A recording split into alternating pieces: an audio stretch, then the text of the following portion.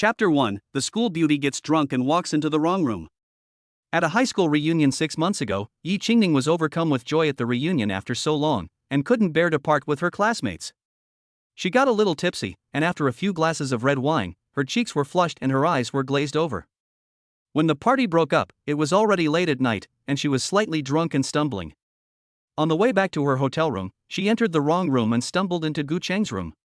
As both had drunk too much at the class reunion, they were both confused, and the two had sex all night. The next day, Yi Qingning woke up and found herself naked in the same bed as Gu Cheng, and her lower body was aching. She felt like she had been struck by lightning, and her innocence, which she had guarded for more than 20 years, was gone. Immediately, Yi Qingning picked up a pillow and smashed it. Gu Cheng was asleep and suddenly felt his head being smashed, and he immediately woke up. Gu Cheng opened his eyes and saw the beautiful monitor lying naked in the same bed with him, and she was holding a pillow and smashing it at him. What's going on? Am I still dreaming? Well, I'm definitely still dreaming. Just then, the pillow hit Gu Cheng's head, causing a burst of pain that instantly woke him up. Oh, no, this isn't a dream. Gu Cheng immediately shouted, "Hey, class monitor, stop. Why are you in my room, still naked? What happened?" As he spoke, the pillow attack landed on Gu Cheng's head. Gu Cheng continued, "Yi Qingning, stop for a second, calm down, let's talk about this." A few minutes later, Gu Cheng was holding a pillow to cover his important parts, while Yi Qingning was wrapped in a quilt and crying on the bed. Looking at Yi Qingning, who was sitting on the bed crying, Gu Cheng nervously said, "That's right, Qingning, I really didn't know anything last night. I also drank a lot. As you saw at the class reunion, I was the one who was drunk the most. By the way, Qingning, why were you in my room?" Yi Qingning looked up at Gu Cheng with tears in her eyes and a face full of grievances. Yi Qingning, after thinking for a while, was also confused, and said with a crying voice, "I don't know either. I only remember that I had a few glasses of red wine at the class reunion yesterday. After the reunion ended, Shu Yuran walked me to the bottom of the hotel, and I let her go back. I got lost and took the elevator up to the floor, and used my card to enter the room." Then Gu Cheng asked Yi Qingning, "Qingning, what was your room number again?" With Gu Cheng's question, Yi Qingning said puzzledly, "The room number." It seems that she is still not quite sober. Yi Qingning picked up the room card key and took a look at it, saying, "The room number is 1806. Gu Cheng thought about it for a moment, feeling that something was wrong. He suddenly remembered, "Isn't that the room next door? This room is 1808. Upon hearing this, Yi Qingning lowered her head and sobbed while saying, "I don't know either. How would I know that the room card key for 1806 can open the door to 1808? Besides, I drank too much last night too. Besides, you said you drank too much, and even if you did, you could still." Yi Qingning continued crying as she spoke. Gu Cheng felt a surge of emotion when he saw this. Yi Qingning was the class monitor in high school, beautiful, kind-hearted, and had particularly good grades. Gu Cheng said, "Qingning, this has already happened, and I did drink too much last night and don't remember the exact situation, but since it has happened, I, Gu Cheng, am not someone who won't take responsibility. Qingning, I will be responsible for you, and if you are willing, we can go get a marriage license right now," Gu Cheng said to Yi Qingning with deep feelings. Yi Qingning, upon hearing Gu Cheng's words, slowly stopped crying. She had also thought about it herself, and there was no way to blame Gu Cheng completely for this. She had gone to the wrong room, and although the two had had sex last night, she had no recollection of it at all. Only the pain in her lower body and the red stain on the bedsheet confirmed the absurdity of last night. She thought about it, let out a deep sigh, and said to Gu Cheng, "Hey, forget it, I don't want you to be responsible either. Let's just pretend that it never happened. You're not allowed to tell anyone. If you dare to go out and blabber, I swear I'll never let you go even if I die." Yi Qingning finished and glared fiercely at Gu Cheng, threatening him with her eyes. Hearing what Yi Qingning said, Gu Cheng anxiously said, "How can that be? I, Gu Cheng, am not the kind of man who doesn't take responsibility. Since it happened, I will definitely take responsibility for you." Suddenly, Yi Qingning shouted at Gu Cheng, "Are you done? I said no, and that's final. I'll just pretend that I was attacked by a pig last night, and you must forget everything that happened last night from this moment on. Now get out, I want to shower and get dressed." At this moment, Gu Cheng was embarrassed and whispered, "Qingning, let me get dressed. If I go out like this, the hotel security will have to call the police to arrest me." Yi Qingning said coldly, "Then hurry up and get dressed and go." Gu Cheng quickly got dressed and walked out of the room. Gu Cheng stood at the door of the room, thinking that he couldn't just leave like that. If he did, what kind of person would he be? Just then, Gu Cheng's phone rang. Ding dong. Gu Cheng took out his phone and looked at it. It was a WeChat message from Yi Qingning. Yi Qingning, have you left yet? Gu Cheng, no, I'm still at the door of the room. Yi Qingning, go next door to my room and bring my suitcase over. Gu Cheng, okay, give me your room card for a second. Click. The door opened a crack and a voice came out, take the card key and bring everything from my room over here. Gu Cheng immediately came forward and said, yes, class president, I'll go right away. Gu Cheng opened the door to the next room, 1806. There was a slight trace of having been laid on the bed in the room, but nothing else had been moved. There was just a suitcase and a bag in the room. Gu Cheng took the suitcase and exited the room. Gu Cheng went to the door of room 1808, knocked on it, and the door opened a crack. At this time, Yi Qingning was wrapped in the hotel's bathrobe, which gently outlined her graceful figure. The white bathrobe could not hide Yi Qingning's perfect figure at all. Suddenly, Yi Qingning's voice came from inside the room. Where is the luggage? While Gu Cheng was mesmerized by what he was seeing, Yi Qingning's gentle but angry voice came from inside the room. Gu Cheng handed over the suitcase and bag, and Yi Qingning took them, slamming the door shut. Gu Cheng waited at the door for almost an hour, and finally, the door opened. Yi Qingning walked out, dragging the suitcase and carrying the bag. Yi Qingning walked up to Gu Cheng, extended her hand, and said coldly, give me my room card key. Gu Cheng handed Yi Qingning her room card key, and Yi Qingning also returned Gu Cheng's room card key to him. Then Yi Qingning turned and walked towards the hotel elevator, and Gu Cheng hurriedly followed quickly and got in the elevator. In the elevator, Gu Cheng hesitated repeatedly and said to Yi Qingning, Qingning, let's find a place to talk about this properly. Yi Qingning, no need, as I said, let's pretend that this never happened, and please call me by my full name. Ding. At this moment, the elevator arrived on the first floor, and Yi Qingning quickly walked towards the hotel reception to check out. After checking out, the two walked out of the hotel. Yi Qingning walked ahead, and Gu Cheng followed behind, talking to Yi Qingning but ignoring him at all times. Seeing that Yi Qingning was ignoring him, Gu Cheng walked up to him and took hold of his arm. Qingning, I know you must hate me at the moment, but things have already happened, so just give me a chance. I will take responsibility for you and treat you well. Yi Qingning turned to Gu Cheng and said, Gu Cheng, let's just leave it at that. Although we were high school classmates, we have no emotional foundation. I don't want to make such a hasty decision about the rest of my life. Gu Cheng, let's both calm down and think about it for a while. Chapter 2 Congratulations on the twins. In the blink of an eye, half a year passed in a hurry. Yi Qingning never contacted him during this period, and Gu Cheng never responded to any of Gu Cheng's messages. 6 months ago, Gu Cheng had just graduated from university and received a call from his best friend, saying that his high school classmates were discussing getting together and asking if Gu Cheng would come. Gu Cheng thought about it at the time and, having just graduated and not yet found a suitable job, he decided to go for a trip to relax. After the reunion, Gu Cheng came back. In the past 6 months, he has looked for quite a few jobs but none of them felt right. After much thought, Gu Cheng asked his family for some money, plus the money he made from stock trading during college, and invested in a coffee shop. The business is actually quite good, and with some stock trading on the side, Gu Cheng is living a leisurely life as a boss. On the other side, Yi Qingning. Yi Qingning, who has just graduated from Southwest University of Political Science and Law, went to work for a law firm in Shanghai after graduation. After the reunion, Yi Qingning returned to Shanghai. Yi Qingning thought about that night and decided to just consider it a beautiful absurdity. The two would never see each other again. With that, Yi Qingning went back to work. The story would have ended there, and the two would have gone back to their separate lives. But 2 months after the reunion, Yi Qingning's period was late. At first, Yi Qingning thought it was because she had been working overtime and staying up late, but when it still hadn't come a month later, Yi Qingning started to panic. She thought to herself, no way, it's happened at the first try. That guy Gu Cheng can't be that accurate. With these thoughts, Yi Qingning went to the obstetrics and gynecology department for an ultrasound during the weekend. When the ultrasound was over, Yi Qingning took the ultrasound report and listened to the doctor say to her, "Congratulations, you're pregnant with twins. You need to rest more." At that moment, Yi Qingning was dumbfounded when she heard the doctor say this. Then the doctor continued, "Young lady, where is your husband? Why didn't he come with you?" Yi Qingning didn't know what to say in response to the doctor's question for a moment. She said in a perfunctory manner, "My husband is busy at work and is working overtime again today."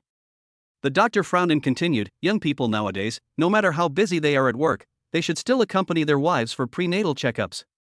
Then the doctor instructed, "You are 5 weeks pregnant, and the fetus is developing normally. You should usually supplement your nutrition and pay more attention to rest, and stay up late less often." Yi Qingning walked out of the hospital dazedly and returned home. For a while, she didn't know whether to give birth to the baby or to keep it. She hadn't gotten married yet, and if her family knew she was pregnant, the consequences were unimaginable. In the end, Yi Qingning decided to give birth to the baby after 2 months of indecision. Yi Qingning took care of herself while working because she had strong pregnancy symptoms, so she made a lot of small mistakes at work, and her leader had talked to her many times. She thought that this was not going to work out, and she was more than 5 months pregnant. Because she was thin, people just thought she was fat, but her belly would get bigger and bigger, and she couldn't hide it. After thinking about it, Yi Qingning was still going to go find Gu Chang. After all, Gu Chang was the father of her child, and Yi Qingning didn't want her child to be born without a father. And after the child was born, she wouldn't be able to work and take care of the child at the same time. Yi Qingning took out her phone and sent a WeChat message to Gu Chang. "Where are you now? What city are you in? What's your address?" Ding dong. At that moment, Gu Chang was at home, taking a leisurely nap. If Yi Qingning could see him now, she would devour him alive. She was carrying his child and suffering all kinds of pain and hardship, while he was just taking it easy and sleeping. Gu Chang heard his phone ring, reached over and picked it up from the bedside table, and opened it to take a look. He found that Yi Qingning had sent him a message, and Gu Chang immediately woke up. He read the message, "Where are you now? What's your address?" Gu Chang immediately sent Yi Qingning a message, "I'm in Hangzhou now, living in 2002, Building 9, Tianyue City." After Gu Chang sent the message, he kept waiting stupidly, but there was never a reply. Yi Qingning, after getting Gu Chang's current address, got up and went to the leader to ask for leave. She decided to take 3 days off first and go to Hangzhou to find Gu Chang to see what his attitude towards the child really was. Gu Chang sat on the bed, his phone clutched in his hands, his eyes fixed on the screen as he waited for a reply. He had lost all sense of sleep, his mind filled with doubts and curiosity. He wondered what Yi Qingning meant. Why did she suddenly ask where I was? Does she want to come and find me? But if she really wants to come, she should at least send me a message to let me know when she's coming. Gu Chang racked his brains for a long time, but still couldn't understand Yi Qingning's intentions. In the end, he decided not to dwell on it and simply got up to go to the store. Gu Chang drove to the store and found that it was already full of customers, including college students, white-collar workers and people from all walks of life. They were drinking coffee, eating desserts or reading books intently, or chatting softly. The whole atmosphere was quiet and comfortable. Gu Chang walked into the store, looked around, and found an empty seat by the window. He called the store manager, asked to see the recent business data, and asked for a cup of coffee. The May data quickly appeared. The daily average turnover was currently 88,462 yuan, and the total monthly turnover was 2,742,322 yuan. After deducting various expenses, the net profit was 437,116.1 yuan. Gu Chang's coffee shop is located in the center of Hangzhou. The shop front is owned by the family and is located next to the beautiful West Lake, with the bustling Hubin Yintai shopping center nearby. This prime location has undoubtedly brought him huge customer traffic and business opportunities. At the beginning, it happened that the lease of the previous tenant had ended and it was not renewed. Gu Chang saw this as an opportunity and returned home to persuade his parents, and finally took over the shop at a rent of 3.5 million yuan per year. The price was also helped by a 30% discount from his father, and the rent is paid in monthly installments. After carefully reviewing the coffee shop's business data, Gu Chang opened his laptop and checked the stock data. The market in 2019 was quite good, and at the beginning of the year, Gu Chang purchased 44,000 shares of Winjitech Technology at a price of 18.56 yuan. Today is June 6.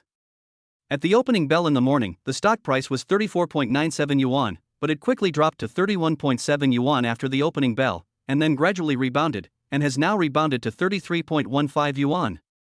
The decline today was more than 5 percentage points, but since Gu Chang's starting price was low, he was not alarmed. He plans to hold this stock for the long term, so he simply glanced at it and then closed the stock software. Then, Gu Chang leisurely sipped his coffee, looked at the scenery by the West Lake, and began to enjoy the afternoon. Chapter 3: The school nerd and the school beauty come to the door with a ball. After returning from the store in the afternoon, Fucheng went straight home and collapsed. Since graduating, Fucheng's parents had bought him a 180 square meter split-level penthouse with a balcony on the top floor in Hangzhou. Fucheng's academic performance was quite good and he successfully enrolled in Zhejiang University in Hangzhou. After graduating, he chose to stay in Hangzhou to develop his career. Fucheng's hometown was not far from Hangzhou, only an hour's drive away. Thanks to his family's favorable conditions, his family was a demolition household, and his father had accumulated a lot of wealth from his previous business. Therefore, after graduating, Fucheng did not have many worries. If he couldn't find a job, he wouldn't look for one, but instead choose to start his own business and open a coffee shop. On weekdays, he also likes to speculate in stocks, and he leads a very comfortable and carefree life. At this moment, Fucheng is leisurely lying on the sofa, watching a movie while eating snacks and fruit, enjoying life to the fullest. Suddenly, the doorbell rings, making a crisp sound, ding dong, ding dong, ding dong. Fucheng got up with some confusion to answer the door, wondering why he hadn't ordered any takeout. Could it be that his good friend Fatso had come to visit? But then he dismissed the idea, because at this time of day, that guy was usually at work. So who could it be? Fucheng quickly walked to the door and opened it. What met his eyes was a fresh and refined beauty, like a lily blooming in the morning sun, pure and elegant without a trace of dust. She stood there quietly, as if cut off from the world, surrounded by a faint glow. It made people stop and stare in awe. Her face was refined and elegant, and her brows revealed an indescribable serenity and calm. She was like a clear spring in the mountains, crystal clear, or the brightest star in the night sky, shining with wisdom and gentleness. A simple yet elegant dress gently wraps around her graceful figure, with soft colors that blend in with the surroundings, accentuating her fresh and refined temperament. As the breeze blows, the dress billows, as if a light fragrance fills the air, intoxicating everyone. At this moment, time seems to have come to a standstill, and all the noise and chaos are shut out of the door, leaving only this tranquility and beauty that makes people yearn for it and reluctant to leave. She is like a lotus flower quietly blooming, elegant and refined, allowing one to inadvertently feel the purest and most beautiful existence in life. A figure stood quietly. This person is Yi Qingning, the woman who has been on Fucheng's mind for the past 6 months and whom he cannot forget. At the moment, she stood expressionlessly, her eyes fixed on Fucheng. "Qingning, why are you here?" Fucheng's face broke into a surprised smile. He didn't expect Yi Qingning to suddenly appear here. However, Yi Qingning did not respond to his joy, but instead snorted coldly, "Why, shouldn't I come? Am I interrupting you and your girlfriend making out?" Yi Qingning's words carried obvious displeasure and mockery, and a flash of anger flickered in her eyes. Fucheng was a little overwhelmed by her words, and he tried to explain, "It's not like that, Qingning, you've misunderstood." She cursed Fucheng in her heart, this dogman, she is pregnant with his child, should work and suffer, while he lives a carefree and comfortable life. The more she thought about it, the angrier she became, and she had already cursed him countless times in her heart. However, she still restrained her impulse and just looked at Fucheng with a cold gaze. "Qingning, come in quickly, come and sit at home." Fucheng invited Yi Qingning to come home with full enthusiasm. Yi Qingning followed Fucheng into the house, and what came into view was an oversized living room with panoramic floor-to-ceiling windows facing the river, an 80-inch TV and soft sofas.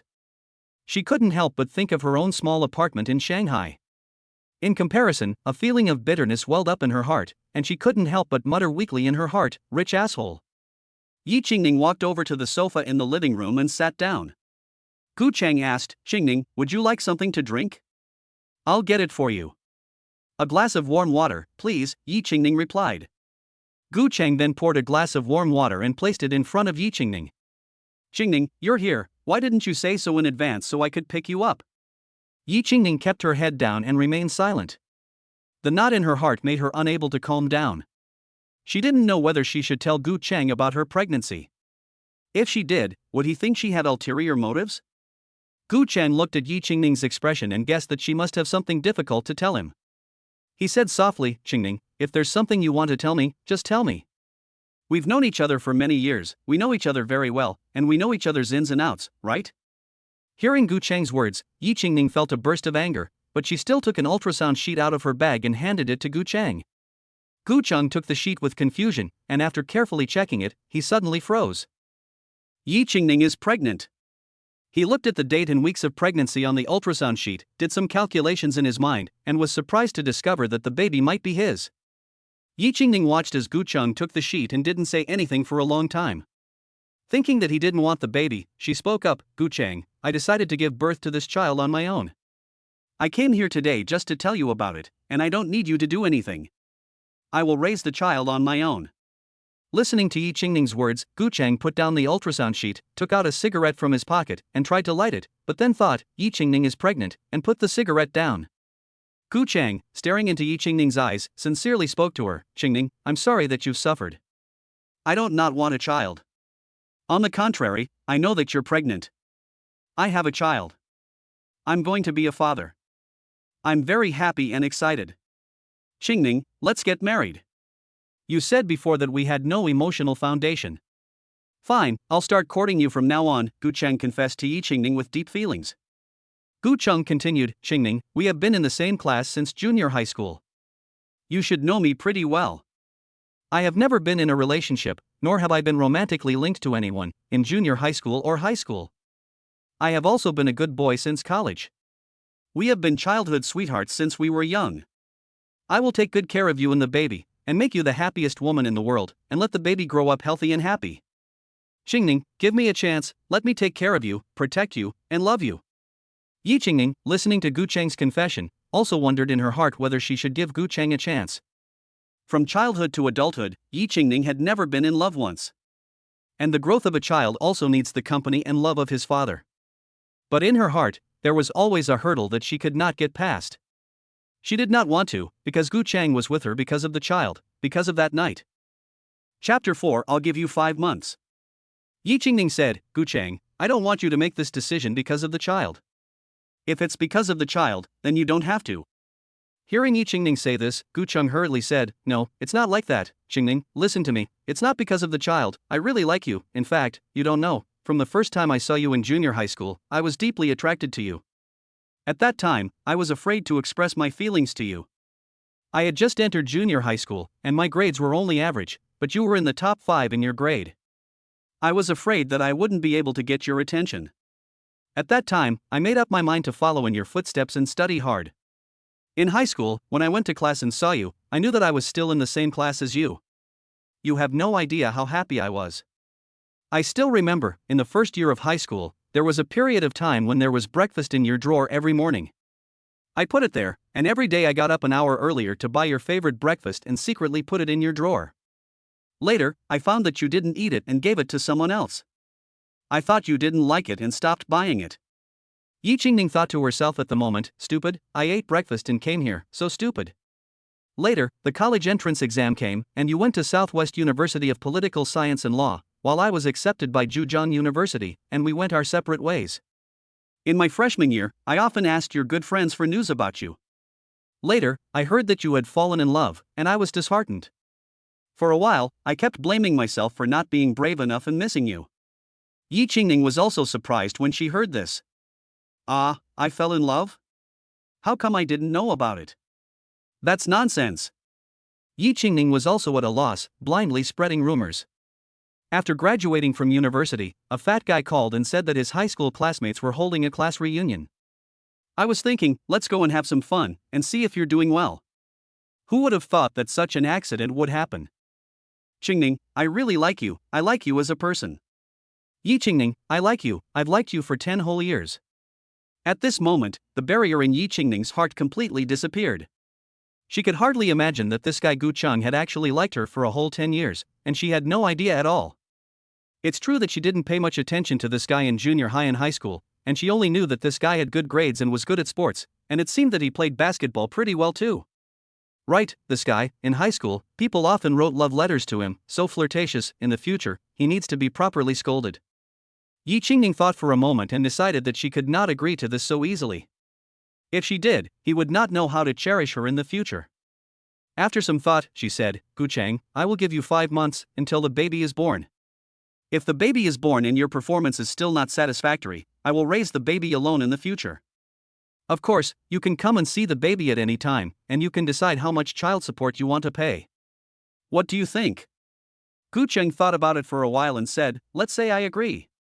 As long as I can keep her by my side, spoil her every day, and sincerely treat her well, I will always be able to make her like me. Then, he said, okay, Xingning, just do as you say, and you can judge my performance in the future. With that, Gu Cheng got up and ran to his room. Yi Qingning didn't know what the guy was doing for a while. After a while, Yi Qingning saw Gu Cheng come over and sit next to her, holding a computer and a file bag. Gu Cheng handed Yi Qingning the bag and said tenderly, Qingning, this is all my property, the property ownership certificate, the car registration document, the bank cards, and currently I own a house, the one we are staying in now, an Audi A4 in the underground garage, and a coffee shop in my name. There are also stock accounts with about 1.6 million yuan worth of stocks. Since the shop has just opened, there is not much cash, only about 500,000 yuan. Yi Qingning, dumbfounded, looked on as the guy reported all his possessions to her, and couldn't help but feel a warm feeling in her heart. Qingning, this is all I have at the moment. We'll go and add your name to the house tomorrow, and the car will be registered in your name too. What do you say? Gu Cheng looked at her with a sincere face, and Yi Qingning gave a little sigh. This guy was going to give her all his assets before she had even agreed to marry him. Yi Qingning said with a mixture of anger and laughter, okay, let's not talk about that for now. We'll talk about that later. Let's discuss the current problems first. Gu Cheng quickly responded, okay, Qingning, I'm listening. First, the issue of the child. At the moment, my parents don't know that I'm pregnant. Second, the issue of the child's birth certificate. Upon hearing the words birth certificate, Gu Cheng asked Yi Qingning, Qingning, where do you live and where do you work? Yi Qingning responded, I live in Shanghai and work at a law firm in Shanghai. Why? Upon hearing this, Gu Cheng said, Qingning, look, you are pregnant now, more than 5 months, and it is not convenient to go to work again. How about this, you first resign from your job in Shanghai, and come to Hangzhou, it will be convenient for me to take care of you. After you give birth to the baby and get better, then you can decide whether you want to go out to work or stay at home with the baby. I will listen to whatever you say and do what you want. What do you think? Yi Qingning thought about it for a while. She was pregnant and was now in an advanced stage of pregnancy, so it was indeed inconvenient to work.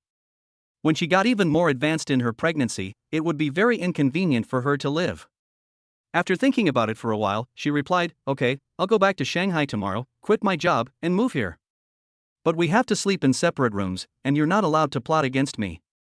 Yi Qingning stared at Gu Cheng with a stern expression. Upon hearing this, Gu Cheng replied with a smile, of course it's no problem. I'll do whatever you say. Don't worry. By the way, I'll drive with you to Shanghai tomorrow. You're pregnant, and I wouldn't feel comfortable if you went alone. It's also a good opportunity for me to help you move. As for your parents, here's what I think, after we move in tomorrow, I'll let my parents know and discuss it with them. After all, we can't keep this a secret forever, right? Then, I will discuss it with my parents and ask them to get ready. At that time, we will go back together and go directly to your house to propose. At that time, I will apologize to my in-laws and discuss with them whether we can get a marriage certificate first. After the baby is born and you have recovered, we will hold a banquet to celebrate. As he was talking, Yi Qingning suddenly felt that something was wrong. He hadn't even agreed to this guy yet. Yi Qingning suddenly came to her senses. Gu Cheng, I only promised to give you a chance, but you're already planning a marriage proposal. Ha ha, Qingning, can't you apply for the birth certificate of the baby without a marriage certificate? Really? Yi Qingning asked suspiciously. Well, that's right, otherwise the baby won't be able to register when it's born. Oh, okay. Yi Qingning, this is a typical example of being stupid for 3 years after giving birth. She was even fooled by Gu Cheng and believed him. At that moment, a gurgling sound came from Yi Qingning's stomach. Gu Cheng heard the sound, turned to look at Yi Qingning, and asked with a smile, Qingning, you haven't eaten yet? Yi Qingning blushed, lowered her head, and whispered, no, I came directly after getting off the high-speed train. Gu Cheng heard this and quickly stood up, saying to Yi Qingning, then you sit here for a while, or go around the house to get familiar with the surroundings, and I'll go make you something to eat now. Yi Qingning nodded and said gently, okay. Subsequently, Gu Cheng walked quickly to the kitchen and started bustling about. Chapter 5. Both the little brother and the little sister have. Subsequently, Gu Cheng went to the kitchen to cook, and Yi Qingning also wandered around the house. Yi Qingning looked around. There was a living room and 3 rooms on this floor, each with its own bathroom, and the kitchen was also on this floor. Then, Yi Qingning walked to the second floor. There was a study, a recreation room, and a small kitchen on this floor, as well as a 70-80 square meter terrace. Gu Chang had made a small garden on the terrace with deck chairs, tables, a barbecue grill, etc. Yi Qingning thought to herself, this guy really knows how to enjoy himself, my baby. In the future, we must, well, cure your father of this bad habit of enjoying himself like a landlord. Yi Qingning looked at the scenery along the river from the terrace for a while, then went over to the deck chair and lay down. Unconsciously, Yi Qingning slowly fell asleep. The summer breeze blew slowly, bringing a touch of coolness, and the night sky was dotted with stars. Xingning, wake up, it's time to eat.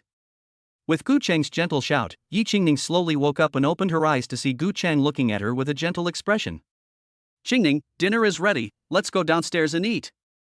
Gu Chang held out his hand and slowly helped Yi Qingning up. At this time, Yi Qingning was blushing. She had just been lying down and it was so comfortable that she had also been tired all day and had fallen asleep while lying down. Yi Qingning followed Gu Chang downstairs to the dining room, where there were 3 dishes and a soup on the table. There were sliced pork with mushrooms, steamed sea bass, beef brisket with tomatoes, and a bowl of pork rib soup. The plain 3 dishes and 1 soup were made by Gu Chang with a full complement of colors and aromas, which made people very hungry. Gu Chang gently pulled out a chair for Yi Qingning to sit down, served a bowl of rice to Yi Qingning, and sat down next to her.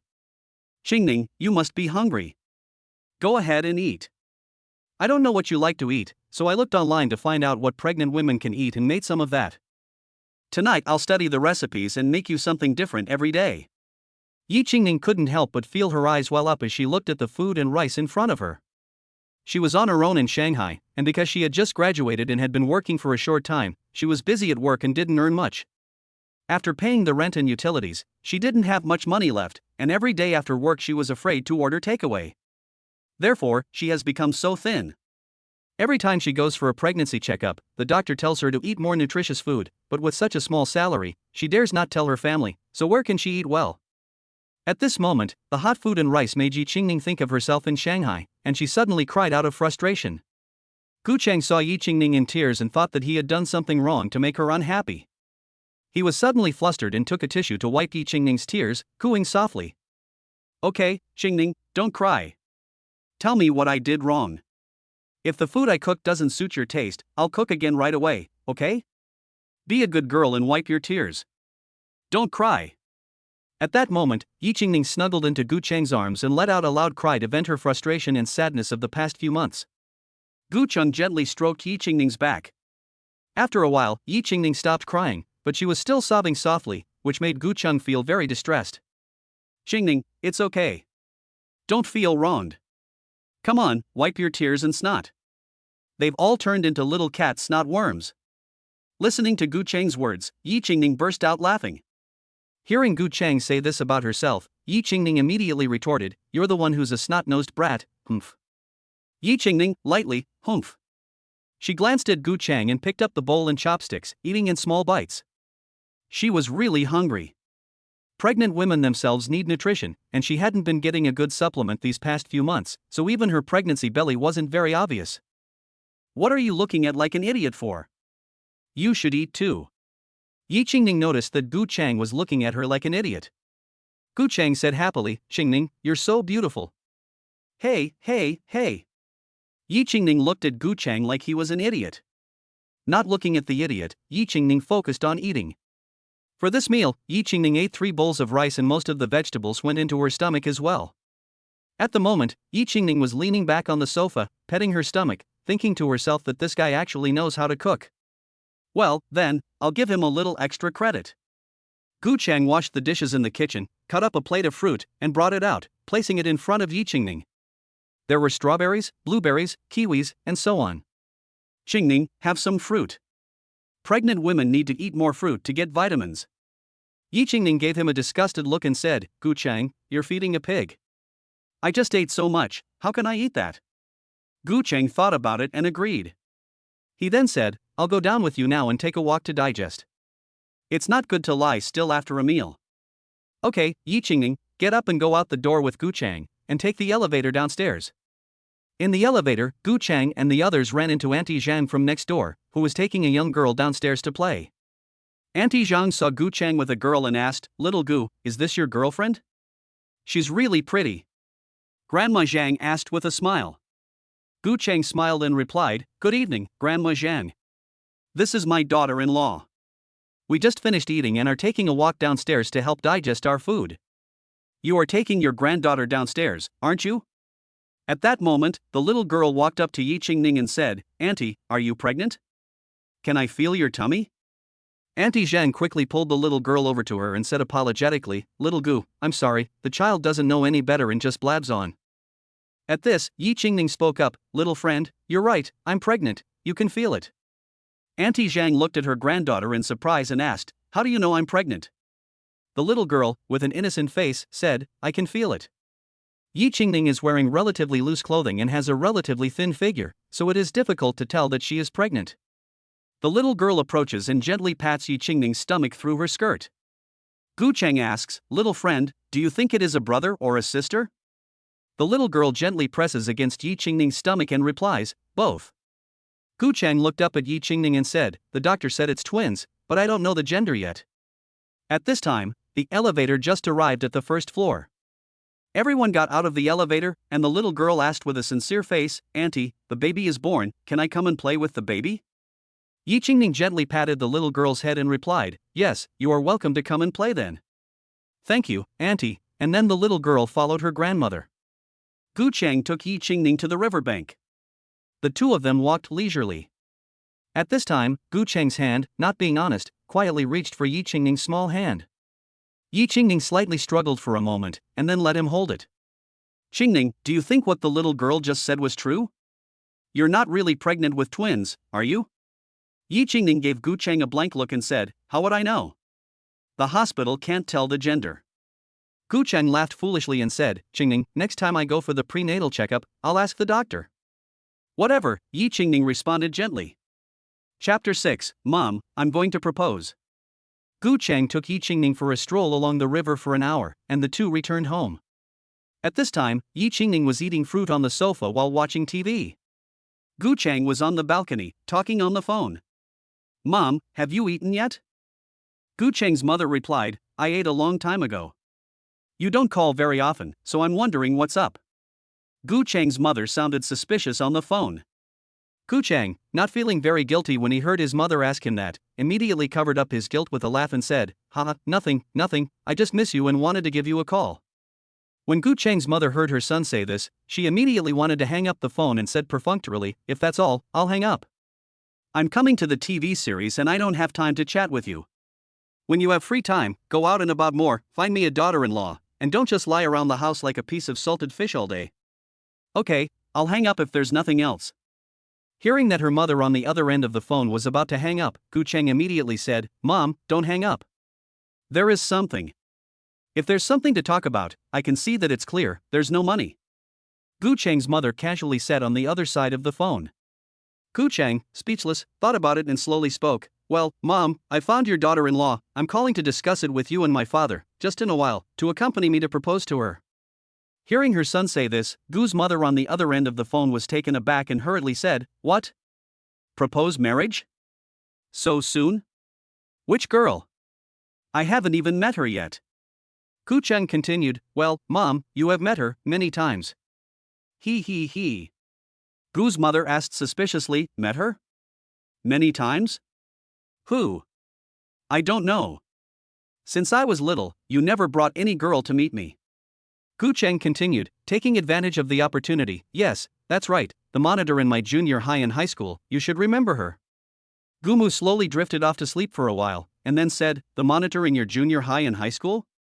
That girl was so pretty, and she went on to study at Southwest University of Political Science and Law. How could such an outstanding girl fall for you? Son, you must be dreaming. Hearing his mother say this, Gu Cheng panicked. He thought to himself, What do you mean, dreaming without waking up? The person is right here at home. Helpless, Gu Cheng continued, Really, Mom, she's at my home in Hangzhou right now. Hearing this, Gu Cheng's mother continued, When did you two start dating? How long has it been? Gu Cheng thought for a moment and said, Well, about 6 months ago, I guess. Okay, 6 months.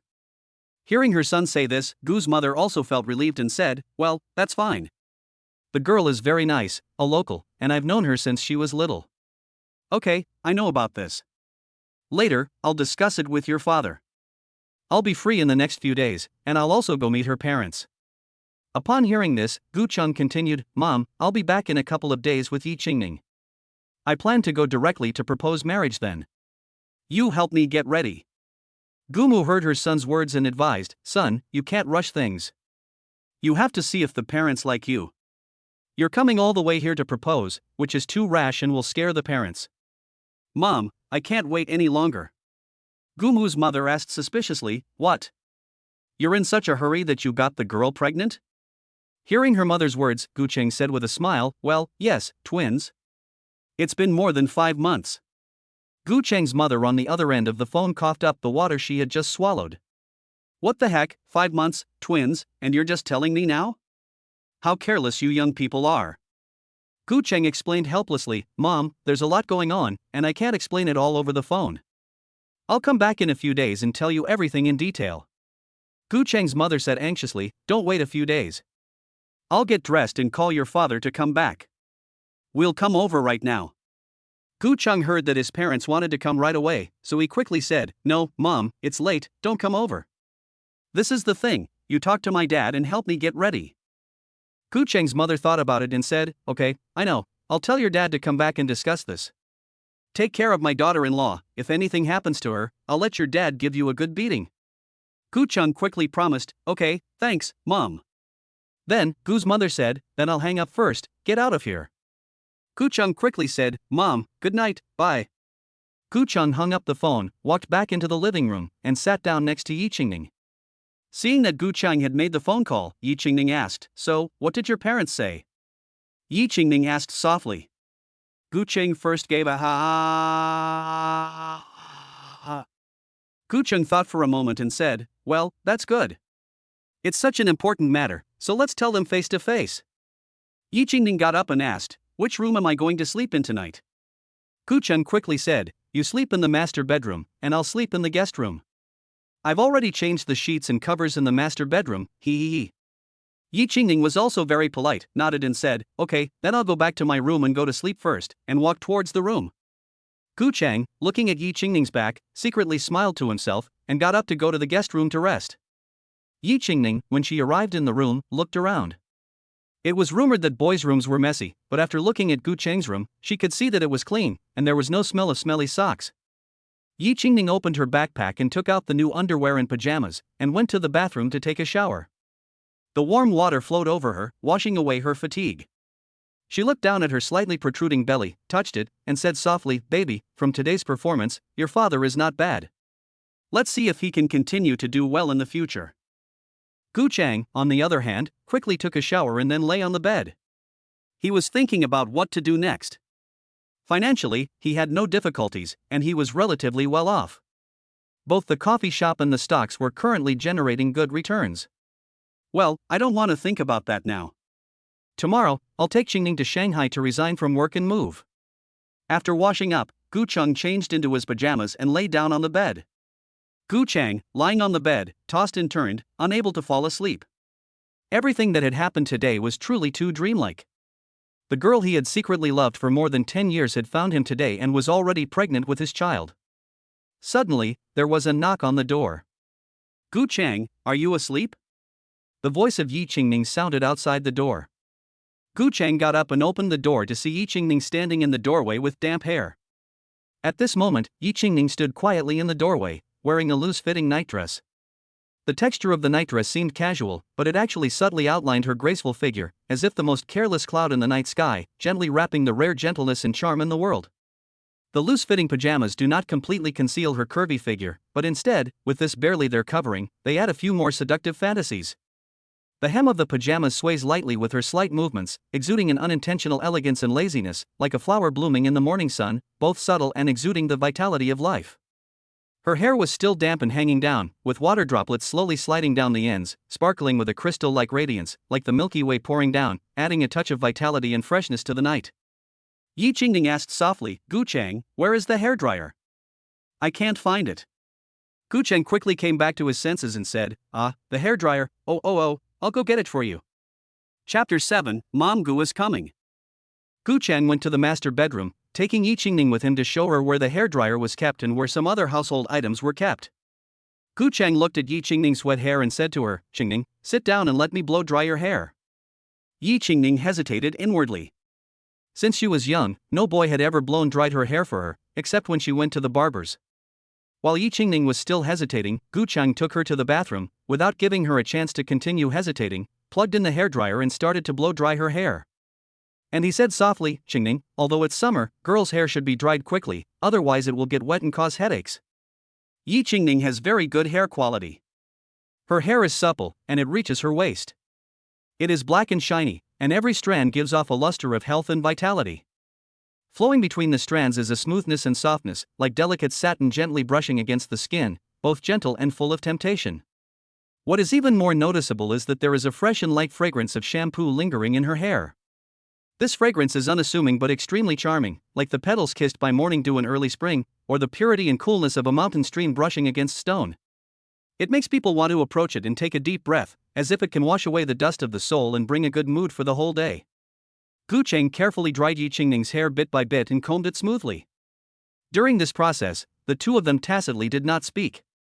At this time, Yi Qingning, looking at Gu Chang, who was so attentive, gently drying and combing her hair, could not help but feel her heart racing and a warmth in her heart.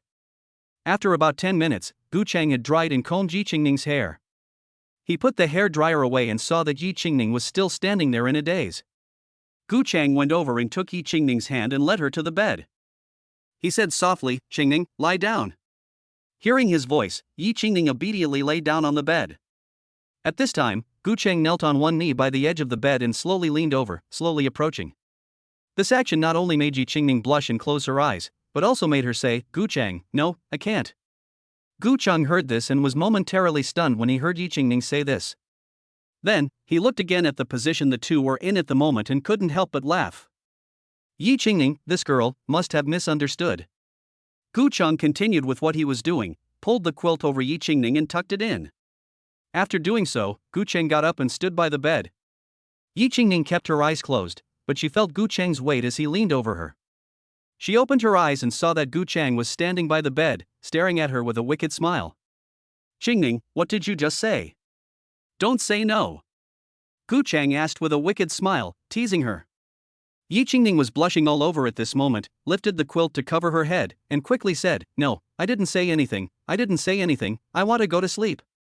Gu Chang, a burst of laughter but also for Yi Qingning, turned off the light and left the room. After Gu Chang left the room, Yi Qingning's head quietly poked out of the quilt and saw that the room was dark and there was no longer the figure of Gu Chang. Yi Qingning's head was full of Gu Chang's shadow at this moment, thinking about how he had cooked for her, blow-dried her hair, and confessed his love to her when she arrived at his home today. Her heart couldn't help but feel sweet. Slowly, Yi Qingning also fell asleep. In her dream, she dreamed of Gu Chang, dreamed of marrying him, and dreamed of walking with him while holding their child in her arms. Gu Chang, returned to the room, also lay down in the covers, ready for bed. That night, he cooked, washed the dishes, went for a walk, and even helped the girl he loved blow dry her hair. With all this sweetness, Gu Chang gradually drifted off to sleep as well. The next day, Gu Chang woke up a little after 6 a.m. and immediately got up to wash and brush his teeth. He had to get up early to prepare breakfast. Gu Chang quickly finished washing up and went to the kitchen to cook congee. Then he went out to buy some buns, soy milk, and other things. Gu Chang arrived at the elevator and happened to bump into Auntie Zhang, who was going downstairs to buy groceries. Gu Chang smiled and greeted her, "Hi, Auntie Zhang, good morning. I'm going out to buy some breakfast." "Where are you going so early?" Auntie Zhang responded cheerfully, "I'm going to the market to buy groceries. Morning produce is fresh, but if you wait until the afternoon, a lot of it won't be as fresh. You have to go early to get the best deals." Gu Chang, who usually buys his own food at home, basically goes to the supermarket on his way home in the afternoon. He has lived here for more than 6 months, but has never been to the local market. He then asked, "Auntie Zhang, you were right. Where is the local market here? Is it far from our community?" Hearing Gu Chang's inquiry, Auntie Zhang said, "Not far. Go out the main gate and turn left. At the first intersection, turn right and go straight. It's about 300 meters away. It's very close." Upon hearing this, Gu Chang responded, "Okay, I'll go there sometime when I'm free. I'll go now, I'm going to buy breakfast. Goodbye, Auntie." Auntie Zhang watched Gu Chang's back, thinking that this young man is good, getting up early to buy breakfast for his wife. Thinking about her own son, who goes to and from work every day and just lies down as soon as he gets home, the more she thinks about it, the angrier she gets. Fucheng went outside the community and found a baozi shop, where he bought 4 meat baozi and 4 vegetable baozi, 2 cups of soy milk, and 3 fried dough sticks. He wondered if he should go to the market to buy some vegetables, but then thought that he wouldn't know what time he would be back from the Shanghai market today, so he decided to buy them next time in the morning. Fucheng went all the way home after buying breakfast and found that Yi Qingning had not yet woken up. He didn't plan to wake her up either, as she was pregnant, so he let her sleep a little longer. Fucheng went to the kitchen and saw that the porridge he had cooked before leaving the house was ready and in keep warm mode. He opened the lid of the rice cooker and left it slightly ajar to let it cool down, so that it would not be too hot when he ate it later.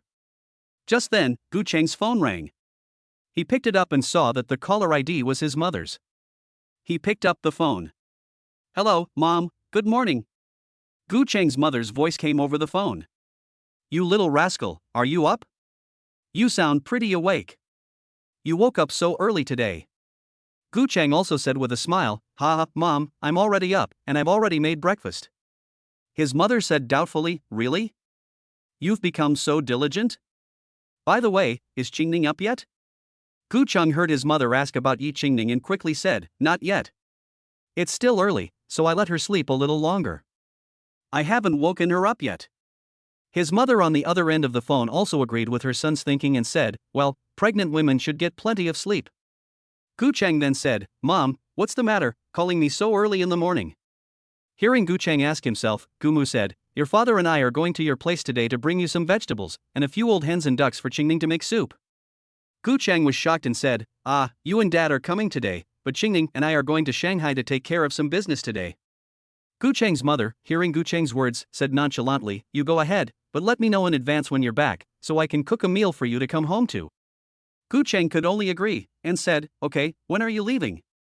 Fucheng's mother thought for a moment, calculated the time, and said, "Your father and I will leave at around 9 o'clock, and we should be there at 10 o'clock. You just go about your business. I have the keys, so don't worry about us." Fucheng responded, "Okay, I know. Qingning and I will have breakfast and then go to Shanghai." Then, Fucheng's mother continued to tell her to take care of her daughter-in-law. "Did you hear me?" Fucheng quickly promised to take care of her. "I heard you, Mom, don't worry. I have to hang up now, bye, Mom." "Who are you talking to?" At this time, Yi Qingning walked out of the room. Fucheng saw Yi Qingning come out and said softly, "Qingning, you're awake. I was talking to my mom on the phone. She and my dad are coming over today. Why don't you get some more sleep?" Yi Qingning was also taken aback when she heard that Fucheng's parents were coming over. She couldn't help but feel a little nervous and exclaimed, "Your parents are coming over today? I'm not ready." Yi Qingning, with a panicked face, was at a loss for words, rubbing her own hair that she had just got up in the morning and hadn't combed yet. Fucheng walked over and said softly to comfort her, "Don't be afraid, my mom is very easygoing. I'm here with you, I'll take care of everything, just put your mind at ease." Chapter 8 Qingning, there's a fly. Fucheng and Yi Qingning finished breakfast. The morning glow gently spilled over the winding highway, casting a warm outline on the black car driven by Fucheng. Inside the car, soft music flowed slowly, intertwining with the occasional scenery outside the window to create a warm picture. Fucheng's gaze was focused and gentle, and from time to time he glanced sideways at Yi Qingning next to him. Her eyes sparkled with anticipation for the future and a trace of imperceptible trepidation. Yi Qingning gently stroked her slightly protruding belly, where their shared hope was growing a pair of twins soon to be born. In the 5 months since, she had gone from initial surprise to now facing a major turning point in life, each step both firm and not easily taken. Today, she decided to resign from her job at a Shanghai law firm, with her vision for the future, and move to Fucheng's home in Hangzhou to start a new chapter in her life. The two set off on the highway to Shanghai. Hangzhou is not far from Shanghai, about 2.5 hours away. It was about 8 o'clock in the morning, and they expected to arrive in Shanghai around 10:30. In the car, Yi Qingning silently looked out the window at the rapidly receding scenery, her eyes betraying a hint of nervousness and unease. Even though she had already made a decision, deep down she still had difficulty completely dispelling the uneasiness she felt about the unknown future. Fucheng, who was sitting in the driver's seat, focused on the road ahead, keeping a firm grip on the steering wheel with both hands. At the same time, his right hand gently held Yi Qingning's left hand, and he said softly, "Qingning, don't worry, I will definitely be good to you and the baby." Yi Qingning recalled Gu Cheng's behavior last night, and her unease eased slightly. She took a deep breath and slowly said, Gu Cheng, I hope you can do as you said and be good to us, the mother and daughter. But if you yearn for freedom in the future, please don't hurt us. You only need to tell me honestly. I won't pester you, and I won't become a burden to you. I will quietly leave with my daughter and disappear from your life. Upon hearing these words, Gu Cheng let out a sigh, his tone full of helplessness. Alas, you still refuse to completely trust me. Qingning, I promise you, I will never leave you and the child. From now on, you are all I have, and I will do my best to protect and take care of you, and never let you suffer. Qingning, please trust me. Well, Gu Cheng, don't let me and the baby down. As the car kept moving, Gu Cheng and Yi Qingning arrived near the lawyer's office where Yi Qingning worked in Shanghai. Gu Cheng glanced at the time and said, It's almost 11. Qingning, you didn't eat much this morning. Let's go get something to eat first, and then go to the lawyer's office to complete the resignation formalities. Well, whatever you say. Gu Cheng found a Chinese restaurant, parked the car, and led Yi Qingning towards the restaurant. Welcome. When they reached the entrance, the waiter thoughtfully opened the door and warmly welcomed Gu Cheng and Yi Qingning into the restaurant. When they arrived at the table, the waiter brought the menu and gave it to them, saying enthusiastically, What would you like to eat? Gu Cheng pushed the menu towards Yi Qingning and said gently, Qingning, take a look, what would you like to eat? Yi Qingning picked up the menu, glanced at it, and found that the dishes in this restaurant were very expensive. She couldn't help but frown, ordered 2 vegetables, and put down the menu. Gu Cheng heard that Yi Qingning had ordered vegetables, and said to Yi Qingning, Qingning, you're pregnant, so how can you just eat vegetables? Try ordering some meat too. Yi Qingning said softly that it was enough to eat, and I don't have much of an appetite. After hearing Yi Qingning say this, Gu Cheng picked up the menu, skimmed through it, and ordered 3 meat dishes and a soup. The waiter said that was all. The waiter took down the order and left with the menu. After watching the waiter leave, Yi Qingning whispered to Gu Cheng, Gu Cheng, why did you order so much? We can't finish it all, and this place is very expensive. Gu Cheng looked at Yi Qingning, who looked pained, and couldn't help but feel warm inside. It turned out that the girl had only ordered 2 vegetables because she wanted to save money for him. Qingning, don't worry about money. You're pregnant and need to supplement enough nutrients. Don't worry about money, I have enough ability to support you all. Besides, there are 4 of us, and 4 people eating 5 dishes and 1 soup is not much. Ah, 4 people, don't you mean just the 2 of us? Ha ha, aren't there 2 more in your belly? Gu Cheng teased. Yi Qingning, upon hearing this, couldn't help but blush, and gave Gu Cheng a disgusted look. Just as Gu Cheng and Yi Qingning were waiting for their food to be served, a voice came from behind Yi Qingning. Qingning, you're eating here. Yi Qingning turned around and saw a man in a suit walking slowly towards them. The man came to the front of Gu Chengha and Yi Qingning and spoke to Yi Qingning, saying, Qingning, I heard that you had to take some time off. How is it going? Have you taken care of things? Do you need any help? Yi Qingning looked at the man and said, Hello, lawyer Zhang. Well, it's time to eat, and I happened to pass by this restaurant, so I came in here to eat. Yi Qingning responded in a lukewarm way to this lawyer Zhang.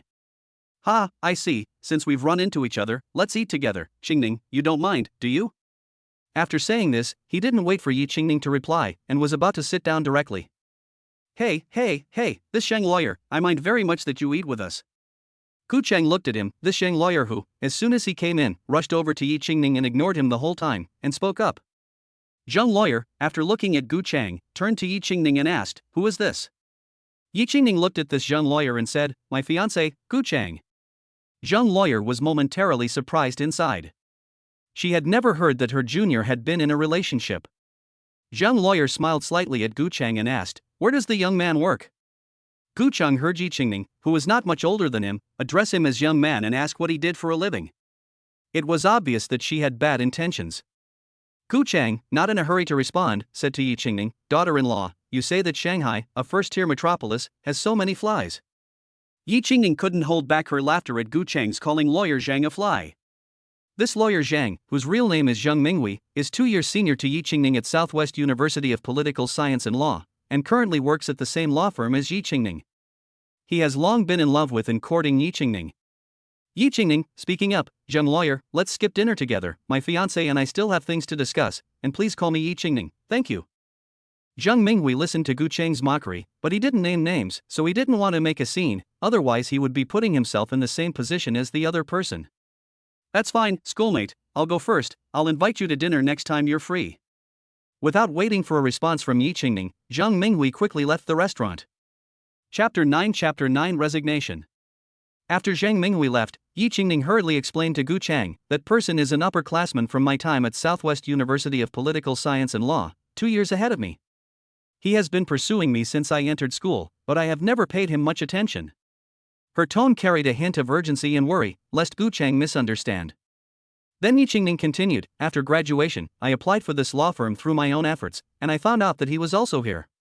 When she said this, her expression became a little nervous, as if she was worried that Gu Chang would have unnecessary doubts or dissatisfaction as a result. Gu Chang looked at Yi Qingning nervously explaining, and a gentle smile appeared on his face. He gently reassured her, okay, I know, it's that annoying fly that's been bothering you. His gaze was full of understanding and trust, which made Yi Qingning feel extremely at ease. Then Gu Chang continued, my Qingning is so beautiful, and she has a gentle and virtuous personality.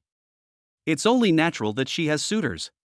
His words revealed praise and pride for Yi Qingning, as well as his respect and support for her. Yi Qingning heard what Gu Chang said, and a huge stone in her heart finally fell to the ground. Her originally tense expression gradually relaxed. Since she had already decided to choose Gu Chang, and the two of them had a child, she didn't want Gu Chang to misunderstand or have a grudge because of this matter. So, she sighed gently and said, that's good, I thought you might misunderstand. While the two were talking, the waiter brought a dish of delicious-looking food. Gu Chang looked at the table full of food, first picked up a piece of fresh yellow fish with chopsticks, carefully removed the bones, and then gently placed it in Yi Qingning's bowl, saying tenderly, Qingning, eat more fish, it's good for your health. Yi Qingning smiled and nodded, tasting the delicious fish while tenderly reminding Gu Chang, you should eat more too, don't always be so busy helping me. She knew that Gu Chang always put her first, but she also hoped that he would take care of himself. Gu Chang smiled foolishly, responding to Yi Qingning's words while continuing to non-stop help her with various dishes, from delicious fish to crisp vegetables, filling Yi Qingning's bowl to the brim in no time. It seemed that he had forgotten that he also needed to eat, and was just focused on taking care of Yi Qingning, his eyes full of adoration and care. After the two finished eating and walked out of the restaurant, Gu Chang was holding several uneaten dishes in his hand. Yi Qingning whispered a complaint to Gu Chang, saying, look, I told you not to order so much, but you can't even finish it all. What a waste. Gu Chang smilingly agreed, my Qingning is right, I will listen to you in the future. The two, laughing all the way, arrived at the parking lot. Gu Chang put the packed food in the back, quickly went to the passenger seat, opened the door for Yi Qingning, helped her to sit in the car, and buckled her seatbelt.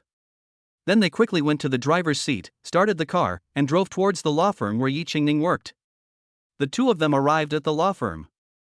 Gu Chang followed Yi Qingning, went upstairs, and entered the law firm. The receptionist saw Yi Qingning and Gu Chang walking in and ran over to Yi Qingning and said, Sister Qingning, you're back. Shu Yao, the young girl at the reception desk of Yi Qingning's law firm, is a friend of Yi Qingning's at the law firm. Yi Qingning also smiled and responded, I'm back. By the way, is Director Wei Chu Yao here? Yes, she is in the office. Sister Qingning, who is this handsome guy, your boyfriend? Upon hearing this, Yi Qingning said, Chu Yao, this is my fiancé, Gu Chang. Oh, hello brother-in-law, I'm Chu Yao, the guys greeted with a smile. Hello Chu Yao, Gu Chang also responded with a smile. Sister Qingning, you took 3 days off, today is only the second day, what are you doing back today? Well, I came back to resign. Ah, you're quitting? Sister Qingning, why? You were doing well, and suddenly you want to quit. Shu Yao, I'm pregnant. It's not convenient to be in Shanghai alone, so I'm going back to Hangzhou. It's also convenient for Gu Chang to take care of me, so I came today to handle my resignation. Ah, Sister Qingning, you're pregnant? Shu Yao, looking at Yi Qingning, there's no sign of pregnancy at all. Sister Qingning, will you come back after you give birth? I don't know, we'll have to talk about it later, but the chances are that I won't be working in Shanghai anymore, and I'll probably just stay in Hangzhou. Okay, then I'll come visit you in Hangzhou. Great, I'll take you out to eat when you come. Ha, deal. Love you, Qingning. Okay, I have to go now. I'll go see Director Wei. He's always been really good to me, so I'll let him know. Shu Yao, take Gu Chang to the lounge and wait for me there. Take care of him for me. Okay, Qingning, you go ahead. Brother-in-law, I'll take care of it. Yi Qingning, after a few words with Gu Chang, walked towards Director Wei's office. Brother-in-law, I'll take you to the lounge. Qingning, it may take a while to process your resignation, so you can wait in the lounge. Okay, thank you. Xu Yao, ha, you're welcome. Xu Yao took Gu Chang to the lounge and asked, Brother-in-law, would you like some tea, boiled water, or coffee? Just give me a glass of boiled water, Gu Chang politely responded. Okay, have a seat, I'll go get the water for you. In a moment, Xu Yao came in with a glass of boiled water and some snacks. Brother-in-law, you rest here for a while, I have to go to the front desk to work. Okay, go ahead. On the other side, Yi Qingning went to the door of Director Wei's office and knocked. Please come in, came the voice of Director Wei from inside. Yi Qingning opened the door and walked in, greeted the director, Director, I'm back. Director Wei looked up and saw who was there. Yi Qingning responded, Yes, Qingning. You asked for 3 days off, but why did you finish so quickly? Well, Director, I came back this time to resign, Yi Qingning whispered. Upon hearing this, Director Wei looked up and looked at Yi Qingning. What's wrong? Is there something wrong at home? You've done a very good job at the law firm, and you also have the potential to become an excellent lawyer. I have great expectations for you. Although there have been some minor mistakes at work from time to time, after all, you haven't been there for long, and you can do it better in the future, so there's no need to quit. Director Wei, a senior partner at the law firm, is in his 50s. He usually takes good care of Yi Qingning and is also a classmate of Yi Qingning's university tutor. Director, thank you for your continued care and training. My fiancée is in Hangzhou, and I am pregnant and getting married. I am pregnant and living in Shanghai alone, and my fiancée is not at ease, so I want to resign and return to Hangzhou to be with my fiancée. Listening to Yi Qingning's words, Director Wei nodded. Well, you are indeed pregnant, and it is indeed inconvenient for you to be alone in Shanghai. Since you have made up your mind, I won't force you to stay. After you give birth to the baby, if you still want to come back to the law firm, you can come back at any time, the law firm welcomes you back. Well, thank you, Director, I will remember that. Chapter 10, On the way back, meeting the future mother-in-law. After completing the exit procedures, Gu Chang helped Yi Qingning carry her things as they left the law firm together. Before leaving, Yi Qingning looked back at the place where she had her first job after graduation. Then, she quickly walked with Gu Chang towards the parking lot. The two of them left the law firm and Gu Chang drove towards Yi Qingning's home in Shanghai. Yi Qingning rented a small studio apartment in Shanghai. Gu Chang walked into the small apartment, which contained just a bed, a small wardrobe and a desk. Although it was small, Yi Qingning had tidied it up very neatly and cleanly. She had only been in Shanghai for about half a year, so she didn't have a lot of things. She mainly took some clothes, shoes, a computer, cosmetics, and skin care products. As for some miscellaneous items such as buckets, pots, and pans, they are not needed. Yi Qingning took out a pink suitcase and began to pack the not many clothes in the closet into the suitcase. Gu Chang also helped to organize some things. It took the two of them more than an hour to organize everything. Gu Chang carried everything up and left. Yi Qingning took one last look around the room, making sure nothing was forgotten, then closed the door and went downstairs with Gu Chang to get in the car and prepare to go back to Hangzhou. It was now a little after 2:40 p.m., almost 3 p.m. The trip back to their home in Hangzhou should take about 5:30. Driving on the highway, Yi Qingning looked back at the city where she had worked hard for half a year, thinking that she would probably never come back again, as she was going to settle in Hangzhou. On the way back, Gu Chang's mother called. Gu Chang picked up the phone and said into the speaker, Hello, Mom. Gu Chang's mother's voice came over the phone. Gu Chang, when will you be back from Shanghai? Gu Chang said, Mom, we've already started on the highway back to Hangzhou and should be home around 5:30. Gu Chang's mother said, Okay, I'll cook dinner at home and make chicken soup for when you get back. Oh, and where is Qingning? Gu Chang, Qingning is right next to me. Yi Qingning, shyly facing the phone, shouted, Hello, Auntie, this is Yi Qingning. Gu Chang's mother's hearty laughter came over the phone. Okay, Qingning, Auntie is at home, I've made chicken soup, you can drink it when you get back. Yi Qingning immediately sweetly responded, Thank you, Auntie, you've worked hard. Mrs. Gu continued kindly, No trouble, Auntie is waiting for you to come back. Then she instructed Gu Chang, drive slowly and steadily on the way, don't rush, do you hear me? Gu Chang heard his mother's instructions and said, Okay, Mom, I know, that's it, I'm driving, I'm hanging up. Yi Qingning said to Gu Chang, when you get to Hangzhou, find a place and buy your parents a gift to welcome them, and then come back. Gu Cheng immediately said, no, there's no need to buy a gift. Yi Qingning gave Gu Cheng a disgusted look and said, you have to buy a gift. It's rude to go to meet your parents for the first time with empty hands. We should pass by Entime City on the way back, so stop for a while and I'll go buy a gift. Upon hearing Yi Qingning say this, Gu Cheng no longer insisted, saying, okay, I'll listen to you. Suddenly, Gu Cheng seemed to think of something, and said slightly teasingly, Qingning, you're not meeting my parents for the first time, right? You must have met them many times before in junior high and high school. Gu Cheng gave a wicked smile. Upon hearing this, Yi Qingning gave Gu Cheng a white look and said shyly, that's not the same. In the past, we were classmates and didn't have much interaction. Now that we're talking, Yi Qingning was too shy to continue. Gu Cheng continued teasing, now, what's wrong? You're nervous to meet your future mother-in-law. Gu Cheng said with a teasing face. Yi Qingning reached out and pinched Gu Cheng's waist, pouting and saying, you're still laughing and saying that.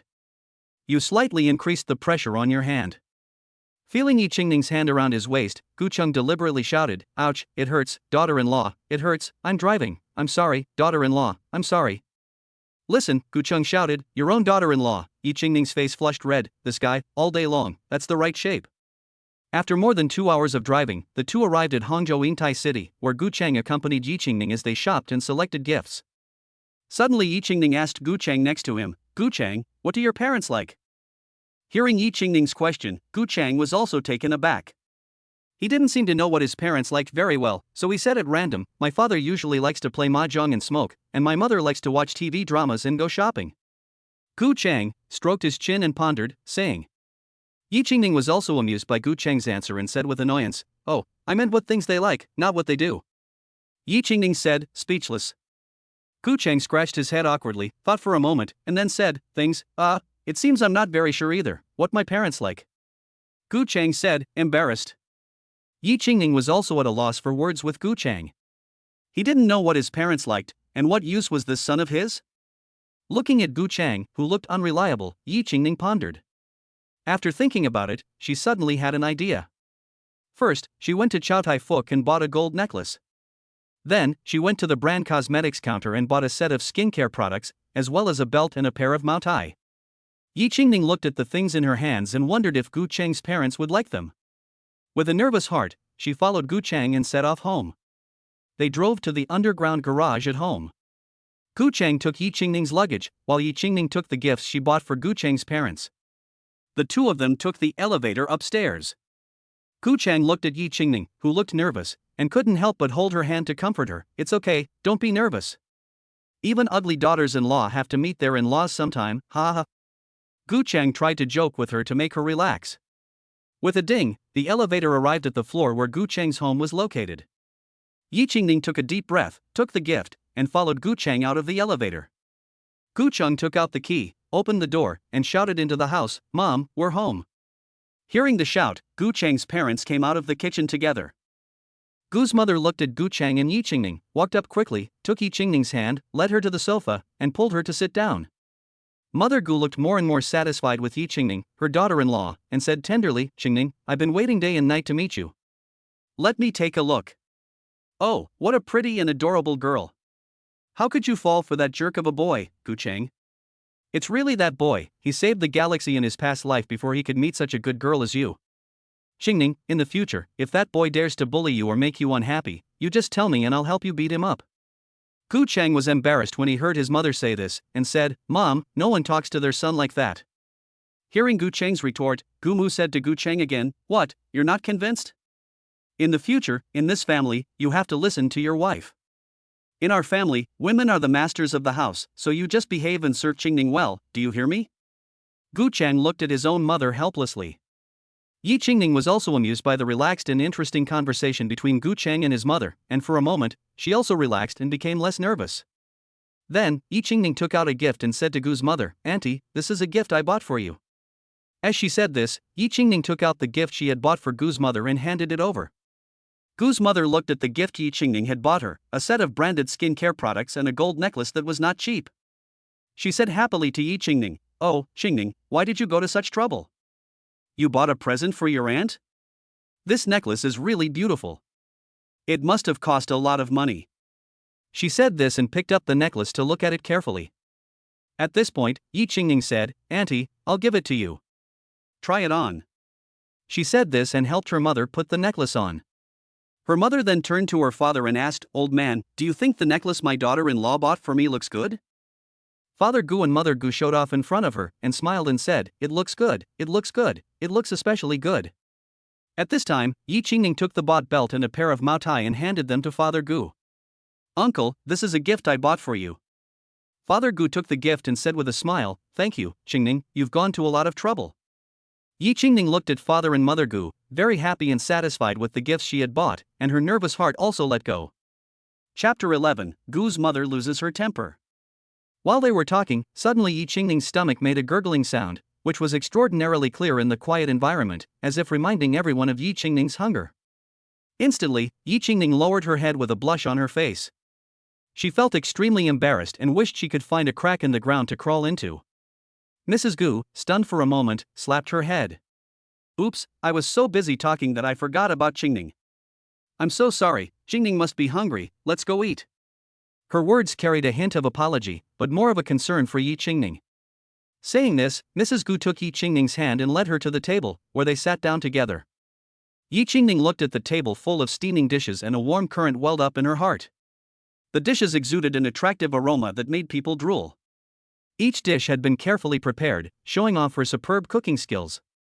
She and Gu Chang had arrived home almost an hour later than expected, but the food on the table was still steaming. She couldn't help thinking that when she and Gu Chang had entered the door, they had seen Gu Chang's parents coming out of the kitchen. It was obvious that Gu Chang's mother had been keeping the food warm and waiting for her and Gu Chang to come home and enjoy it together. This kind of care had deeply moved her and made her feel the warmth of a family. "What are you two doing? Go and serve the food quickly, you really have no sense at all." Gu's mother scolded with a smile, telling the father and son to serve the food, and then turned back and smiled at Yi Qingning, saying, "Men, you have to discipline them a lot, just give them a smile occasionally. If you give them too many smiles, they won't know who's in charge at home. You discipline Gu Chang more in the future. If he dares to give you a hard time, you just tell your aunt, and she'll show him who's in charge." While they were talking, Gu Chang and his father walked over with a bowl of rice and handed it to each of them. "Here, Qingning, try this chicken soup. This old hen was brought by your aunt from home this morning and has been stewing all day. It's delicious. Have a bowl." As she said this, Gu Chang's mother handed a bowl of chicken soup to Yi Qingning. The aroma was intoxicating. "And this pork knuckle, your aunt has also stewed it all day. Try it, it's so soft and tender." Then, Gu's mother picked up a piece of pork knuckle and put it in Yi Qingning's bowl. Yi Qingning looked at Gu's mother gratefully and smiled, "Thank you, auntie. I'll do it myself." She took the bowl and chopsticks and began to taste the delicious food. Gu's father looked at Gu's mother with anticipation, his eyes full of longing. Gu's mother gave him a dirty look and said crossly, "If you want to drink, drink, but don't drink too much. If you dare to drink too much, you'll sleep in the car tonight." Gu's father quickly smiled apologetically, Hey, I won't drink much, just a little." At the same time, he gave Gu Chang a wink, signifying for him to quickly get the wine, as if he was afraid that if he waited any longer, Gu's mother would change her mind. Gu Chang understood what he meant, quickly ran to the wine cabinet, and took a bottle of moutai that had been opened before in 2 glasses. He took the wine and glasses to the table, poured himself a glass first, and then poured one for his father. The father and son raised their glasses and took a gentle sip. Gu's father drained his glass in one go and felt instantly refreshed. At the table, Gu's mother and Yi Qingning chatted softly, while Gu Chang and his father leisurely sipped their wine, savored the delicious dishes and happily chatted. The whole meal was filled with a warm and harmonious atmosphere. After the meal, Yi Qingning was about to get up and clear the table, but she was hurriedly stopped by Gu's mother. "Qingning, don't move. Let the father and son do the cleaning. Let's go sit on the sofa and chat." After saying this, Gu's mother gave the father and son a wink. The father and son immediately understood and quickly got to work. Gu Chang went into the kitchen to wash the dishes, while Gu's father took care of the leftovers and wiped down the table. On the sofa, Mrs. Gu tightly gripped Yi Qingning's hand and asked tenderly, "Qingning, how many months is the baby in your belly? Have you been going to your prenatal checkups on time? What are the results? Is there anything that requires special attention?" Yi Qingning answered a little embarrassed, "Auntie, the baby is already 20 weeks old. I have been going to my prenatal checkups on time in Shanghai. The doctor said that everything is normal with the two babies, but they are a little malnourished. She couldn't help but lower her head in shame when she said this. As soon as Mrs. Gu heard that the baby was a bit malnourished, she was furious. She walked quickly to the kitchen door and shouted, "Guchang, get out here." Guchang hurriedly wiped his hands and walked out of the kitchen, to the sofa in the living room. He asked nervously, "Mom, what's wrong? What happened?" Mrs. Gu's expression was serious, and she asked Guchang sternly, "You little brat, how have you been taking care of Qingning and the baby? How did the two children get tested as being slightly malnourished?" Guchang was dumbfounded at hearing this. He had no idea about this matter at all. For a moment, he didn't know how to answer, so he just lowered his head and silently accepted his mother's reprimand. At this time, Yi Qingning took Gu's mother and sat her down on the sofa, saying, "Auntie, don't blame Guchang, this is all my own problem." At this time, Yi Qingning hesitated about whether to tell Gu's mother everything that had happened. Guchang also saw Yi Qingning's hesitation and thought that it would not be good for her to be the one to tell her mother about it, so he decided to do it himself. Thinking about it, Guchang said to his mother, "Mom, there's something else in between. I was going to tell you later, but since things have come to this, I might as well tell you now. At the beginning of the year, my high school classmates organized a reunion, and since I had just graduated and didn't have a job at the time, my friend Fatso called me to ask if I wanted to go. I thought, why not? Let's go have some fun and meet up with my high school friends." At that time, Qingning and I weren't dating yet, and we each went to our own reunions. At the reunion that day, we both had a little drink. After it was over, I went back to my hotel room and went to bed. Then, Qingning's best friend took her to the entrance of the hotel. Qingning told her best friend to go back, and she went up the stairs by herself.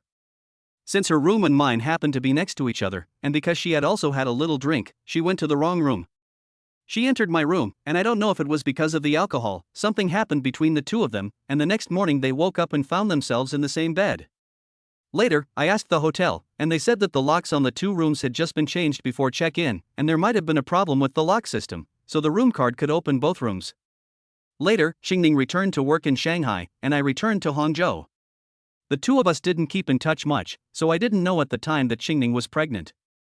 Of course, it was also because I wasn't careful enough. If I had been able to go to Shanghai in the middle, I would have found out that Qingning was pregnant much earlier. Ultimately, I blame myself for this. Mom, I was wrong. I didn't take care of Qingning. Chapter 12 Yi Qingning completely returns to her heart. Gu's mother quietly listened to the entire story of the ins and outs, and a clear outline roughly formed in her mind. She let out a deep sigh, and complex emotions flashed in her eyes. At this point, Yi Qingning slowly spoke, her voice tinged with a hint of guilt. "Auntie, I was also at fault in this matter. When I found out I was pregnant, I was hesitant and didn't know whether I should." Before Yi Qingning could finish her sentence, Gu's mother gently interrupted her, patting Yi Qingning's hand tenderly and saying softly, "Silly girl, we are both women, and I understand what you were thinking and the concerns you had at the time." Gu's mother's eyes were full of understanding and tolerance, and Yi Qingning felt a warmth well up in her heart. However, just then, Gu's mother suddenly turned her head and fixed her gaze on Guchang, who was standing nearby, and angrily scolded him, "It's all Guchang's fault, that bastard." Gu's mother's voice revealed deep anger and disappointment, as if all the blame was Guchang's alone. Then, she looked up and loudly rebuked Guchang, who was standing there. "Look at what you've done. How could you be so irresponsible? Do you know how much harm you've caused Yi Qingning?" Guchang bowed his head and silently endured his mother's scolding. A look of pain appeared on his face, and his heart was filled with self-blame and remorse. He knew full well that his actions had caused Yi Qingning a great deal of pain and distress, and at the same time, he had let his family down. How could you let Qingning go on her own after something like this happened? "If I don't let you go with me, you won't go with me. What's wrong with you?" Father yelled angrily. "And why didn't you go looking for Qingning after the new year? Is sending a WeChat message or a text message enough? Where were your actions? If it were me, I wouldn't bother with you either." "What, you send a text message and I'm supposed to be with you?" The mother chimed in. "You still have a shop in Hangzhou, but what kind of shop is it? You should have gone to Shanghai as soon as possible after the new year and used your actions to win Qingning's heart. In the past 6 months, you have made Qingning suffer. You have to find a way to make her happy again," said the father. "I'm telling you, if you can't make her happy, get out of this house. From now on, I don't have a son like you, and Qingning will be my daughter," threatened the mother. "You piece of shit, did you hear me, you idiot? The father yelled again. Say something, show some attitude. The mother urged.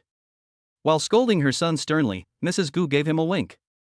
Fucheng saw the wink his mother passed him and quickly said what he should say. With a thud, he knelt down in front of Yi Qingning, took her hand, and said to her, Qingning, no matter what, it is all my fault. It is because I have not done a good job that you and the child have suffered. In the future, I will definitely take good care of you and the child and will never let you suffer even a little bit. Yi Qingning, after listening to everything that Gu's parents and Fucheng had said, burst into tears in an instant, and all the grievances she had felt before vanished into thin air. She no longer had any worries in her heart. She understood why Gu's parents had scolded Fucheng, they were taking it out on him. For a moment, Yi Qingning hugged Gu's mother, and the two of them embraced and wept. It's okay, my child, don't cry. I'll be here for you in the future. Ever since Yi Qingning met the elderly couple, they have protected her and treated her like their own child. Yi Qingning gently helped Fucheng up, looked at him with a gentle but firm gaze, and said softly, Fucheng, we have all made mistakes in the past. I have not done enough, and I have had too much hesitation and wavering. But from now on, I hope that you can truly love me and our child, and protect our family together. Fucheng listened quietly to Yi Qingning's words, and a deep sense of emotion and guilt welled up in his heart. He knew that at that moment, Yi Qingning had completely let go of the prejudices and resentment of the past, and wholeheartedly accepted him and the fruit of their love. He took a deep breath and solemnly replied, Qingning, I will use all my strength to love you and protect this family. I will become a responsible husband and father, so that you can feel happy and at ease. Tears glistened in Yi Qingning's eyes as she nodded slightly, a smile of relief on her face. She knew that Fucheng had understood her feelings, and that they would face the days ahead together, creating a warm and harmonious family together. Then, Fucheng's mother instructed him to go to the Hangzhou hospital tomorrow and take Yi Qingning for a thorough checkup, remembering what the doctor had said, to ask all the right questions, and to find out what she needed to do to strengthen her health. After Gu's mother finished giving her instructions, she sat down on the sofa with Yi Qingning to watch TV. The two of them looked like an inseparable mother and daughter, snuggled up close together. A heartwarming family drama was playing on TV, and the two of them watched it while exchanging parenting tips in a soft voice. Meanwhile, Fucheng and Gu's father went up to the balcony. They stood there quietly, enjoying the tranquility of the night. Gu's father lit a cigarette, took a deep drag, and then exhaled the smoke slowly. He sipped his tea gently, his gaze fixed in the distance, lost in thought. Chang, Gu's father broke the silence, his voice low and serious. What are you going to do next? What are your plans regarding Qingning's parents? After all that has happened, we must bear some responsibility. No matter how many misunderstandings there were, we were in the wrong. Fucheng frowned slightly and said after a moment's contemplation, Dad, I've already discussed it with Qingning. She's almost 6 months pregnant now, and this matter can't be delayed any longer. We must meet with Qingning's parents as soon as possible to apologize to them. Gu's father nodded in recognition of his son's decision. He took a deep breath and then asked, So do you have any concrete plans for the future? Arrangements for the wedding, for example. Fucheng gave a slight smile, and a gentle light flashed in his eyes. Dad, Qingning and I both think that since she is currently pregnant, it may be too late to hold a grand wedding. So we plan to get a marriage license first, and wait until after the baby is born, so that she can recuperate properly, and then hold a grand banquet. Well, as long as you have a plan, Qingning is a good kid, I can see that. You can't let her down, you take good care of her. Your mother also likes Qingning very much, and she is willing to accept this daughter-in-law. Dad, I know, but actually you don't know, I have liked her since junior high school. I also wanted to follow in her footsteps, so I studied my heart out. You know my grades used to be mediocre. Then it was also me, too, who was too scared to confess. Now, although a lot has happened, it can be considered fate that we have finally come together. Chapter 13 The Little Money Lover Yi Qingning. At 9 o'clock in the evening, Fucheng and Yi Qingning returned to their room. Since Fucheng's parents were there, the two of them did not sleep in separate rooms tonight. At this time, there were 2 quilts on the bed in the room. Fucheng's mother, worried that Fucheng would kick the quilt while sleeping, brought another quilt to the bed. The two of them, sitting at the end of the bed, were very nervous. This was the first time the two of them had slept in the same room and on the same bed since the accident. Last time, they both drank too much and were unconscious, but now they were both extremely embarrassed. Qingning, why don't I sleep on the floor tonight? Fucheng said with a smile. Yi Qingning gave Fucheng a look. What? Do you want to sleep on the floor in the future? That's not it, this isn't the first time we've slept together, I'm just worried that you'll be nervous and embarrassed, Fucheng said, scratching his head. What are you talking about? You're sleeping on the floor. What if your mom finds out and thinks badly of me? Go take a shower, you're all sweaty and stinky. Fucheng, upon hearing this, thought that since he had said it, he would not be pretentious anymore, and went to the bathroom to take a shower with his underwear and pajamas. At this time, Yi Qingning, although she said so, she was just being stubborn, and she was actually panicking inside. She watched as Fucheng entered the bathroom, covering his face with his hands. Oh dear, what should she do? Just now, when Fucheng suggested sleeping on the floor, she should have agreed. What was the point of being stubborn? Now, she couldn't just say to him, "You can sleep on the floor later." Oh dear, Yi Qingning, it's all your fault for having such a big mouth. Fucheng entered the bathroom, took off his clothes, washed his hair and took a quick shower. After the shower, he quickly dried his hair. After the shower, Fucheng walked out of the bathroom and saw Yi Qingning sitting at the end of the bed, covering her face with her hands, looking very cute with a face full of confusion. Cough cough. Fucheng coughed softly twice, walked over to Yi Qingning and said, Qingning, I'm done, you go ahead and shower. Later, when you're done, I'll blow dry your hair. Yi Qingning looked up at Fucheng and said, I'm not washing my hair today. How come you're done so quickly? Is it clean? It's clean. I'm a big person, how can I not be clean after a shower? You can smell it, it's so fragrant. As he spoke, Fucheng moved closer to Yi Qingning. Yi Qingning pushed him away with her hand and grabbed her pajamas, running away in a panic towards the bathroom. Fucheng lay on the bed, playing with his phone. As the sound of running water from the bathroom came to his ears, Fucheng couldn't help but think of Yi Qingning from last night, wearing her pajamas, her perfect figure looming in his mind. Fucheng shook his head quickly. What on earth was I thinking about? It's all a mess, he said to himself, quickly erasing the impure thoughts from his mind. Fucheng took out his computer and opened the stock trading software to check the recent stock market trends. The company he bought, Wingtech Technology, closed at 32.7 yesterday, a 6.57% drop. But his cost was low, at just over 18 yuan, so he wasn't worried about a little drop. Wingtech Technology is a high-tech research company that makes semiconductors and chips. Fucheng is very optimistic about this company, and the internal selling price in his mind is over 150 yuan. At present, it is still far from this price. Although it has fallen, stocks go up and down. Just take your time and be patient. You won't make money if you are impatient. Fucheng, what are you looking at? Are you working? Fucheng heard a noise and looked up to see Yi Qingning. She had already finished showering and was wearing pajamas. At that moment, Yi Qingning's pajamas were translucent and she wasn't wearing underwear, so her figure was faintly visible. Her breasts were swaying, making Fucheng's heart ignite again. Yi Qingning looked at Fucheng, who was staring at her with an aggressive gaze. She quickly covered her chest with her hands, ducked under the covers, and glared at him with a slightly cute and slightly fierce look, saying, Don't look, or I'll gouge your eyes out. Fucheng withdrew his gaze, smiled and said to Yi Qingning, I'm looking at the stocks I bought. Stocks? How are they doing? Have you made a profit or lost money? Yi Qingning, with a puzzled look, asked. Have you made a profit or a loss? You can find out for yourself if you take a look, Fucheng said with a teasing smile. Yi Qingning took Fucheng's laptop and looked at his stock account. At this time, the account shows that the total assets are 1,622,160, the total market value is 1,438,800, and the total profit and loss is 622,160. Yi Qingning, looking at the small amount of money in the account with a string of zeros, her eyes glowed. Counting the zeros in her mouth, she said, 1, 10, 100, 1,000, 10,000, 100,000, million, wow, more than 1.6 million. Yi Qingning was stunned. Although her family was not poor, it was not a wealthy family either. She had never seen so much money with so many zeros. Fucheng, does this mean that the total profit and loss is more than 600,000 yuan? Fucheng nodded and said, yes, it's 622,160 yuan. Ah, then sell it quickly. Fucheng said with a smile, Qingning, calm down. It's Saturday now. You can't sell it until Monday morning after 9 o'clock. Ah, it has to be Monday. What if it drops on Monday? Then you'll lose a lot of money. Oh, my little money. Fucheng looked at Yi Qingning, who looked like a little money lover, and burst out laughing. Qingning, don't worry, you won't lose any money. Really?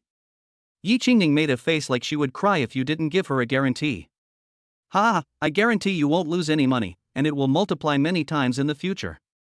After Gu Chang's repeated assurances, Yi Qingning closed the computer and told Gu Chang to remind her on Monday, and that she would keep an eye on it. Gu Chang had no choice but to agree, saying, okay, I'll let you know as soon as the market opens on Monday. By the way, Gu Chang, how's your coffee shop doing? It's making money. Gu Chang thought about the coffee shop and the revenue data he had looked at yesterday, and reported it to Yi Qingning, who was once again calculating with a greedy look on her face. After a while, she turned her head towards Gu Chang and said, "Where's the stuff you brought yesterday?" "Ah, what stuff from yesterday?" "The stuff you put in the bag with the property deed." "Oh, that? I put it in the safe." Upon hearing this, Yi Qingning turned around again, with her back to Gu Chang, and started calculating the small change again. Gu Chang looked at the girl and thought to himself, this girl isn't aloof, but why has she suddenly become such a money grubber? But she is really cute. What Gu Chang didn't know was that this was all taught to Yi Qingning by Gu Chang's mother while watching TV at night. Find out all of Gu Chang's money, don't let him take it, and men will become bad if they take money. Poor Gu Chang, completely unaware that her mother was teaching her daughter-in-law how to hold all of Gu Chang's money in her hands and control him. Chapter 14, Warm porridge in the morning warms the stomach and the heart. In the early June morning, the air in the city is filled with a fresh, slightly cool breeze, heralding the quiet beginning of a new day. The sky gradually changes from dark blue to light blue, and the eastern horizon begins to glow with gentle morning light. The golden sun shyly peeks out, gently illuminating the city's high rises, streets and lanes, and every green leaf. On the streets, early risers start to get busy. They either hurry to the subway station or leisurely ride their bicycles through the city. Everyone's face is filled with anticipation and yearning for the new day. Occasionally, a breeze blows, bringing the fragrance of flowers and the rustling of leaves, making people feel the closeness and harmony of nature. At this time of day, the city is no longer noisy and bustling from the night before, but instead is full of tranquility and peace. The shops along the street begin to open one after the other, and the lights gradually come on, interweaving with the morning light to create a warm and vivid scene. In front of the breakfast stalls, the enticing aromas of steaming buns, fried dough sticks, soy milk, and other delicacies attract early risers to come and taste them, filling them with energy for the day's work and life. In the distance, the occasional chirp of a bird is heard, its sweet sound like nature's best morning blessing to the city. As the sun gradually rises, the outline of the city becomes clearer and clearer. The entire city seems to be gently covered in a golden veil, looking both mysterious and beautiful.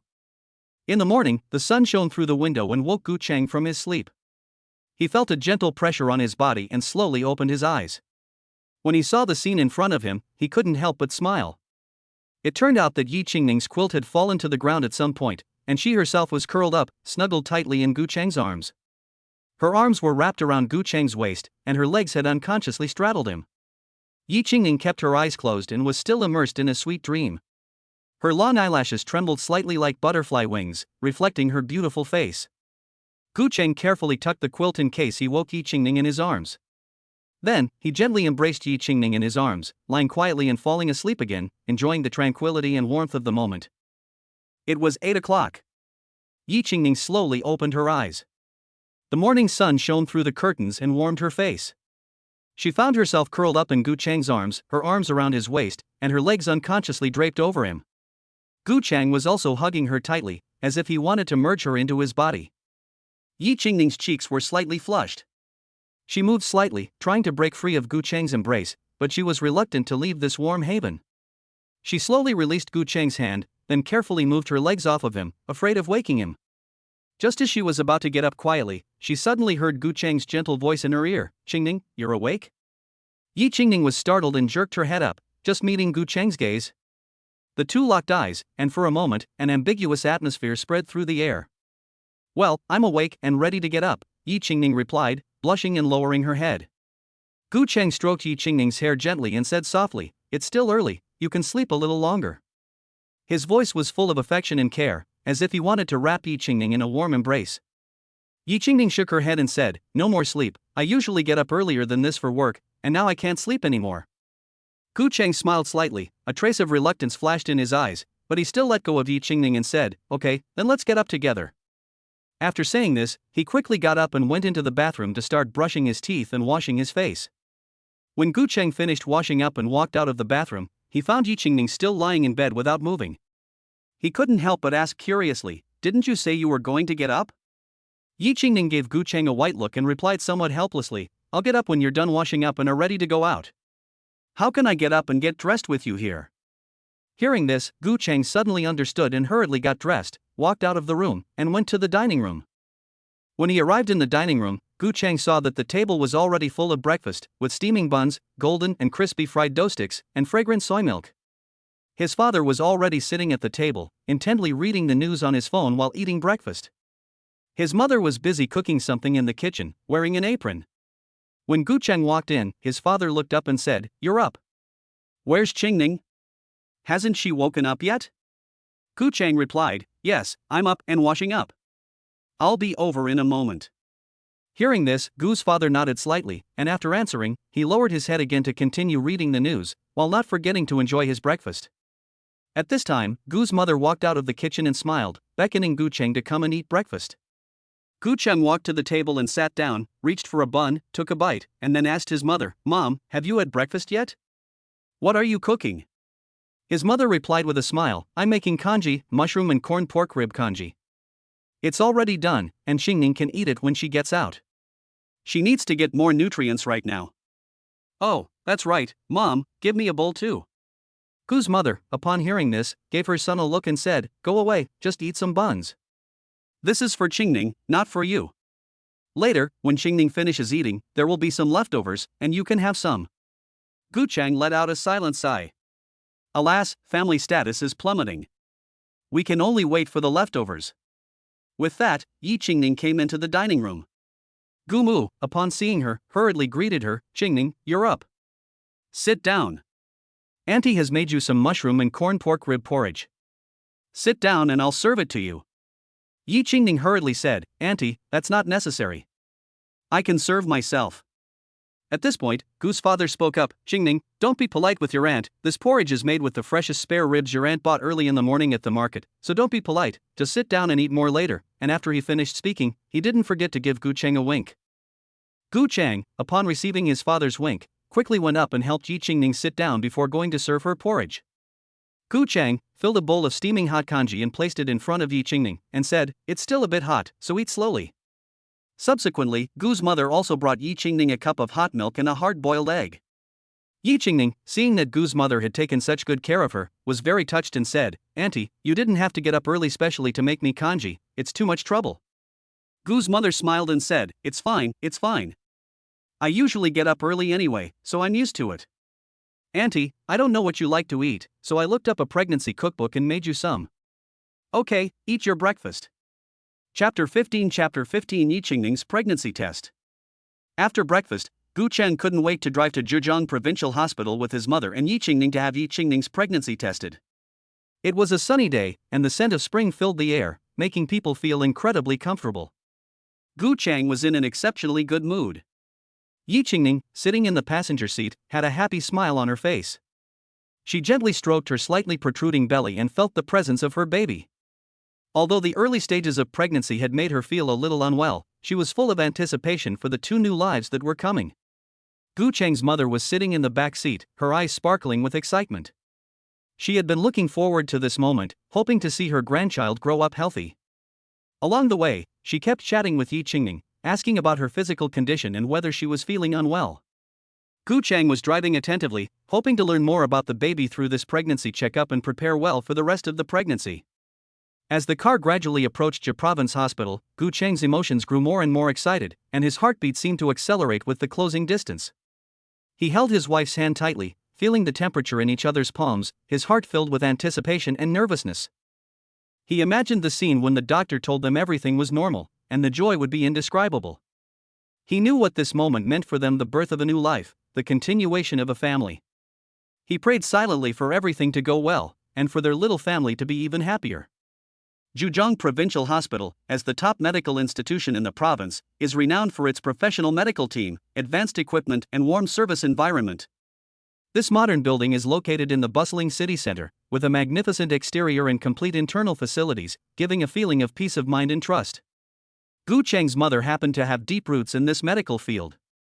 Her close friend is an important leader of this hospital, and this relationship undoubtedly added a sense of convenience and peace of mind to their pregnancy test journey. As the car slowly pulled into the hospital gates, Fucheng took a deep breath to calm his excitement. He looked at the familiar yet unfamiliar hospital in front of him, and an inexplicable emotion welled up in his heart. This place has witnessed the birth and growth of countless lives, and now it is his turn and his wife's. This sense of mission makes him feel a great sense of responsibility. They walked into the hospital lobby and felt the strong medical atmosphere. The crowd was bustling with activity, but it was orderly. Fucheng held his wife's hand tightly, carefully protecting her, afraid of anything going wrong. Under his mother's guidance, they went to the designated department and met the familiar doctor. The doctor warmly welcomed them and asked in detail about his wife's physical condition and pregnancy reactions. Fucheng answered each question carefully, his eyes full of concern. Then they followed the nurse to the examination room. Along the way, Fucheng kept reassuring his wife and telling her to relax. Once they entered the examination room, he stood aside and quietly watched his wife lying on the hospital bed, silently cheering for her in his heart. The doctor skillfully operated the instrument and carefully observed the data and images on the screen. As the minutes passed, Fucheng's heart grew increasingly tense. When they walked out of the examination room, Fucheng embraced his wife tightly, almost in tears with excitement. He thanked the heavens for blessing them with a healthy child, and also thanked all the people around them for their care and support. This pregnancy checkup was not just a simple physical examination, but also a beautiful expectation for their future lives. The medical staff wore smiles and were kind, as if they could sense the anticipation and tension in their hearts, and gave them extra care and attention. Under the guidance of her best friend, Yi Qingning quickly completed a series of cumbersome procedures such as registration and check-in. The whole process was efficient and smooth, with almost no waiting at all. Entering the examination room, the doctor conducted a detailed pregnancy examination on Yi Qingning with a professional attitude and gentle words. From the fetal heart monitoring to the ultrasound examination, every step was so rigorous and full of warmth. The images on the screen gradually became clear, and the two little lives in the mother's belly were gently wriggling. After the pregnancy examination was over, the doctor patiently interpreted the results for them. They needed to supplement calcium elements mainly during the 5th month of pregnancy, and also pay attention to the supplementation of other substances. At the 5th month of pregnancy, the fetus's skeleton gradually begins to develop and grow rapidly. Calcium is the most important element for bone development, so it is important to supplement calcium in time to prevent slow growth of the fetus. There are usually 2 ways to supplement calcium. You can take calcium tablets directly, or you can eat more foods that contain calcium, such as shrimp shells and milk. In addition, other nutrients that help fetal development also need to be supplemented, such as other trace elements and vitamins.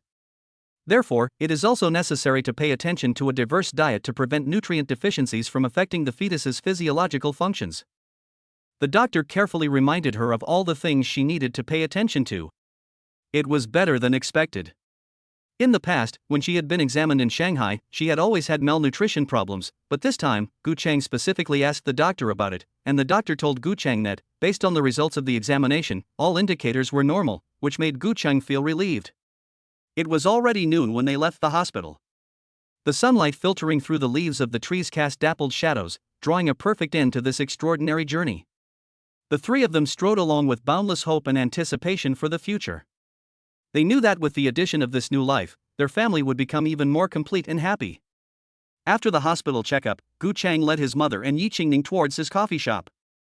The shop is located in the city center, near West Lake and large shopping malls such as in 77.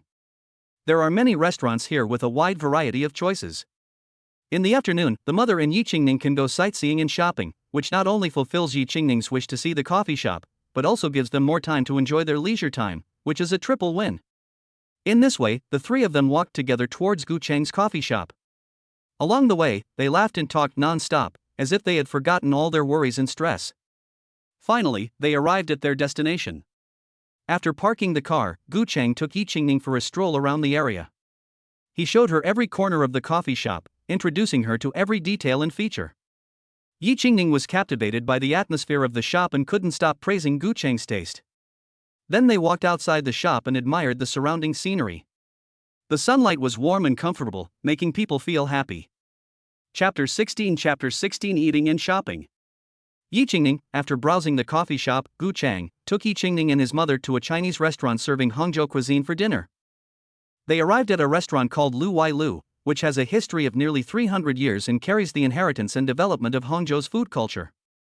Its name comes from its special location. It used to be located by the West Lake, where officials often went for a stroll, and has now moved to its current address. Despite the change of location, the name Lu Wai Lu has been used to this day and has become a business card for Hangzhou. Lu Wai Lu's dishes are mainly traditional Hangzhou cuisine, with a delicious taste and carefully selected ingredients. Among them, classic dishes such as chicken in a shell, dongpa pork, vinegar fish from Westlake, and deep-fried bell, as well as innovative dishes such as abalone soup and crab roe with minced pork in a casserole, are all cooked with care by the chefs. Whether they are ordinary diners with a deep affection for food or foodies pursuing exquisite taste enjoyment, they can all taste the essence of the cuisine here. Upon entering the restaurant, Fucheng found his way to a window booth where he often sat, as he was very satisfied with the environment and the dishes here. The waiter quickly brought the menu, placed it on the table, and then stepped aside to wait for the order. Gu's mother picked up the menu, looked through it a few times, and thought that all the dishes on it were good, but she handed the menu to Yi Qingning anyway, smiling and saying, "Qingning, come take a look and see if there's anything you like." Yi Qingning took the menu with some embarrassment and looked at it carefully. She found that the restaurant had a lot of dishes, and they all looked exquisite. But as it was her first time here, she didn't know much about the dishes and didn't know which ones were better. So she handed the menu back to her mother-in-law and whispered, "Auntie, you order, I don't know which ones are good." Looking at Yi Qingning's gentle and obedient appearance, Gu's mother couldn't help but sigh that her son had really good taste. She took the menu, ordered a few of the restaurant's signature dishes, and then asked Gucheng if there was anything else he wanted to eat. Gucheng thought for a moment, added 2 dishes he liked, and then returned the menu to the waitress to place the order. After the waitress left with the menu, Gu Cheng's mother looked at Yi Qingning and asked with concern, "Qingning, do you usually have any food restrictions? Our Chang has been spoiled by me since he was little and is quite picky about what he eats. If there is anything he doesn't like, you must let me know." Yi Qingning quickly shook her head to indicate that she didn't have any food preferences. She thought to herself, "I've lived a simple life since childhood, and as long as I can eat enough, why would I care?" But she was still very grateful for the attentiveness and thoughtfulness of Mrs. Gu. After a while of chatting, the food arrived quickly. The waiter served each dish one after the other, and each one was deliciously presented and appetizing. Mrs. Gu warmly greeted Yi Qingning and asked her to try the dishes to see if they were to her liking. Yi Qingning picked up a piece of braised pork and put it in her mouth. She immediately felt a strong meaty aroma spread in her mouth. The meat was tender and juicy, melting in her mouth, and the taste was very good. She couldn't help but exclaim, "Auntie, this dish is so delicious." Gu's mother smiled happily when she heard this. She said that this was one of the signature dishes of this restaurant, and it was also Gu Cheng's favorite. Gu Cheng looked at Yi Qingning eating with relish and was in an exceptionally good mood. He thought to himself that in the future, he would definitely take her to try all kinds of delicious food, so that she could experience more beautiful things. At noon, the 3 of them ordered 5 dishes and a soup: dongpa braised pork, crystal shrimp, braised spring bamboo shoots, pine nut and cinnamon fish, shrimp and crab roe tofu, and water shield soup. These dishes looked delicious and appetizing. The 3 of them ate and chatted in a harmonious atmosphere. After the meal, Gu's mother suggested going shopping together in the afternoon, and Yi Qingning enthusiastically agreed. As for Gu Cheng, he could only helplessly accept his role as the one carrying the bags and things. But being able to accompany the 2 ladies while shopping is also a kind of happiness, right? After lunch, Gu's mother and Yi Qingning walked hand in hand in front, with Gu Cheng following behind, carrying the bags for the 2 of them. Entering a fashionable women's clothing store, Yi Qingning was immediately attracted to a dress on display. It was a pale blue chiffon dress with delicate lace trim at the neckline. The skirt was flowing and lively, as if it could dance with the wind. She stopped to admire it, her eyes sparkling with love. Gu's mother noticed Yi Qingning's gaze and said with a smile, "If you like it, try it on." Yi Qingning hesitated a little. Would it be too expensive? Mrs. Gu waved her hand. "It doesn't matter, it's a rare day out shopping, just pick something you like." Gu Cheng smiled and watched from the side, secretly admiring his mother's generosity. He picked up a jacket and handed it to Yi Qingning. "Try it on." Yi Qingning took the jacket and went into the fitting room to change. When she appeared in front of everyone again, everyone's eyes lit up. The pale blue dress perfectly outlined her figure, while the jacket added a touch of sophistication and elegance to the whole look. Her originally beautiful face looked even more charming because of the outfit, and she exuded a gentle yet confident aura. "It looks great." Gu's mother couldn't stop praising it, and she bought it right away. Then they went to the maternity store. Yi Qingning looked at the cute little clothes, shoes, and various baby products, her eyes full of surprise and love. These little items made her feel the warmth and anticipation of the new life to come.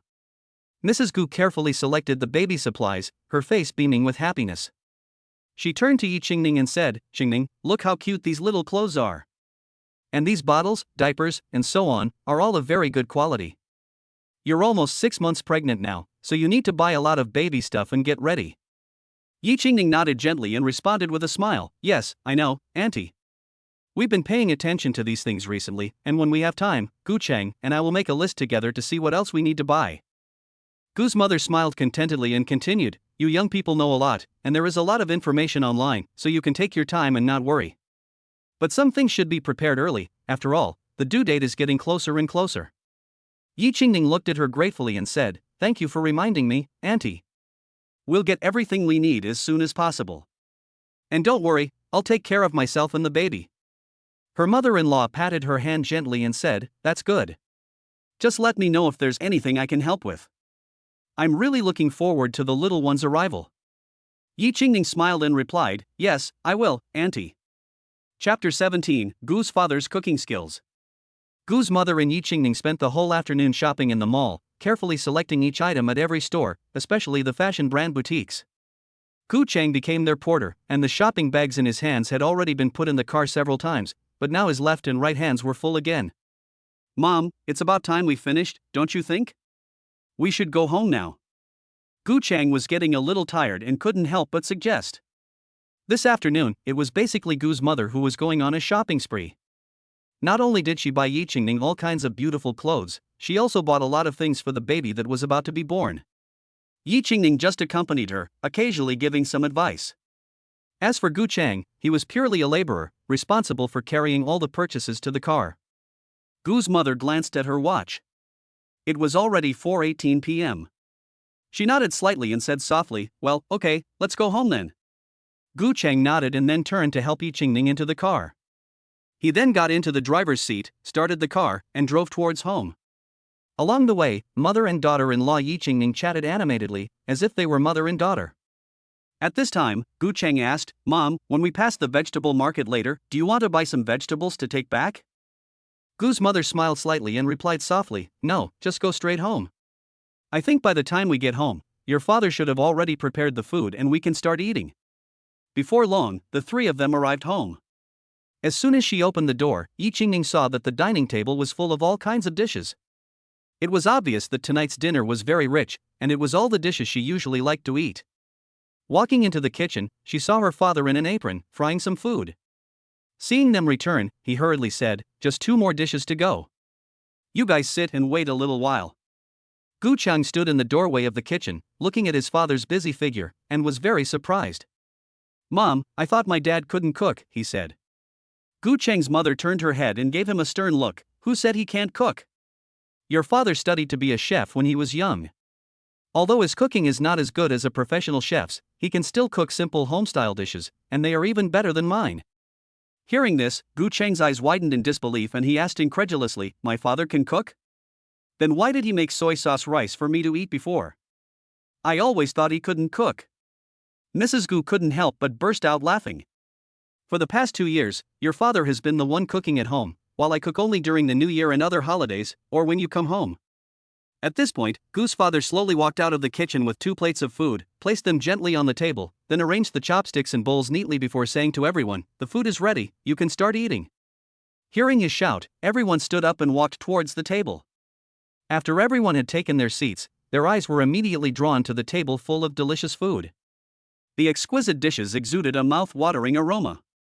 There were braised prawns, bright red in color and with tender, juicy flesh taro with scallion oil, soft and full of flavor and overflowing with the aroma of scallion sour pickled fish, with fresh, tender fish and a deliciously sour and spicy broth stewed pork ribs with chestnuts, with tender meat and the sweet aroma of chestnuts stir-fried chicken, with tender, aromatic chicken and a rich flavor and a bowl of refreshing loofah and egg soup.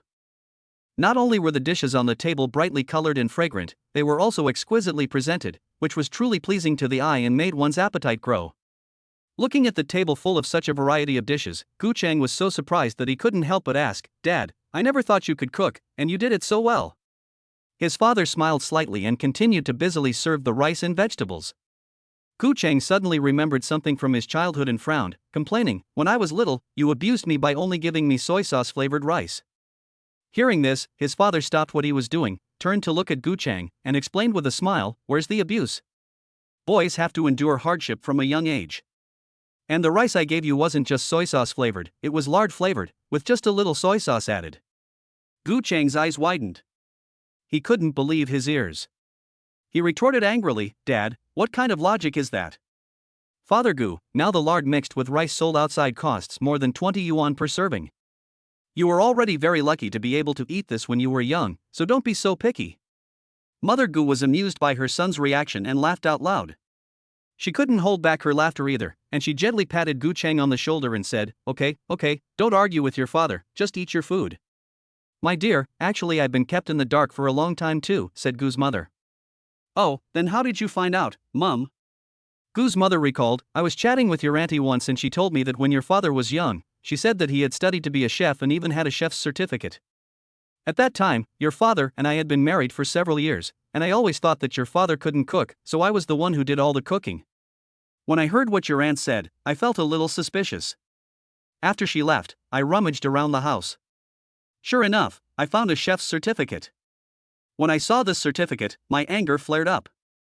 That day, when your father came home from work and found that the meal wasn't ready, he asked me suspiciously, 'Why isn't there any food in the house today?' I didn't want to talk to him at all, and your father looked confused, not knowing what was going on. I thought to myself, I'm just going to ignore him and see what he can do about it. Your father probably thought I didn't want to cook and shamelessly offered to take me out to eat. At that moment, I couldn't hold back any longer and slammed his chef's hat onto the table, shouting angrily, 'Out to eat, my ass!' Your father then suddenly realized why I was so angry. So he hurried over to comfort me, and that night, he showed off his skills and cooked a sumptuous dinner for me. From then on, whenever he had time, he would take the initiative to cook for me." Oh, so my father had such deep hidden talents. Gumu, looking up and speaking to Yi Qingning, said, "Qingning, so you remember, men can be very secretive, as long as you don't ask, they will hide it and not tell. In the future, Gu Cheng, you have to keep a closer eye on him. Now that even his aunt knows, she can tell you everything. In the future, you have to keep a closer eye on him yourself, and check up on him from time to time." "Yes, Auntie, I know. I'll keep a close eye on him."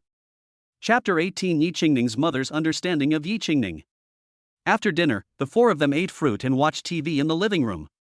At this time, Gu Cheng's father suddenly broke the silence and said, "Gu Cheng, when are you going to go to Qingning's house and tell her parents about this?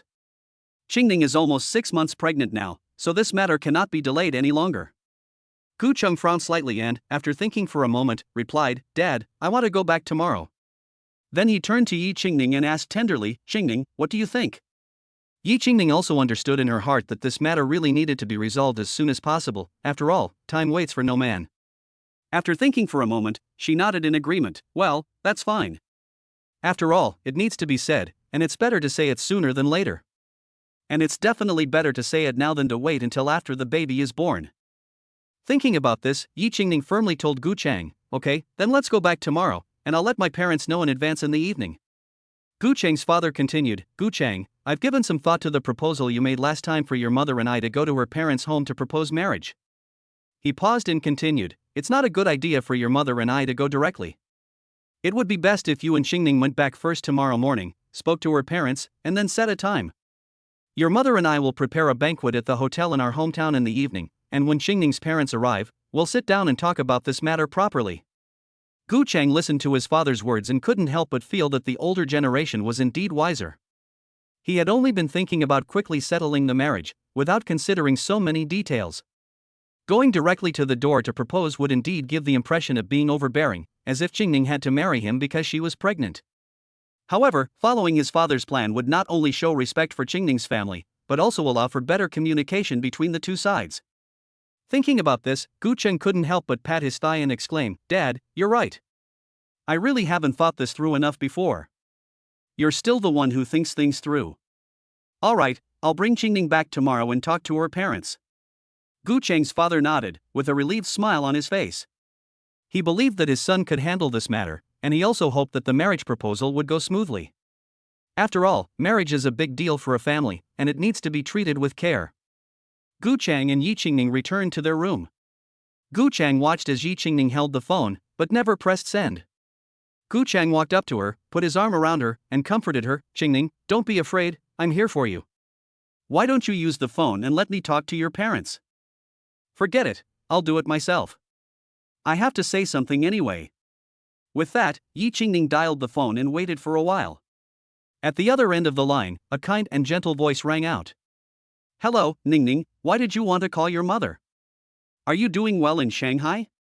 Don't work too hard there, eat when you need to, and let me know if you don't have enough money." Listening to her mother's voice over the phone, Yi Qingning suppressed the waves in her heart and answered, "Mom, I'm doing well and have enough money. I quit my job in Shanghai, and I've met a boyfriend, so I came to Hangzhou with him.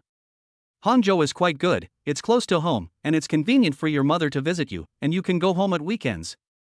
Ningning, what's your boyfriend's name, where is he from, how long have you known each other, how long have you been dating, and what does he do for a living?" "Mom, his name is Gu Chang, from the same place as us, and he and I were classmates in junior high and high school.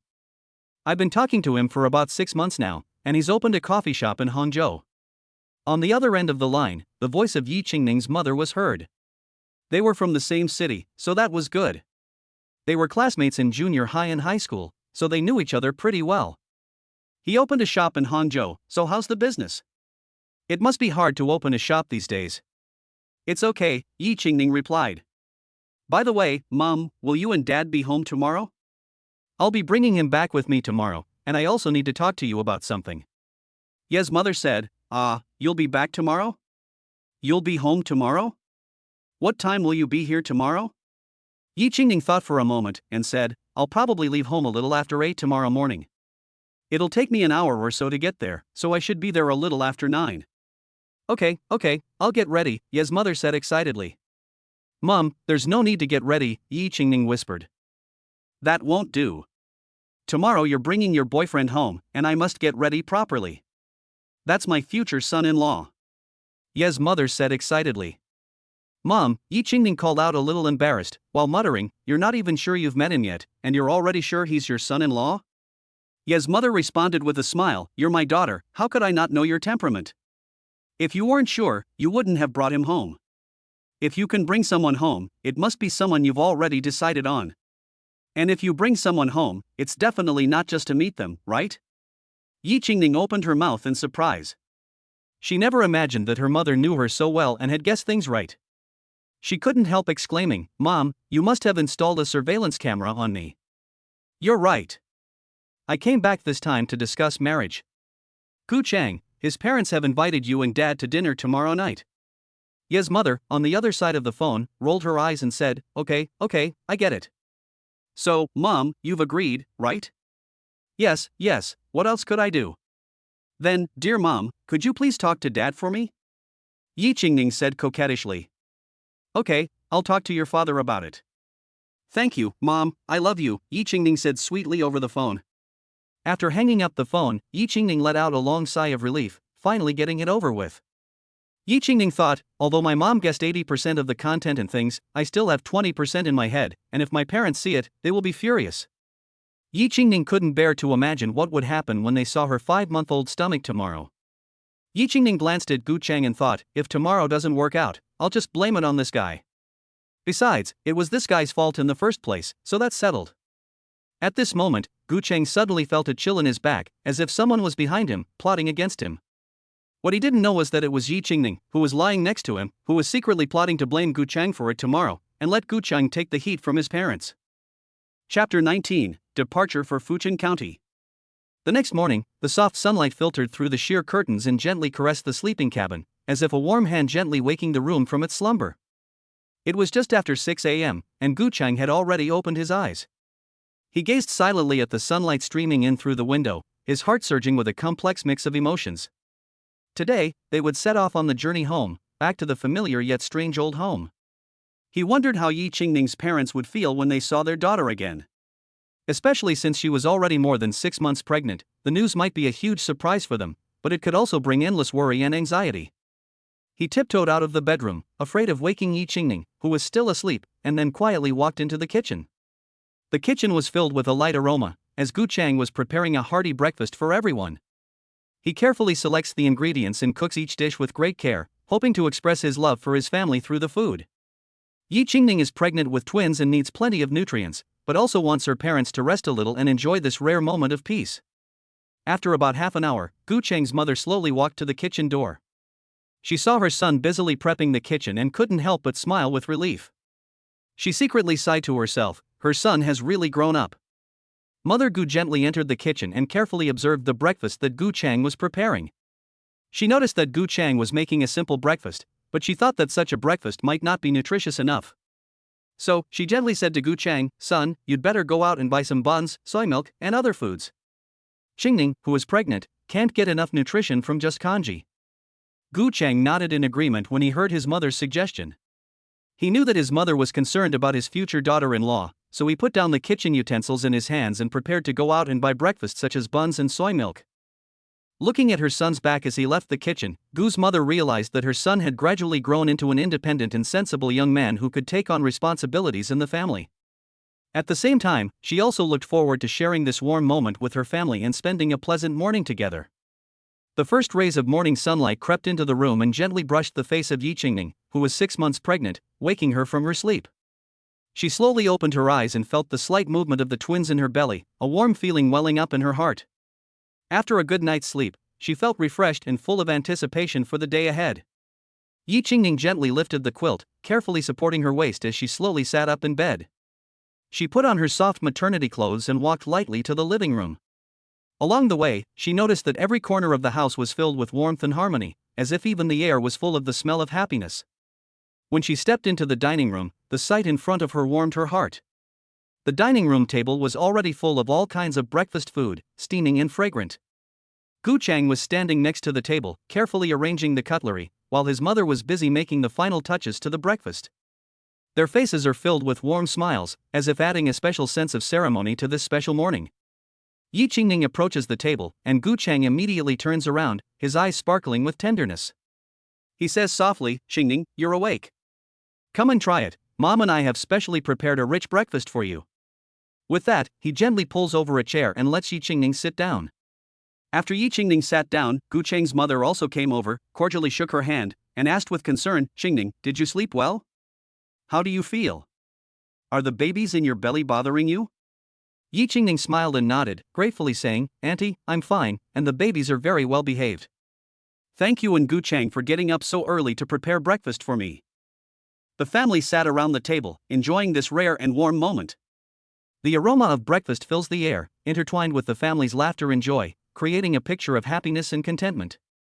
Yi Qingning feels the warmth and love from her family, and her heart is full of gratitude and happiness. She knows that no matter how long and difficult the road ahead may be, as long as she has the company and support of her family, she will be able to face it all with courage. Sunlight filters through the gaps in the curtains and shines in every corner of the room, casting a golden glow over the day that is about to begin. The male protagonist, Gu Chang, stood in the doorway of the bedroom, his eyes full of tenderness and expectation. He whispered to Yi Qingning, who was 6 months pregnant, "Qingning, are you ready? We're leaving for Fucheng County." Yi Qingning sat on the edge of the bed, wearing a loose-fitting maternity dress. Her belly was slightly protruding, and a happy smile filled her face. She slowly stood up, gently stroked her stomach with her hand to feel the movements of her 2 little ones, then turned to look at Gu Chang. Excitement and anticipation twinkled in her eyes. "Well, I'm ready." The two walked hand in hand out of the bedroom and into the living room. Gu Cheng's parents had been waiting there for a long time, and the gifts they had bought the day before were neatly arranged nearby. They were clearly also fully prepared. When they saw Yi Qingning come out, Gu Cheng's mother immediately went up to her, concerned about her physical condition, and helped her fix her collar and hair. "Qingning, if there is anything uncomfortable, you must tell us immediately," Gu Cheng's father said, his eyes full of love for his daughter-in-law and her unborn grandchildren. Yi Qingning smiled and nodded, gratefully saying, "Thank you, uncle and aunt, I will pay attention to it." The family of 4 stopped for a while in the living room, exchanging feelings about the nostalgia of life in their hometown and their anticipation of the next few days. Then they picked up their luggage and walked together to the door. Gu Cheng carefully opened the car door for Yi Qingning and helped her sit in, making sure she was comfortable before closing the door and getting into the car on the other side. The car slowly started and drove out of the hustle and bustle of the city, heading towards her hometown. Outside the window, the scenery passed by like scenes from a movie. As the car slowly drove away from the city, Gu Cheng drove smoothly onto the highway leading to Fucheng County. The sun shone through the car window and fell on everyone's faces inside, bringing a warm and pleasant feeling. The atmosphere in the car was warm and peaceful. Yi Qingning leaned against Gu Cheng's shoulder, occasionally opening her eyes to look out the window at the scenery passing by. Her heart was filled with anticipation for Fucheng County, the place where she would soon spend time with her family. She gently stroked her stomach, as if she could feel the little life inside her excitedly looking forward to the trip as well. Gu Cheng's parents were sitting in the back row, occasionally chatting and reminiscing about the bits and pieces of Fucheng County. Those memories of their hometown shone like pearls lit up by the sun in their words. Gu Chang, on the other hand, was concentrating on driving the car, occasionally looking at Yi Qingning's condition in the rearview mirror to ensure her comfort and safety. Along the way, the car drove smoothly, and the scenery along the way gradually transitioned from the bustling city to the tranquil countryside. The green fields, the rolling mountains in the distance, and the occasional farmhouse and smoke from the chimneys make a beautiful picture. Soft music played in the car, complementing the scenery outside the window, making the journey even more enjoyable. After about an hour, the car slowly exited the highway and entered the county seat of Fucheng County. The old-fashioned buildings on both sides of the street and the familiar streetscape made Gu Chang and his parents smile knowingly. Chapter 20, First Meeting with Ye's Parents, Gaining Their Understanding. After arriving in Fucheng County, Gu Chang first took his parents home. He helped them carry their luggage and watched them happily enter their home. A warm feeling welled up in his heart, but at the same time, he also felt a sense of tension about the challenge that lay ahead. After saying goodbye to his parents, Gu Chang turned back to the car, took a deep breath, adjusted his emotions, and then looked tenderly at Yi Qingning. Yi Qingning was sitting in the passenger seat, with a smile of both anticipation and slight trepidation on her face. She gently stroked her bulging abdomen, her eyes full of longing for the future and unease about this meeting. Gu Cheng gently took Qingning's hand and said tenderly, "Qingning, I know you're nervous right now, worrying about what will happen when we go to your home. But please trust me, no matter what happens, I will be by your side, facing it together with you. We are now 4 people, and our strength will be even greater." Qingning looked up at Gu Chang, tears glistening in her eyes, and nodded gratefully. "Gu Chang, thank you. I know that as long as you're there, I'm not afraid of anything. I just don't know how to tell my parents. They might be worried, and it might be hard for them to accept." Gu Chang stroked Yi Qingning's cheek gently and said reassuringly, "Qingning, let's face them honestly and tell them our decision and plan. Although they might be surprised or worried, they love you and will ultimately understand and support us. And with this little life, they will cherish and love our family even more." After saying this, Gu Chang started the car and drove towards Yi Qingning's home. Along the way, he tried to keep the mood light by sharing some funny stories to ease Yi Qingning's tension. At the same time, he was mentally preparing how to express their love and determination to Yi Qingning's parents with the utmost sincerity and honesty. When the car slowly pulled up in front of Yi Qingning's house, Gu Chang took a deep breath, gripped Yi Qingning's hand, and the two of them smiled at each other as they took this important step together. The moment Gu Chang stepped through the door of Yi Qingning's house with the pregnant Yi Qingning, the atmosphere in the house instantly froze. Yi Qingning's mother was first stunned, then her eyes welled up with tears. She quickly walked up to her daughter, hugging her in surprise and joy, and asked her softly about her recent situation. Yi Qingning's father, on the other hand, stood still, his gaze fixed on his daughter's obviously bulging belly. His face gradually turned pale, his eyebrows knitted together, as if he was having a hard time accepting this sudden change. Yi Qingning felt her father's change in emotions and had a mixed feeling in her heart. She mustered her courage, took Gu Cheng's hand, and walked step by step towards her father. She knew that this moment of communication was crucial and required enough courage and sincerity. "Dad, Mom, I'm sorry for worrying you." Yi Qingning's father, looking at his pregnant daughter with a big belly, had a variety of complex emotions well up in his heart. His face turned pale and he turned around and went back home. Ye's mother, seeing this situation, quickly walked up, took her daughter's hand, and said, "Let's go inside and talk about it." Then, Ye's mother led Yi Qingning and Gu Chang into the house. At this time, Ye's father was sitting on the sofa in the living room with a pale face. Ye's mother first pulled her daughter to sit down on the sofa, and then greeted Gu Chang and asked them to sit down together. Then, she asked Yi Qingning, "Tell me, what is going on?"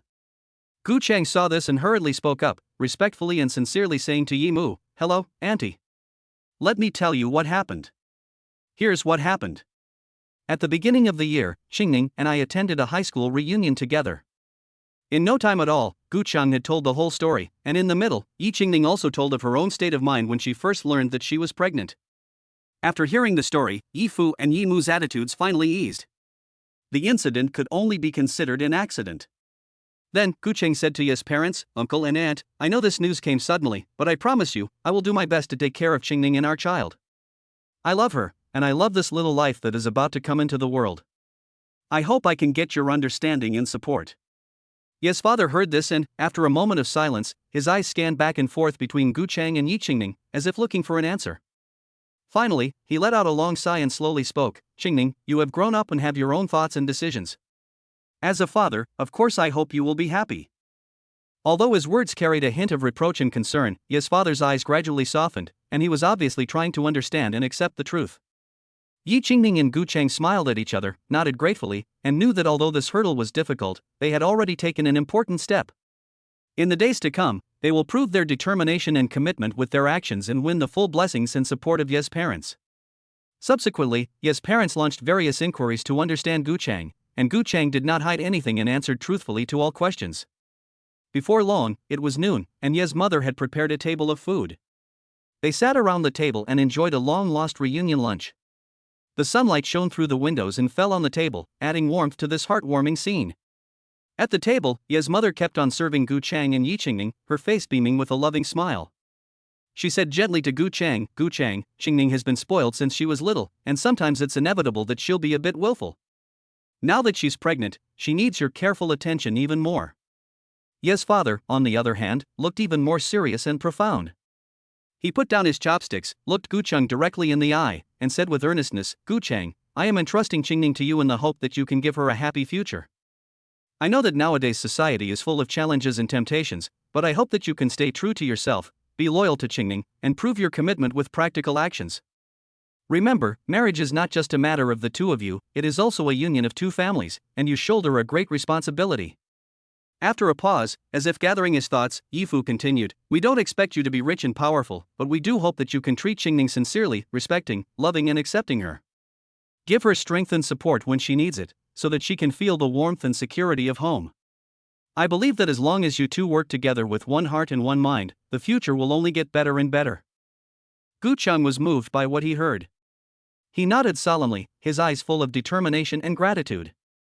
Uncle and aunt, don't worry, Fucheng, will not let you down. I will love Qingning with all my heart and protect her and our child. No matter what difficulties we encounter in the future, I will work together with her to face them. I promise to give her a happy and healthy home. Yi Qingning listened to her parents' instructions and expectations for Fucheng on the side, her heart full of emotion. She gently took Fucheng's hand, and their gazes met in the air. Without saying a word, their mutual feelings were clear. At this moment, it was as if they could already see the outline of a good life in the future, coming towards them step by step. Chapter 21 Yi Qingning's Strange Third Aunt. The afternoon sun shone obliquely into Yi Qingning's room, casting a soft golden glow over this small world. Fucheng slowly opened his eyes, and the scene in front of him gradually became clear. He realized that he was lying in a girl's room, with pink tones and a faint aroma all around. It was the same smell as Yi Qingning usually had, and there were also various photos of Yi Qingning when he was a child hanging on the wall, which made him feel both at ease and a little embarrassed. He rubbed his temples to try to dispel the slight drunkenness and discomfort. He recalled the interesting conversation he had with Yi Qingning's father at noon, and gradually drank too much. He thought it was no big deal, but in the end, he was still not used to alcohol, and he lost consciousness after the alcohol kicked in. He never expected to wake up here. He heard the faint sound of Yi Qingning's gentle footsteps. He quickly sat up, straightened his slightly disheveled clothes, and his heart was both hopeful and a little apprehensive. The door opened gently, and Yi Qingning walked in with a cup of warm water in her belly.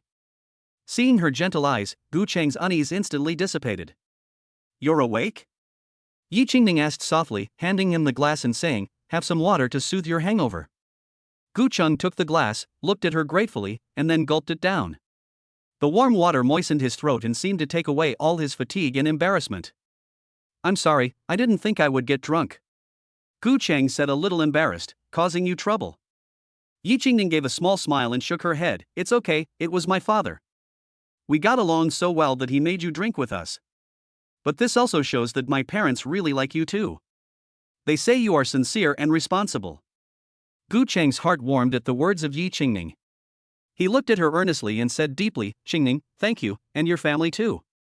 I will work even harder to become someone worthy of your trust and reliance. I will prove with my actions that you chose me correctly. Yi Qingning's eyes sparkled with happiness. She leaned lightly against Gu Cheng's shoulder, and the two sat quietly, enjoying the rare tranquility and warmth. Outside the window, the sun was still shining brightly, as if blessing the lovers as well. Just then, a few voices came from downstairs, as if there were guests coming. However, Yi Qingning's eyebrows furrowed slightly, as she did not like the owner of the voices downstairs. Gu Cheng asked softly, "Qingning, there are guests downstairs?" "Well, it's my father's third younger brother's wife, my third aunt. You stay upstairs, I'll go downstairs and take a look." With that, Yi Qingning slowly walked downstairs. When she arrived downstairs, Yi Qingning saw her third aunt sitting in the courtyard downstairs with her son, drinking tea and talking to her parents. Yi Qingning quietly went up to the corner and listened to the conversation there. "Third aunt, big brother, I heard that Qingning's niece has brought her boyfriend home. Where is he? Go and have a look." "Yes, mother, he had a drink with my husband at noon, so I told him to go upstairs to Qingning's room to sober up and rest. Just go and say hello, let him rest well, and there will be plenty of opportunities in the future." "Third aunt, big sister-in-law, what does Qingning's boyfriend's family do? Where is he from? What are their family conditions like?"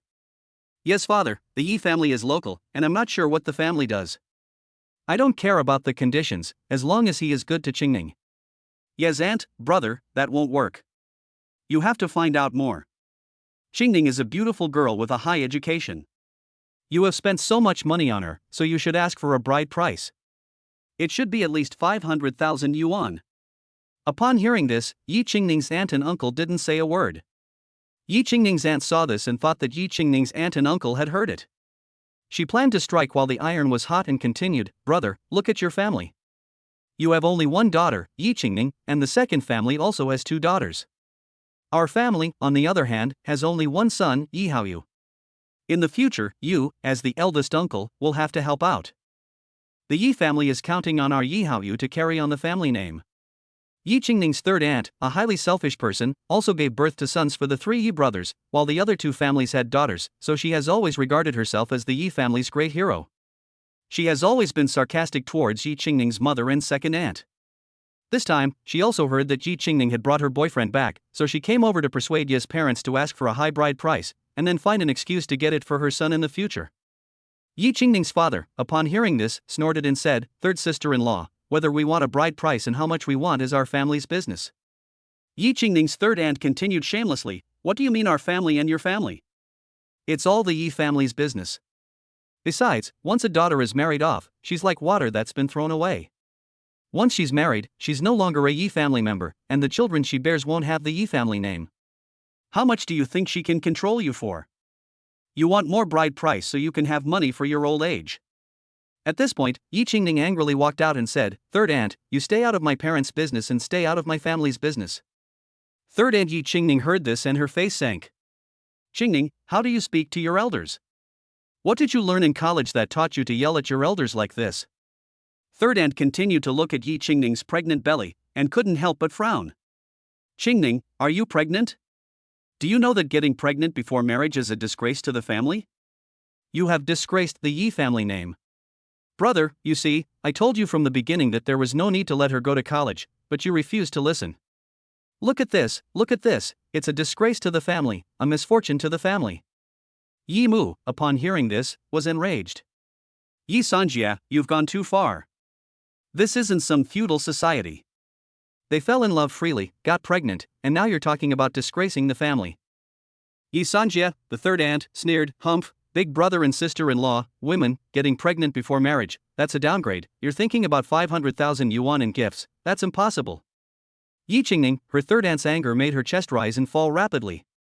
Just then, a pair of large hands wrapped around her shoulders and stroked her back, whispering gently, Okay, don't be angry, it's not worth it."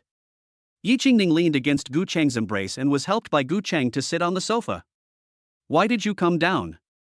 I told you to stay upstairs." Gu Cheng stroked Yi Qingning's head tenderly and said, "My wife has been bullied, I have to come down to support her." Yi Qingning's heart warmed at these words, and she was too shy to know what to say. Gu Cheng turned to Yi's mother and said with a smile, "Auntie, Qingning is a bit sleepy, why don't you take her upstairs to rest? Uncle and I will stay with your third sister-in-law and just chat." Upon hearing this, Yi Mu looked at Yi Fu. Yi Fu nodded, and Yi Mu got up and said, "Third sister-in-law, you sit." Xingning is pregnant and easily gets sleepy. I'll take her upstairs first, and you guys chat. Chapter 22. Gu Cheng shouted out a 1,000,000 yuan bride price to back up his daughter-in-law. Gu Cheng, after sitting down carefully, took out a pack of cigarettes from his pocket, pulled out one, and handed it to his father. He said with a flattering smile, "Uncle, do you smoke?" He. Ye's father was momentarily taken aback, but then took the cigarette. Gu Cheng was quick as a flash, struck a light and held the flame close to the cigarette in Ye's father's hand, lighting it for him. Then Gu Cheng lit a cigarette for himself, took a deep drag and exhaled a ring of smoke. Gu Cheng looked at Third Aunt, who was sitting nearby, and said with a firm and confident gaze, "Third Aunt, regarding what you just mentioned about the children not having the Yi surname, I can give you an answer now. In fact, Xingning is pregnant with twins. So, I can assure you and everyone here that when the children are born, one will take the Yi surname and the other will take my surname, Gu." After saying this, Gu Cheng took another deep drag on his cigarette.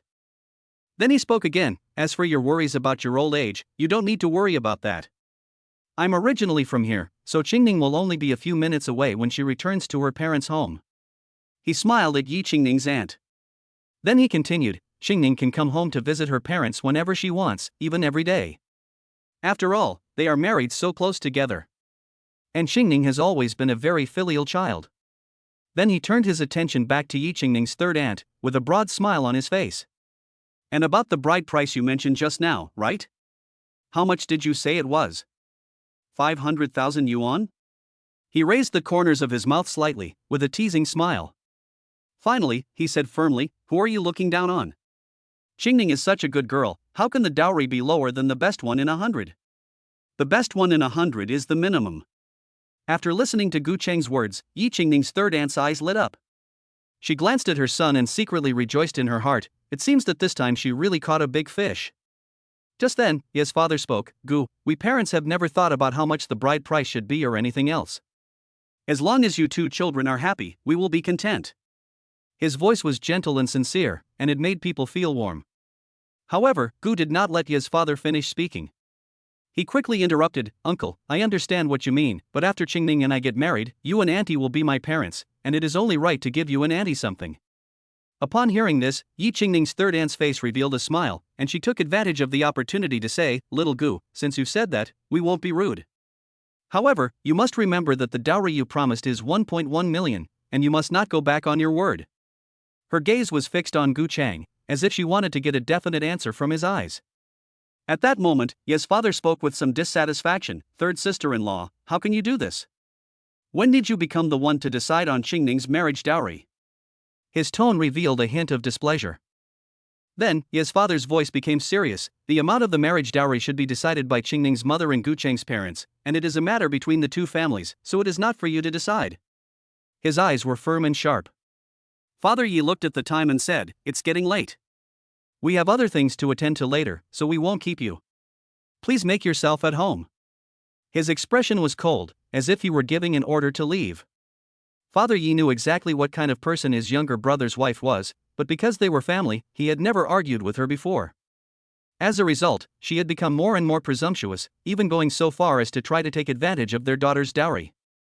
Yi Qingning's third aunt did not get angry or upset when she heard what Ye's father had said. Instead, she calmly got up, took her son and walked towards the door, greeted Gu Cheng and left. After they had left, Ye's father took out a cigarette from his pocket and offered one to Gu Cheng, while taking one for himself. As he fumbled around in his pockets looking for a lighter, Gu Cheng quickly took out his own lighter and quickly lit Ye's father's cigarette. "Ah, Gu, when you were resting upstairs just now, Xingning already told us about your situation, including your work, family background, and personal performance. As your father, I am very happy to hear this. At the same time, I also know that you are very good to Xingning, which is why you can trust her so much. In fact, I have only one precious daughter, who has been spoiled since she was little. Therefore, your aunt and I do not have many material demands for this wedding. As long as the two of you can live happily, we will be content. Originally, I was going to discuss with your parents that we would each contribute 300,000 yuan to buy you a property and pay the down payment. However, Xingning told me that your parents have already prepared a house, a car and a shop for you, and everything is arranged, without any deficiencies. In that case, let's consider the 300,000 yuan as a family fund for your new home. Please don't be in a hurry to refuse, because this is the dowry that your aunt and I have long prepared for Xingning." Although the amount is not large, it is also our goodwill. Fucheng thought to himself, this is Qingning's parents' dowry for Qingning, and he himself cannot refuse the goodwill of the two old people. Since they lived close by, he could visit often and keep an eye on things, and he could give Qingning more red envelopes during the holidays. So he agreed, saying, okay, uncle, I'll do whatever you say. The two men then chatted like old friends, drinking tea and smoking cigarettes, chatting about all kinds of trivial matters. Yes, father, Gu, I heard from Qingning that you've been pining for her since junior high school, right? Gu Chang, hey, uncle, I can't say I was pining for her, I was admiring her. At that time, Qingning was at school, beautiful and kind, with good grades and a high IQ. It can be said that not only me, but also many boys at school admired and secretly loved Qingning. Yes, father took a drag on his cigarette and glanced at Gu Chang. You brat, you can't deny it. You were pining for her. What's this nonsense about admiration? You're a coward, too. When the college entrance exam was over, why didn't you muster up the courage to confess your love to Qingning? If you had, the two of you would have been together by now. Gu Chang, smiled, uncle, my mistake. I was afraid at that time, afraid that if the confession failed, I wouldn't be able to be friends anymore. Yes, father, you're useless, kid. How will you know if you don't try? What if it had worked? Just like that, the two of them, chatting with laughter, had no trace of being affected by what Yi Qingning's third aunt had just said, and it did not affect the mood of the two. Chapter 23, The Two Sets of Parents Meet. The afternoon sun lazily shone in through the window. As time passed, the conversation between Gu Chang and Yi Qingning's father became more and more harmonious, as if they were old friends who had reunited after a long time apart. They sat on the soft sofa in the living room, and the conversation flowed on like an endless source. The two men talked about interesting things from work to bits and pieces of life, from trivial family matters to future plans. Outside the window, the sun shone through the gaps in the leaves, casting dappled shadows, like a natural painting, adding to the coziness of this warm scene. Before they knew it, the hands of the clock had crept past 4 p.m. Gu Chang looked up and gazed out the window at the world outside, which had been bathed in golden sunlight. He felt a sense of emotion well up in his heart. Time had passed so quickly that it seemed like only a blink of an eye, and yet hours had already passed. And now, the golden sunlight seemed to be silently reminding them that it was time to end this pleasant conversation and move on to another warm and affectionate occasion. Gu Chang smiled and turned to Yi Qingning's father, his eyes shining with sincerity. He said softly, Uncle, it's been a real pleasure chatting with you, and time has flown by without me noticing. You see, it's almost evening now, and I think it's time to invite you, Auntie, and Yi Qingning to go to the restaurant we've booked. My parents have carefully selected this restaurant, Fucheng Fu, and hope that the food there will satisfy your taste buds, and the beautiful surroundings will also bring you a pleasant dining experience. Yi Qingning's father immediately beamed with satisfaction when he heard Gu Chang's words. He gave Gu Chang a gentle pat on the shoulder, his eyes full of appreciation, and said with emotion, Gu Chang, you were such a thoughtful and considerate child. I have heard of the reputation of Fucheng Mansion for a long time, and I have always wanted to try the specialty dishes there for myself. I never thought that today I would be able to take advantage of your company and have the opportunity to taste the delicious cuisine of Fucheng Mansion. After saying that, Yi Qingning's father turned to his wife and daughter and asked with a smile, what do you think? Shall we go to this restaurant that everyone says is delicious? Yi Qingning and her mother smiled at each other and nodded in agreement.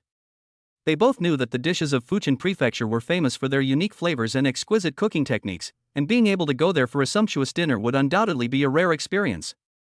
At this point, Gu Chang stood up and smiled, extending an invitation to Yi Qingning and her parents. Since everyone is in agreement, let's go. Yi Qingning took her parents' arms and left the house, heading for Fucheng Mansion. Along the way, Yi Qingning and her parents were full of laughter and joy, in an exceptionally happy mood. As night fell and the lights were turned on, the Fucheng Fu restaurant was brightly lit. The soft light fell on the quaint and elegant lintel, decorating the entire restaurant in a particularly warm and solemn manner. Dressed in proper attire, Mr. and Mrs. Gu stood quietly by the door, their faces beaming with smiles. Their eyes revealed a sense of anticipation and joy. From time to time, they looked into the distance, as if waiting for someone to arrive. At this moment, they were full of expectations for Yi Qingning and her parents, hoping that this meeting would go well and be enjoyable. As the minutes passed, finally, a car slowly pulled up in front of the Fucheng Fu restaurant. The door opened, and Yi Qingning was the first to get out of the car. She was wearing a light blue dress, elegant and graceful, and beautiful. Then, Yi's parents also got out of the car. They were dressed formally, and their expressions were gentle and kind. Seeing Yi Qingning's family arrive, Gu's parents' faces immediately lit up with a warm smile. They quickly walked forward to greet them, their hands extended, showing their cordiality and friendliness. Yi Qingning's parents also smiled as they walked forward, shaking hands and exchanging pleasantries in a friendly manner. The atmosphere was harmonious. Finally, with a light and brisk pace, Fucheng slowly approached with Yi Qingning's parents. Fucheng's face was filled with a happy and confident smile.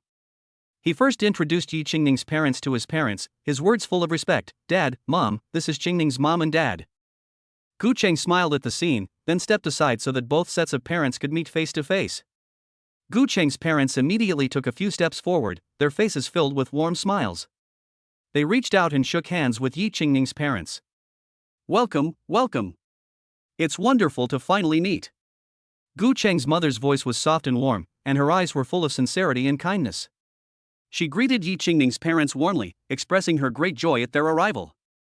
"Yes, we are also very happy to meet you," Yi Qingning's father responded with a smile. His voice was deep and powerful, exuding a sense of stability and maturity. His gaze was firm and kind, and when he met Fucheng's parents' eyes, it revealed sincere emotions. "I have heard Cheng mention you both for a long time, and I have been looking forward to this meeting," Yi Qingning's mother continued, her voice clear and pleasant, with a hint of joy. Her eyes were bright and gentle, revealing respect and fondness for Cheng's parents. The same goes for us. We have always wanted to know what kind of family has raised such an outstanding child." Gu's father laughed heartily, his laughter revealing his appreciation and recognition of Yi Qingning's family. At that moment, the exchange between the parents of the two families was full of enthusiasm and friendliness. They greeted and introduced each other, sharing their joy and anticipation. After a moment of small talk, everyone went to the private dining room. After everyone had taken their seats, Fucheng said to the waiter, "Serve the food." The first dish to arrive on the table was a dish of Fucheng whitefish soup. The soup was a milky white color, and when a spoonful was lifted, the delicate fish fillets were visible, blending perfectly with the delicious broth and exuding an attractive aroma. The freshness of the fish and the clever matching of the seasonings made it clear that this was the unique flavor of the Fucheng, and it was unforgettable. Next, a plate of Longjing shrimp was served. The shrimp were crystal clear and plump, and with a few pieces of green Longjing tea leaves, they not only had an attractive color, but also perfectly combined the fragrance of the tea with the freshness of the shrimp. A bite revealed the freshness of the shrimp and the fragrance of the Longjing tea, as if you were in a spring tea garden, fresh and refined. Then the waiter served dongpa pork. The dish was bright red in color, with a mixture of fat and lean meat, and the meat was tender and did not fall apart, melting in the mouth. The rich sauce enveloped every piece of meat, sweet and salty, fat but not greasy, a classic dish from the restaurant by the Fucheng River that was full of praise. In addition, there was also a Thousand Island Lake fish head casserole on the table. The fish head was made from deep water fish from the Thousand Island Lake, with tender meat and a milky white soup with a fragrant aroma. The fish head is slow cooked with various spices and mushrooms, complementing each other perfectly. Every bite is an ultimate temptation for the taste buds. In addition, several other dishes such as steamed river crab and osmanthus-flavored glutinous rice lotus root are also served one after the other. Each dish is carefully prepared and full of color, aroma, and flavor. The meat of the river crab is sweet and fresh, and the crab roe is plump. The glutinous rice lotus root is soft and sweet, and the fragrance of osmanthus permeates it, giving it a unique flavor. Chapter 24. Both sets of parents decided to get married first. As dinner drew to a close, most of the food on the table had been eaten, leaving only the warm atmosphere and satisfied smiles. In the eyes of both sets of parents was not only appreciation for the food, but also a deeper sense of anticipation and care for their children's future married lives. The parents sat together, and the atmosphere of the dinner quietly shifted from lively conversation to a more warm and solemn dialogue. Most of the food on the plates had been eaten, and the air was filled with the warmth and harmony that is unique to family, as well as a deep longing for the happiness of the future grandchildren. Fucheng's father gently wiped the corner of his mouth, his eyes full of love and expectation. He turned to Yi Qingning's parents, his voice gentle but firm. "Dear family, we've had a really enjoyable meal today, and seeing our children so happy, we parents couldn't be happier. Qingning in particular is not only the pride of your Yi family, she is also our future daughter-in-law, and the child she is carrying is the hope of both our families." Yi Qingning's mother's eyes reddened slightly at this, and she gently took her daughter's hand, as if to convey endless maternal love and blessings. "Yes, Qingning has been sensible since she was a child. We watched her grow up step by step, and it wasn't until she met Fucheng that we realized she had truly found her own happiness. Seeing her so happy now, we parents can rest assured. Gu Cheng's mother also chimed in at this point, her voice full of tenderness and expectation. Dear family, our family has always attached great importance to this marriage. Qingning is not only beautiful and kind-hearted, but is also pregnant with our Gu family's child. How can we not cherish this bond? Therefore, we have long since prepared a rather sincere betrothal gift, hoping to express our respect and love for Qingning. As she spoke, Gu Cheng's mother took out a list of the betrothal gifts from a delicate box next to her, which detailed a variety of precious items in cash, each of which represented the Gu family's emphasis on and expectations for this marriage. However, she did not rush to hand the list to the Yi family parents, but first sought the opinion of Gu Cheng's father with her eyes. The two men smiled at each other, and the tacit understanding and trust between them was touching. However, to everyone's surprise, Ye's parents did not show much surprise or joy, but instead appeared even more calm and indifferent. Yi Qingning's father shook his head slightly, his eyes full of understanding and tolerance. In-laws, we appreciate your intentions. But to be honest, the amount of the bride price doesn't really mean much. What we value more is the love between our children and their future happiness. As long as Qingning and Gu Cheng can love each other and face the storms of life together, that will be the greatest gift to us. Yi Qingning's mother nodded in agreement, her voice full of tenderness and determination. Yes, although our Yi family is not rich, we know the meaning of contentment. We don't want our daughter to marry into a wealthy family, we just want her to find someone who treats her well. Now that we see that Gu Cheng loves her so much, we feel at ease. The bride price is just a token of our appreciation, the key is to see how the children feel. After hearing this, Gu Cheng's parents couldn't help but feel a warm current in their hearts. They knew that in this materialistic society, it was rare to meet such a reasonable and caring in-law family. So they were even more determined to cherish this connection. Then, Mr. Gu said, "In-laws, you see, Qingning is already 6 months pregnant. If we hold the wedding now, it will be really tight for the schedule, and it will not be good for Qingning's health or the baby. She may feel very tired. So I suggest that they go and get their marriage certificate first, and then we can invite some of the main relatives over for a meal to celebrate. After Qingning has given birth and recovered, we can have a big wedding. This way, it won't affect the baby, and Qingning will have enough time to prepare and rest. What do you think?" He looked at the other man, his eyes showing sincerity and concern. Yi Qingning's father heard this and a look of approval appeared in his eyes. He gently patted the back of Gu's hand and said gratefully, "Brother Gu, you are absolutely right. We were also worried about this just now. Qingning's health and the baby in her belly are naturally our greatest concern. Although the wedding is important, the health and safety of the child is even more important. Your proposal is very considerate and we agree completely." Yi Qingning's mother also nodded repeatedly, with tears glistening in her eyes, but they were tears of happiness. "Yes, in-law, you have really thought of everything. We were also worried that preparing for the wedding would tire Qingning out, but now that we've heard what you have to say, we feel much more at ease. Getting the certificate first, then celebrating on a small scale, and waiting until Qingning's body has recovered before having the wedding, is indeed the best arrangement."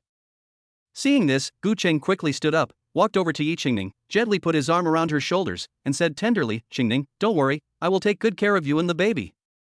We will listen to you about the wedding and do it however you feel most comfortable. The most important thing right now is your health and our baby." Yi Qingning looked up at Gu Cheng, her eyes full of love and trust. She nodded gently, her voice tinged with a hint of sweetness and shyness. "Well, I trust you. As long as we are together, it doesn't matter when we get married." The parents of both sides saw this scene and beamed with relief.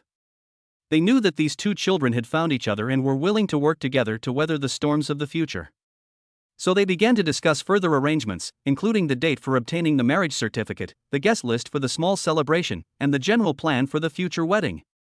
In a happy atmosphere, everyone unanimously decided to go to the Civil Affairs Bureau tomorrow to get the marriage certificate, and then invite the closest relatives on both sides of the family, as well as a few close friends, to witness this happy moment together. As for the wedding, it was set for a few months after Qingning gave birth, when she had recovered well and a lucky day was chosen, to hold a grand and warm ceremony so that all their friends and family could share their joy and happiness. As night fell, the two families ended this meaningful dinner in a sea of laughter. They set off on their separate ways home with a bright vision for the future. Gu Cheng and Yi Qingning, on the other hand, walked hand in hand on their way home, their hearts filled with love and gratitude for each other. They knew that no matter how long and unknown the road ahead might be, as long as they supported each other and worked together, they would surely be able to create a happy future of their own. Chapter 25. The Yi family visits the family of the groom. Today is a special day, as the Yi family welcomes important relatives to visit the family of the groom. This traditional custom fills the entire Gu family with joy and busyness. In order to show their respect and hospitality to their guests, Mr. and Mrs. Gu start preparing various fruits, snacks, pastries and tea at home early in the morning. They carefully arrange every item, hoping to make a good impression on their guests. Meanwhile, Gu Cheng's aunts, uncles and cousins also arrived early to help out. They were full of blessings and expectations, and were very happy for Gu Cheng. Gu Cheng's home in Fucheng County was even more lively and extraordinary. The 4-story modern villa was spacious and bright, with a fashionable and atmospheric architectural style. The courtyard was covered with a lush green lawn, with colorful flowers dotted among them, like a beautiful picture scroll. There is also a delicate fish pond with a group of lively and lovely koi fish swimming and playing in the water, adding vitality to the whole courtyard.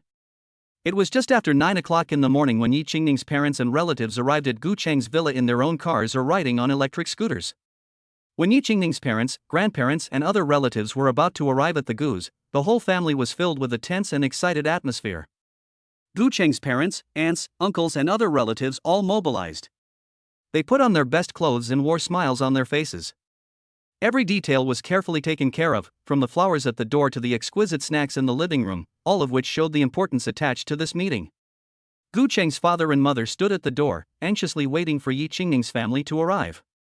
Their eyes sparkled with anticipation and enthusiasm, as if they had been waiting for this moment for far too long. Finally, a limousine slowly pulled up to the Gu family's front door. The doors opened and Yi Qingning's parents got out first. They were dressed elegantly, with an air of refinement, and they smiled as they walked towards the Gu parents. "Welcome to our home," said the Gu father excitedly. He shook Yi Qingning's father's hand firmly to show his warm welcome. Then Yi Qingning's grandparents got out of the car as well. The two elderly people were full of energy and amiable. Gu's mother walked up to them, greeted them warmly and invited them to come inside. Meanwhile, Gu Cheng's aunts, uncles and cousins also came forward to greet Yi Qingning's family warmly. Everyone exchanged pleasantries, and laughter echoed in the air. At that moment, the two families drew closer together. They interacted with each other, sharing stories and laughter. The whole scene was full of warmth and harmony, and one could feel the warmth of family love. With the arrival of Yi Qingning's family, the Gu family became lively and bustling. Everyone was immersed in the joyous atmosphere. Gu Cheng's aunts, uncles, and cousins were also busy with their own tasks, some helping to arrange the chairs, others preparing tea, all hoping to welcome their guests from afar with the most attentive service. Yi Qingning's grandparents slowly entered the living room with the help of the others. Although they were elderly, they were full of energy, and kindness shone in their eyes. Seeing this, the Gu family members went up to greet them, expressing their respect and care for the elderly. In the living room, Mrs. Gu had already arranged everything in an orderly manner. The soft sofa was surrounded by an exquisite tea table, and the table was set with all kinds of refreshments and fresh fruit, exuding a tempting aroma. Gu Cheng's aunts and uncles were busy pouring tea for the guests. They were skilled in their technique, smiling, and every detail revealed their respect for the guests. Yi Qingning's family was infected by this enthusiasm, and they all sat down on the sofa, starting a relaxed and pleasant conversation. Gu Cheng's father and Yi Qingning's father had a good chat, their topics ranging from family trivia to social hotspots. From time to time, they let out hearty laughter, and the atmosphere was very harmonious. Gu Cheng's mother took Yi Qingning's mother's hand and the two of them whispered, sharing their family lives and parenting experiences as if they had endless things to talk about. Yi Qingning's grandparents, as the elders of the family, received special attention from the Gu family. Gu Cheng's uncle personally brewed them some high-quality tea and patiently introduced the varieties and brewing methods. The two elderly people sipped the fragrant tea and couldn't stop praising it, their faces beaming with smiles. Meanwhile, some of the younger relatives chose to take a stroll in the garden. The Gu family's garden is designed with ingenuity, with evergreen trees and overflowing flowers.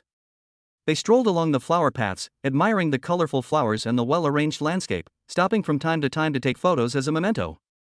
The entire afternoon was filled with a warm and harmonious atmosphere in the Gu family. Whether it was the laughter in the living room or the leisurely stroll in the garden, it made people feel the deep emotional bond between family members. And all of this came from the Gu family's warm hospitality and sincere treatment of Yi Qingning's family. Among the relatives who came to visit today was Yi Qingning's third aunt. She was very curious about the Gu family's home, so she started wandering around.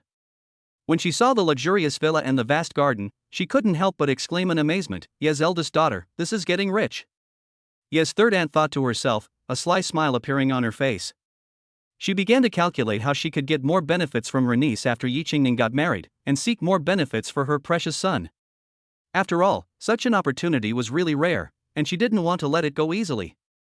Thinking about this, Yi Qingning walked over to the living room in front of the relatives and casually found a seat.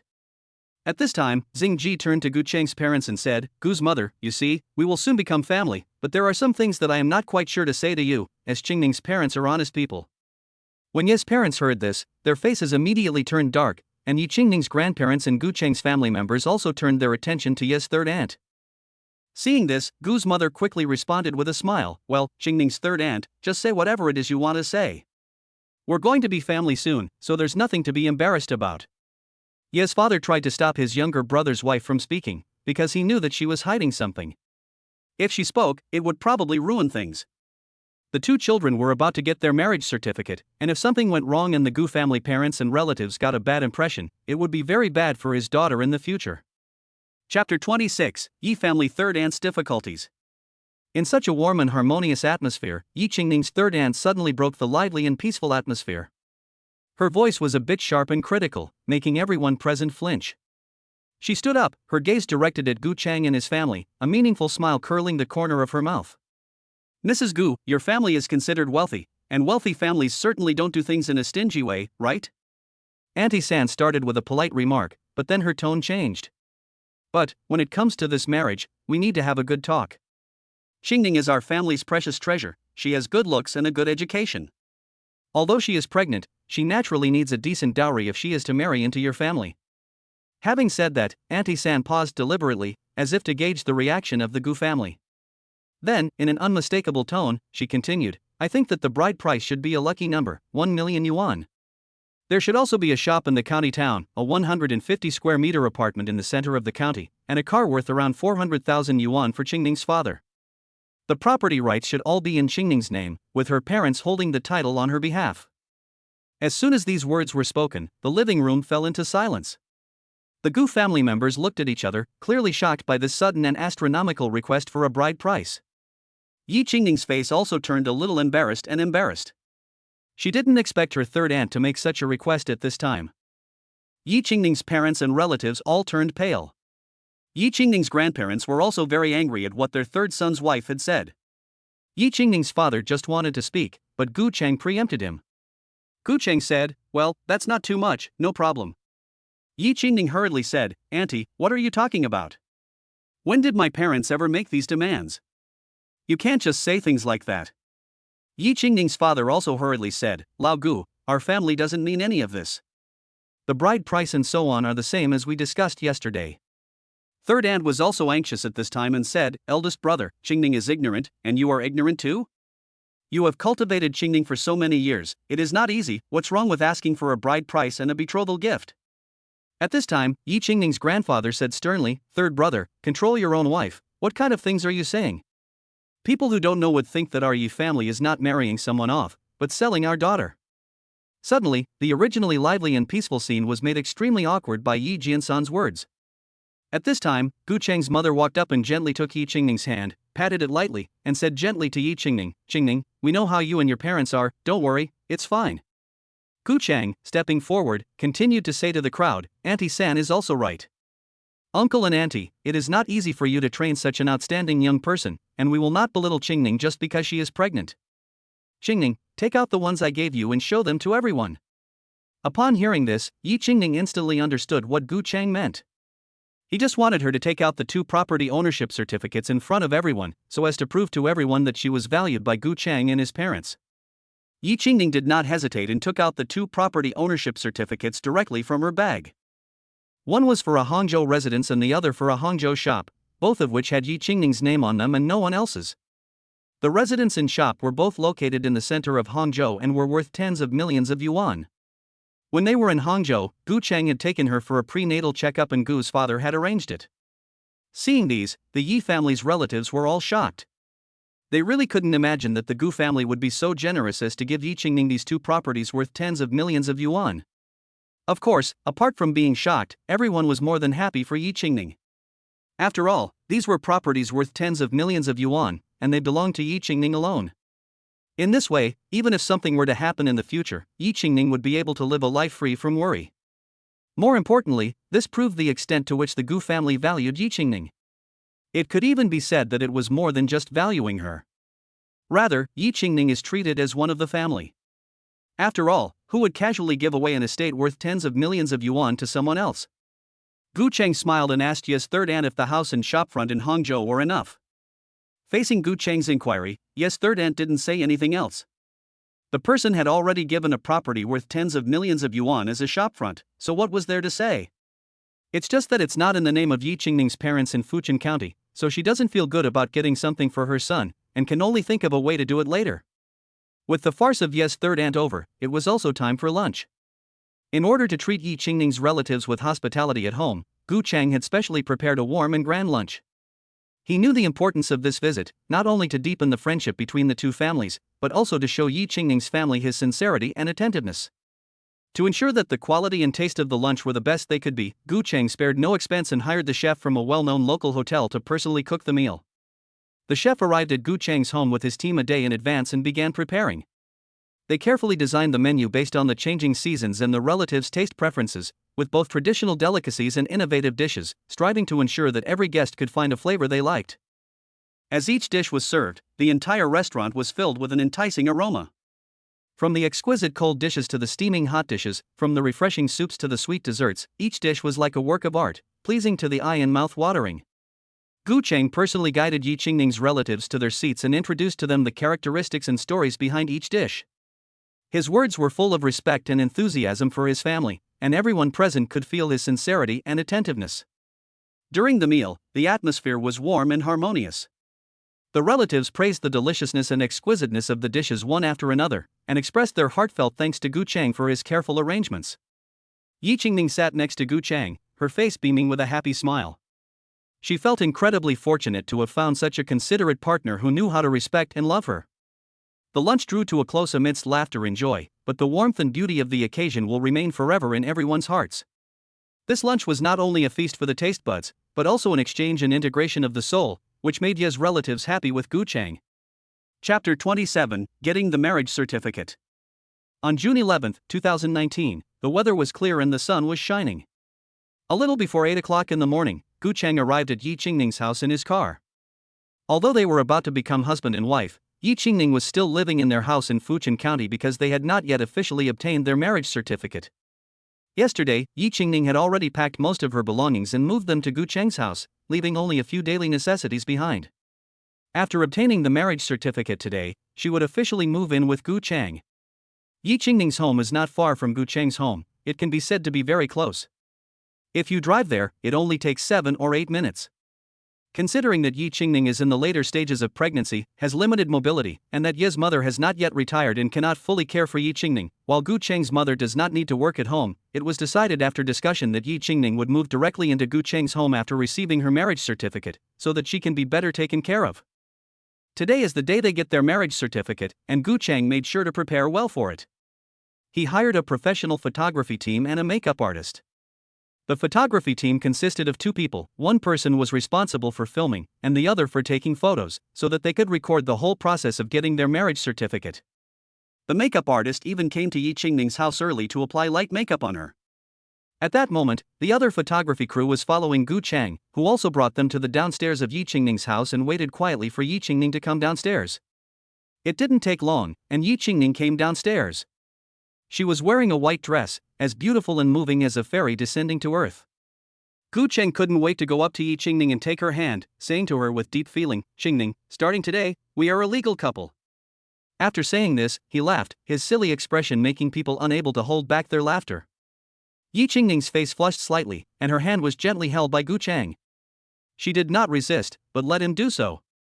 After spending these few days together, Yi Qingning had gradually become accustomed to Gu Cheng's intimate actions. Gu Cheng took Yi Qingning's hand and walked her towards the car, opened the door for her to get in, and carefully fastened her seatbelt. Then he walked over to the driver's seat and started the car, ready to set off for the Civil Affairs Bureau. One of the photographers sat in the passenger seat, while the other photographer and makeup artist followed in another car. When Gu Cheng and his party arrived at the entrance to the Civil Affairs Bureau, they found that there were no other couples waiting. Since it was not a special holiday or anniversary, there were relatively few people registering to get married. Gu Chang and Yi Qingning were the first couple to arrive today, which made Yi Qingning feel a little surprised and happy. The Civil Affairs Bureau opens at 8:30 a.m., but it was only 8:27 a.m., and there were still 3 minutes to go. Gu Chang and Yi Qingning decided to get out of the car first and stand in front of the Civil Affairs Bureau waiting for it to open. They stood hand in hand, their faces full of happy smiles. After a while, the door of the Civil Affairs Bureau was opened from the inside by the staff, and the office officially started to handle business. The sunlight gently shone into the hall of the Civil Affairs Bureau, and through the tall glass windows, it cast a golden glow over this space filled with moments of happiness. Gu Chang and Yi Qingning stood hand in hand at one end of the red carpet, their eyes shining with infinite longing and determination for their future lives. Gu Chang was exceptionally handsome and upright, wearing a custom-made white shirt with a simple yet solemn black suit. Yi Qingning was similarly dressed in a shirt, but with a white lace veil as decoration. As the breeze blew, the white veil swayed gently, like the gentlest spring breeze. Her smile was as bright and moving as a blooming flower. They walked hand in hand to the marriage registration window, sat down and began to fill out the application for marriage registration statement. They took the pen and wrote their names and personal information in a flourish.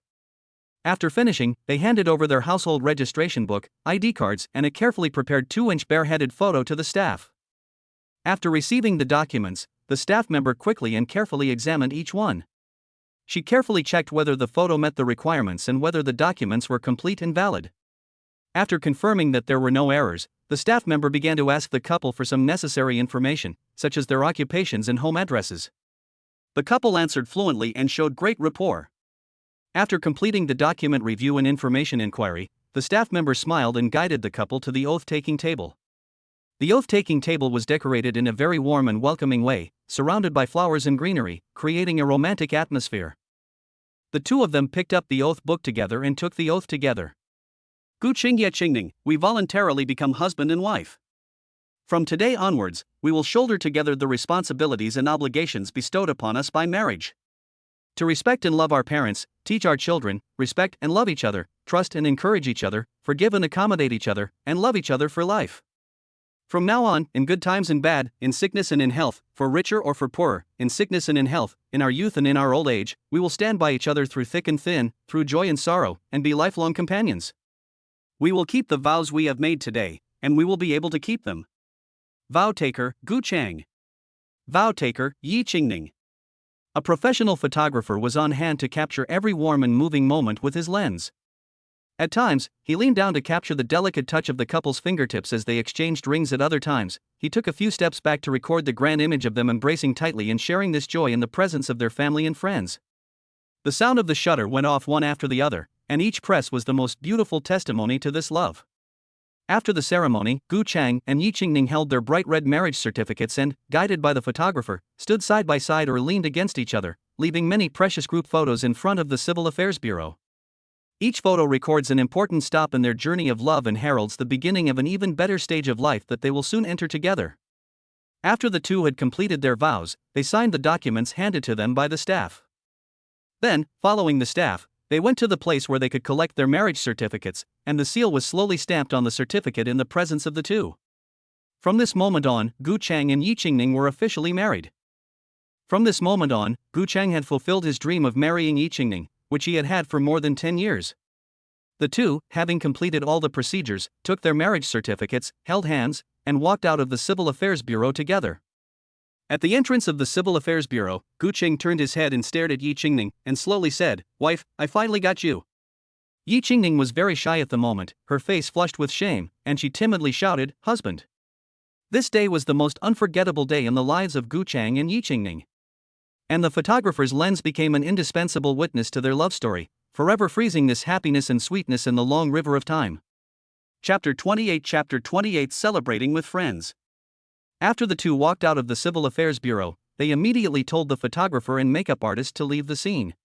Before leaving, the photographer told them that it would take about a week to edit the videos and photos taken today, and promised to send them as soon as the editing was complete. Since it was only a little after 10 a.m., there was still some time before their lunch appointment with friends. So the two discussed and decided to go to the mall near the lunch venue first. When they arrived at the mall, they strolled hand in hand, enjoying this rare moment of leisure. At this time, Gu Cheng couldn't help but recall this time last year, when he was having a lively discussion with his roommates about work after graduation, and they were still far apart. However, just 1 year has passed, and now he is holding the goddess of his dreams, with her marriage certificate in his pocket.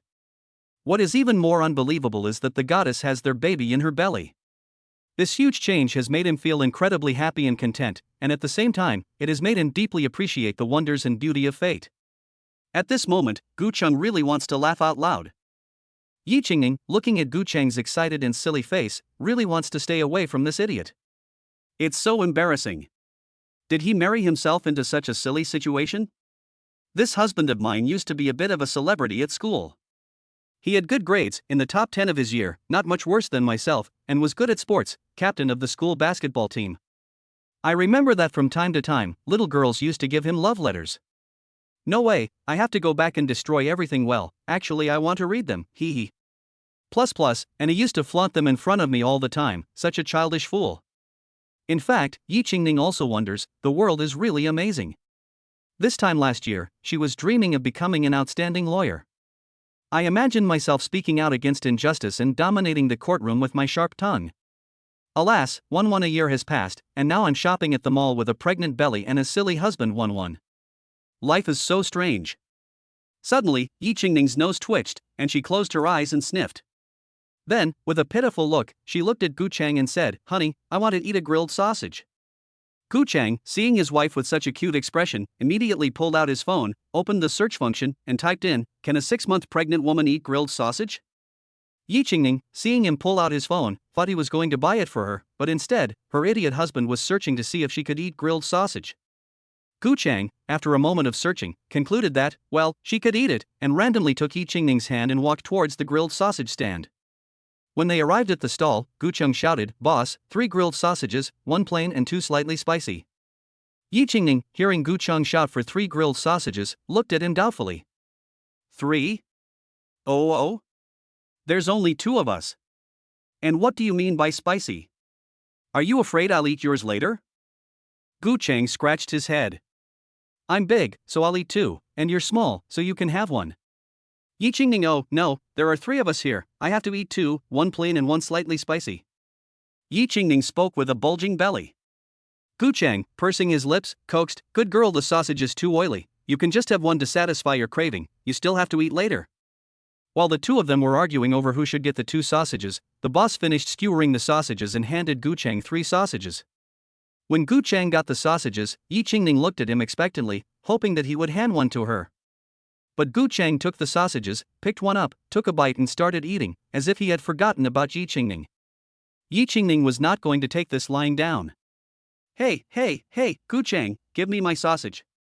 At this moment, Yi Qingning showed her small tiger teeth, looking as if she would fight with him if he didn't give her the sausage immediately.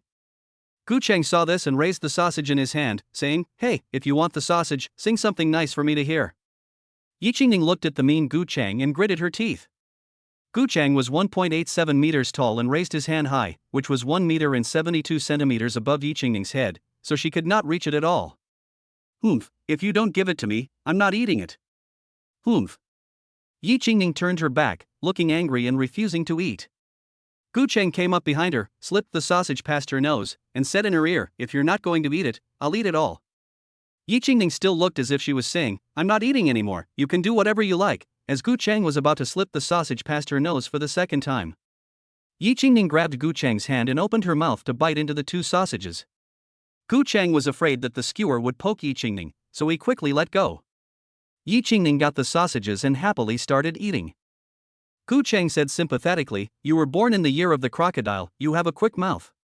Yi Qingning took off a bite of the grilled sausage and said to Gu Cheng, "Yes, I was born in the year of the crocodile, and you have to be nice to me in the future," and glanced between Gu Cheng's legs.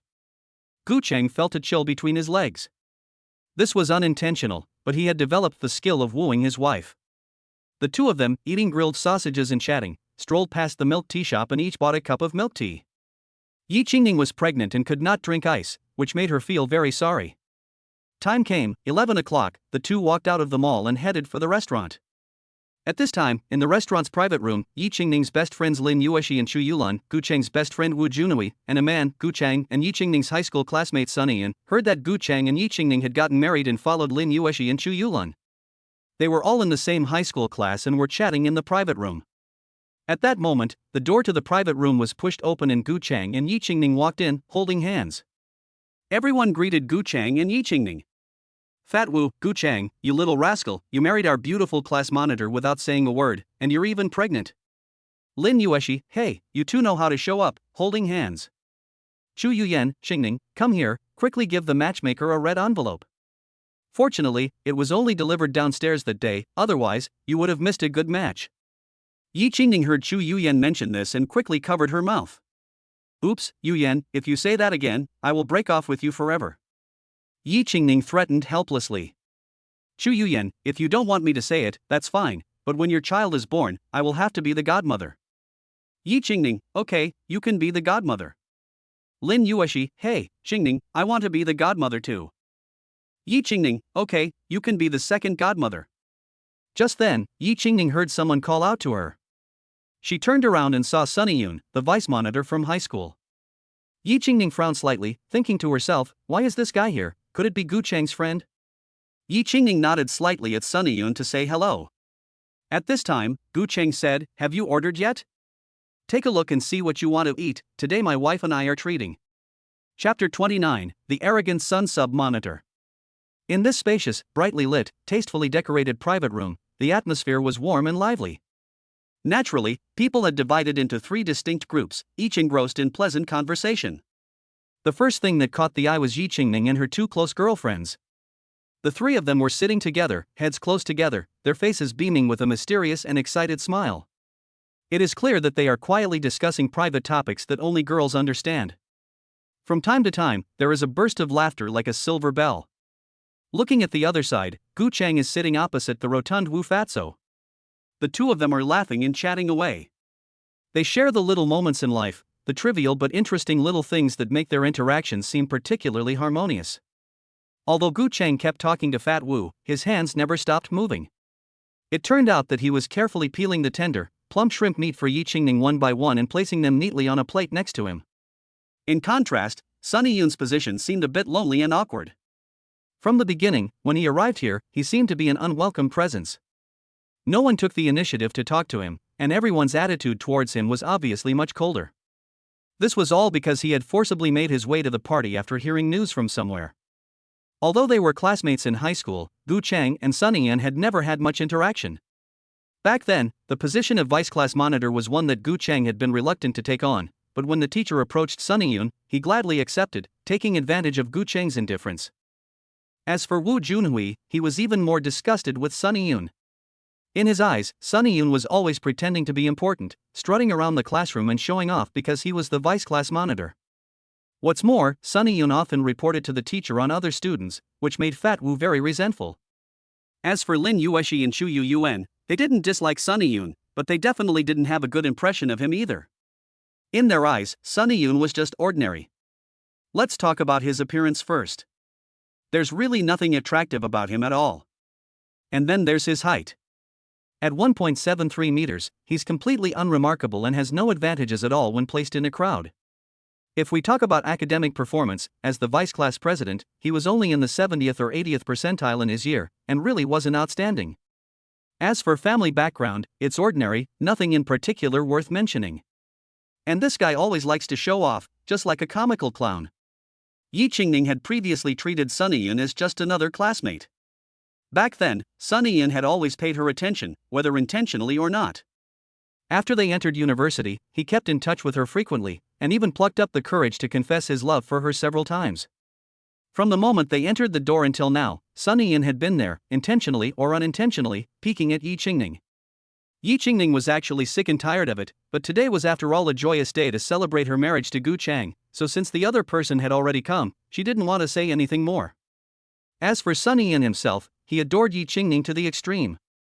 He always believed that Yi Qingning had a special meaning for him, and he always firmly believed that in this world, only he was able to match up to Yi Qingning. This confidence seemed to be innate, deeply rooted in his heart. Just last night, the gears of fate began to turn quietly. When Sunny Yun happened to bump into Lin Yueshi and Chu Yuen, he happened to catch Yi Qingning calling Lin Yueshi. From the other end of the line came the clear and pleasant voice of Yi Qingning. Yueshi, I'm going to get my marriage certificate with Fucheng today. Let's get together with a few good friends for a meal to celebrate. The call struck Sunny Yun like a bolt of lightning, and he instantly became excited. Before Lin Yueshi could respond, Sunny Yun couldn't wait to interrupt. Oh, how could I miss such a happy occasion? I want to join in the fun too.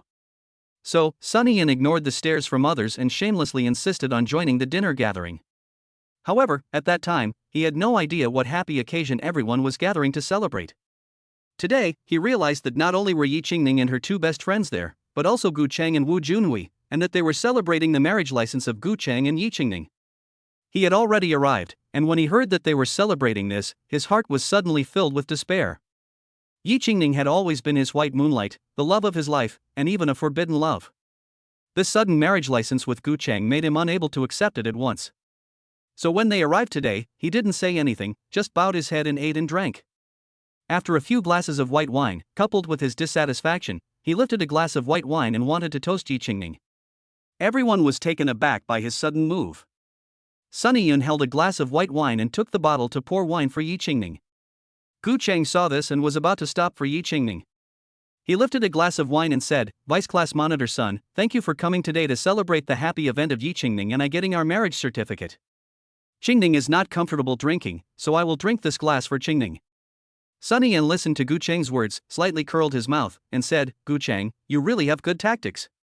Qingning was fooled by you and you got her, what a pity, hee. Gu Cheng listened to Sunny Yun's words and felt uncomfortable in his heart, but he didn't say anything. An insignificant person like that wouldn't be dealt with much in the future. After drinking, he sat down and continued to chat with Fat Wu and peel shrimp for Yi Qingning. Sunny Yun then continued to pour himself a glass and continued to toast Yi Qingning. At this time, Zhu Yuran said, Sunny Yun, I'm afraid you have a serious illness. Qingning is pregnant, so you have to toast her. Sunny Yun then took on the tone of a vice captain and said, Zhu Yuran, I'm toasting Qingning, what's it got to do with you? Besides, what's wrong with being pregnant? It's just a sip, and I didn't say I was going to drink at all. Zhu Yuran, this isn't school anymore, we're all in society now. If you don't understand the ways of the world, how will you ever make it in society? Zhu Yuran snorted, Sunny Yun, you know it's not school anymore, so you have no right to lecture me. At school you could still snitch, but in society, with your measly monthly salary of 5,000 yuan, what are you? At this point, Fat Wu spoke up, Sunny Yun, are you looking for trouble? Gu Cheng already gave you face just now by accepting your toast, and you kept on toasting even though you knew the monitor was pregnant. Chapter 30, The Arrogant Vice Monitor Sun 2. Sunny Yun's mouth curled up slightly, revealing a disdainful sneer. His gaze swept coldly across the chubby figure opposite him, and he mocked, Fat Wu, back in the day at school, I knew full well that you were nothing more than a little follower tagging along behind Gu Cheng's ass. I really didn't expect that after all this time in society, you haven't improved at all and are still the same subservient, flattering person you were back then. Then Sunny Yun raised his wineglass, slowly walked up to the monitor, and said, Monitor, it's really rare that we can get together here today. I, Sunny Yun, came here specially to toast you. This is the friendship between you and me. As for this first toast, since Gu Cheng has already drunk it, let's just give him the face. As soon as he finished speaking, Sunny Yun turned his gaze to the people making a scene, his face instantly darkening, and he said sternly, As for this second toast, I also sincerely wanted to toast the monitor, but before I could say anything, you all couldn't wait to jump out and yell. Humph, the monitor's husband, Gu Cheng, hasn't even spoken up yet, so what are you people doing here meddling? As she spoke, Sunny Yun seemed to become more and more angry, and her voice unconsciously rose an octave. Besides, just what kind of underhanded tactics did he use to be able to marry our beautiful, gentle, and virtuous monitor? Besides the fact that he is just a rich kid, what else can he offer? He is not worthy of such an outstanding Qingning. Upon hearing this, Gu Cheng stopped peeling the shrimp in his hands and gently pushed the plate, which was already full of peeled shrimp meat, in front of Yi Qingning. He slightly adjusted his sitting position, leaned forward slightly, and then spoke in a slow and steady tone, Today is the big day when Qingning and I get married. Originally, I didn't want to let everyone be upset and have an unpleasant time, so when you proposed the first toast to me, I didn't hesitate to drink it all in one go. And I didn't take any of what you said earlier to heart. Gu Cheng paused for a moment, as if gathering his thoughts. Then, looking directly at Sunny Yun across the table, he continued, However, since things have come to this, and since you've already said what you have, let me just say this to you. You keep saying that I'm not qualified, but I'd like to ask you, what is it about you that makes you better than me? In terms of appearance, you are just so-so. In terms of height, you are only 1.7 meters, dwarfed by me. In terms of special skills, I have been the captain of the school basketball team since my freshman year, and led the team to win the high school league championship for 3 consecutive years. At this point, Gu Cheng's eyes became even sharper. He raised his voice a little and continued, if we compare grades, there is no need to say anything more. The Zhejiang University I attended is a top university in the country, and it is ranked third among the double first-class universities. When I took the college entrance exam back then, with my grades, not to mention Tsinghua University and Peking University, I could have chosen any top university in the country. But what about you? Your grades are at best for a second-tier university, huh? Lin Yueshi said, Vice Monitor son, don't think we don't know, you have been courting Qingning since high school. You, just give up this hope. Don't say that Qingning is married to Gu Cheng, even if she isn't, you don't stand a chance. Don't say that we girls are snobbish, what do you have? Average grades, average looks, average height, can't afford a house, can't afford a car, 5,000 a month. Why do you think Qingning would look at you? Because of your male chauvinism? Because you can let her live in a rented room with you? Or because you can talk a blue streak? That's ridiculous. Ha ha. As he listened to everyone's mockery of him, he still looked at Yi Qingning and said to her, Qingning, I know you've always had a thing for me. You must have been blinded by Gu Cheng. At this point, Yi Qingning, eating the shrimp meat peeled by Gu Cheng, swallowed it, took a piece of paper to wipe his hands, and asked the crowd, who invited this idiot? Then, he said to Sunny Yun, which eye of yours saw that I had feelings for you? What did I let you misunderstand? Although I, Yi Qingning, am not someone who dislikes poverty and loves wealth, and I don't have high requirements for the appearance of my other half, but you, I really don't feel a thing. Back in school, I told you countless times that I had no feelings for you. When you confessed your love for me when I was in college, I told you many times that I had no feelings for you. Today, you came here uninvited, but I didn't turn you away. It was supposed to be a lively and happy meal, chatting and eating together. By the way, where's your vice class monitor position? The teacher's first choice was Gu Cheng, the class monitor. The teacher talked to Gu Cheng first, but Gu Cheng didn't want to be the class monitor, so it was your turn. Shrimp and pig's heart, what a mess. Sunny Yun, today, I'll say it one last time here, I don't have the slightest feeling for you. From now on, don't contact me. I'm afraid my husband will be jealous. I'll block your phone number and WeChat. Okay, you've eaten and drunk, you should go now, don't spoil our friendship, take care. Sunny Yun, after hearing Yi Qingning's words, her face turned black, and she looked viciously at everyone. Fine, I didn't expect it, Yi Qingning, you are also a vain woman. Yes, I don't look as good as Gu Chengdao, I don't look as good as Gu Cheng, and my family isn't as rich as Gu Cheng's, but 30 years from now, we'll see who's in the right. After saying that, Sunny Yun walked away without looking back.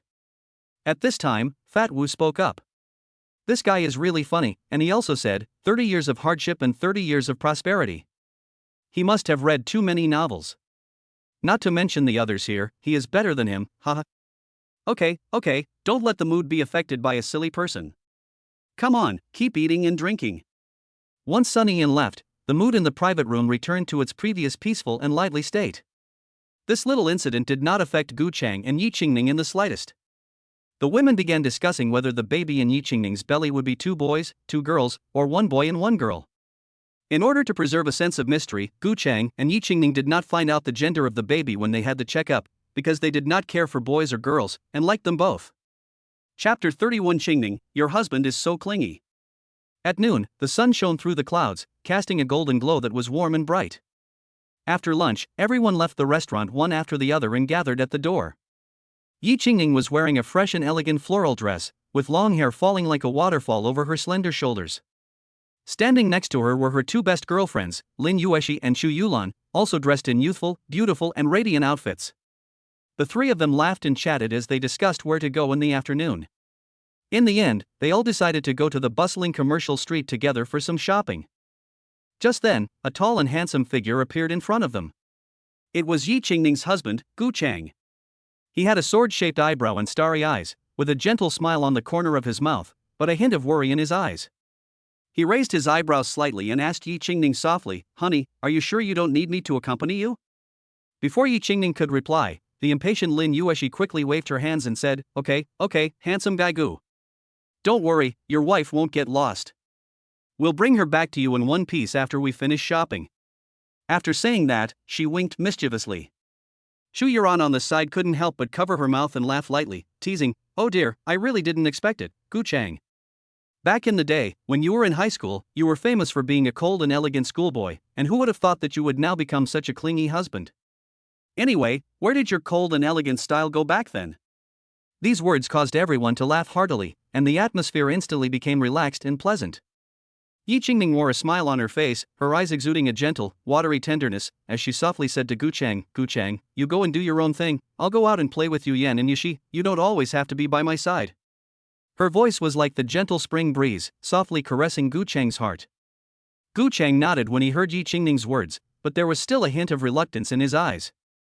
He slowly responded, "Okay, but if you see something you like, just buy it, and don't try to save money for me." His words were full of concern and pampering. At this time, Lin Yueshi, who was standing nearby, winked mischievously and said with a smile, "I know, brother Gu, we will definitely take care of sister Qingming." Shu Yuran rolled her eyes helplessly and said to Gu Cheng in a grumpy tone, "Oh, come on, it's just a stroll, not like we're going to do anything earth-shattering, look at you getting all worked up over nothing." Gu Cheng scratched his head embarrassedly and laughed, "Qingming could be pregnant, how could I not be worried?" Shu Yuran waved her hand and said nonchalantly, Okay, stop talking nonsense, just go about your business." With that, she led Yi Qingming and Lin Yueshi towards the car. Yi Qingming glanced back at Gu Cheng, her face beaming with happiness, before following Shu Yuran and the others into the car. As the engine of the car roared to life, the vehicle gradually pulled away from the spot, disappearing at the end of the road. Gu Cheng watched the three women leave and turned to walk towards his car. Fat Wu went back to work after dinner, while the three women went shopping together. Gu Cheng was alone and didn't know where to go. In the end, he decided to go home and check the business data and stock situation called by the store. As for the three women, they saw Chu Yuran skillfully driving the car, taking Yi Qingming and Lin Yueshi speeding towards the bustling commercial street. Inside the car, the three women were like a group of happy birds, chatting excitedly about all kinds of interesting topics. Qingming, while driving attentively, turned her head curiously to Yi Qingming and asked, "Gu Cheng, has he always been this clingy?" Yi Qingming, sitting in the passenger seat, gently stroked her high and bulging abdomen and replied with a gentle smile, "Actually, it's not that bad. Maybe it's because I'm pregnant now and I'm already quite advanced in my pregnancy, so he's just extra worried about me." Hearing Yi Qingming's explanation, Chu Yuran couldn't help but smile. She recalled her interactions with Gu Cheng in high school and said with emotion, "Oh, my impression of him is still from high school. Back then, his academic performance was outstanding, and he was so dashing on the sports field that he charmed a large group of girls. Coupled with his handsome and charming face, he was simply the school's celebrity. However, at the time, he always gave the impression of being aloof and didn't usually say much. But today, after seeing him again, I realized that he is completely different from before." Lin Yueshi gave a gentle smile and said slowly, "People always change. Back then, Gu Cheng always had Qingming in his heart, and no other woman could ever enter his eyes." Chu Yuran was slightly taken aback, and then she sighed with emotion, "I really didn't expect it, that Gu Cheng was so infatuated, and actually secretly loved Qingming for 10 whole years. Gee, if there was such a handsome and rich guy who secretly loved me for 10 years, I would definitely be willing to give him a litter of cute babies," she said, and she couldn't help but cover her mouth and laugh lightly. Hearing Chu Yuran's bold and straightforward words, the other two women present couldn't help but laugh out loud, and for a moment, their laughter echoed throughout the carriage. Lin Yueshi laughed until she could hardly breathe, and when she finally stopped, she teased, "Oh, don't even dream about it. Handsome and rich? Nowadays, if even a man gives you a flirtatious glance, I bet you won't be able to wait to pounce on him and drag him straight back to your room to get married." Upon hearing this, Chu Yuran's face instantly turned red with anger, and she snapped, "Don't talk nonsense. I'm not that kind of person. I have high standards, at least he has to be half as handsome and rich as Gu Cheng." After saying that, she angrily turned her head away and stopped looking at Lin Yueshi. At this time, Yi Qingming said slowly, "I didn't know either. It turns out that Gu Cheng liked me for so many years. At that time I was focused on my studies and never thought about falling in love. Qingming, if you had said that at the end of the college entrance exam, Gu Cheng confessed his love for you, would you have said yes and gone to the same university as him?" Yi Qingming thought for a moment and said, "Maybe. Actually, I quite liked him in high school. After all, he was good looking, good at sports, and had a good temper. I had no reason to say no." Lin Yueshi, alas, we have Gu Cheng to blame for this. If we had been braver, you would have gone from campus to marriage, and your children would probably be hitting the sauce. Yi Qingning covered her mouth and laughed secretly. It's fine now, although there were some twists and turns along the way, the result is good now. We are still together, married, and have a baby. It's just that the process of falling in love is missing. Yi Qingning said with a slight regret. Xu Yuran said, you two are destined for each other. It may just be that the time for destiny has not yet come. Judging from Gu Cheng's performance so far, the things he does for you in your daily life can make up for the regret of the love process. Lin Yueshi, sigh, Qingning, I envy you. My true love is still out there somewhere. Chapter 32, A Chance Encounter with Jun Yaki at a Boutique. The three women walked towards the commercial street chatting and laughing. The sunlight shone on them, illuminating their youthful faces and their light, cheerful steps. After a while, Xu Yuran expertly parked the car, and then with Lin Yueshi, they took Yi Qingning's arm, one on each side, in tacit agreement. They were like close sisters, their relationship harmonious and warm. Soon, they arrived in front of a store called Stradivarius, a light luxury clothing brand. The store was exquisitely decorated and elegant, and the fashionable clothing displayed in the windows attracted the attention of passers-by. When the three women entered the store, a waitress with a sweet smile immediately came up to them and said enthusiastically, "Welcome to Stradivarius." She bowed slightly to extend a sincere welcome to these beautiful customers. The soft lighting in the store creates a comfortable and pleasant shopping atmosphere. The hangers are full of clothes of different styles and in colorful hues, dazzling the eye. After smiling and saying hello, the attendant's gaze inadvertently swept over the three women, and she was momentarily stunned, a hint of surprise and joy appearing on her face. Yi Qingning, Lin Yueshi, and Xu Yulan, it's you three. Hearing the voice, the three women almost turned their heads at the same time and realized that the waitress in front of them was actually their former high school classmate, Jun Yaki. Jun Yaki, I really didn't expect to meet you here, and you actually work here. Yi Qingning spoke first, warmly greeting her. Yes, class president. Alas, there was nothing I could do. My college entrance exam results were unsatisfactory, so after graduating from high school, I went straight to work. But you guys, today is Tuesday, how come you all have time to get together? Don't you all have to work? Jun Yaki asked curiously. At this time, Xu Yuyan picked up the conversation and replied, I recently took some time off work. Yueshi, on the other hand, has her own company at home, so she has more freedom with her work schedule. As for Qingning, she is pregnant right now, so she is staying at home to take care of her baby. Pregnant and raising a child? Jun Yaki, without realizing it, directed her gaze at Yi Qingning, who was standing next to Lin Yueshi and Xu Yuran. She carefully examined Yi Qingning's slightly bulging belly, and she hadn't noticed the change before. At this moment, there was no doubt in her mind that it was a belly that had gradually grown larger after pregnancy.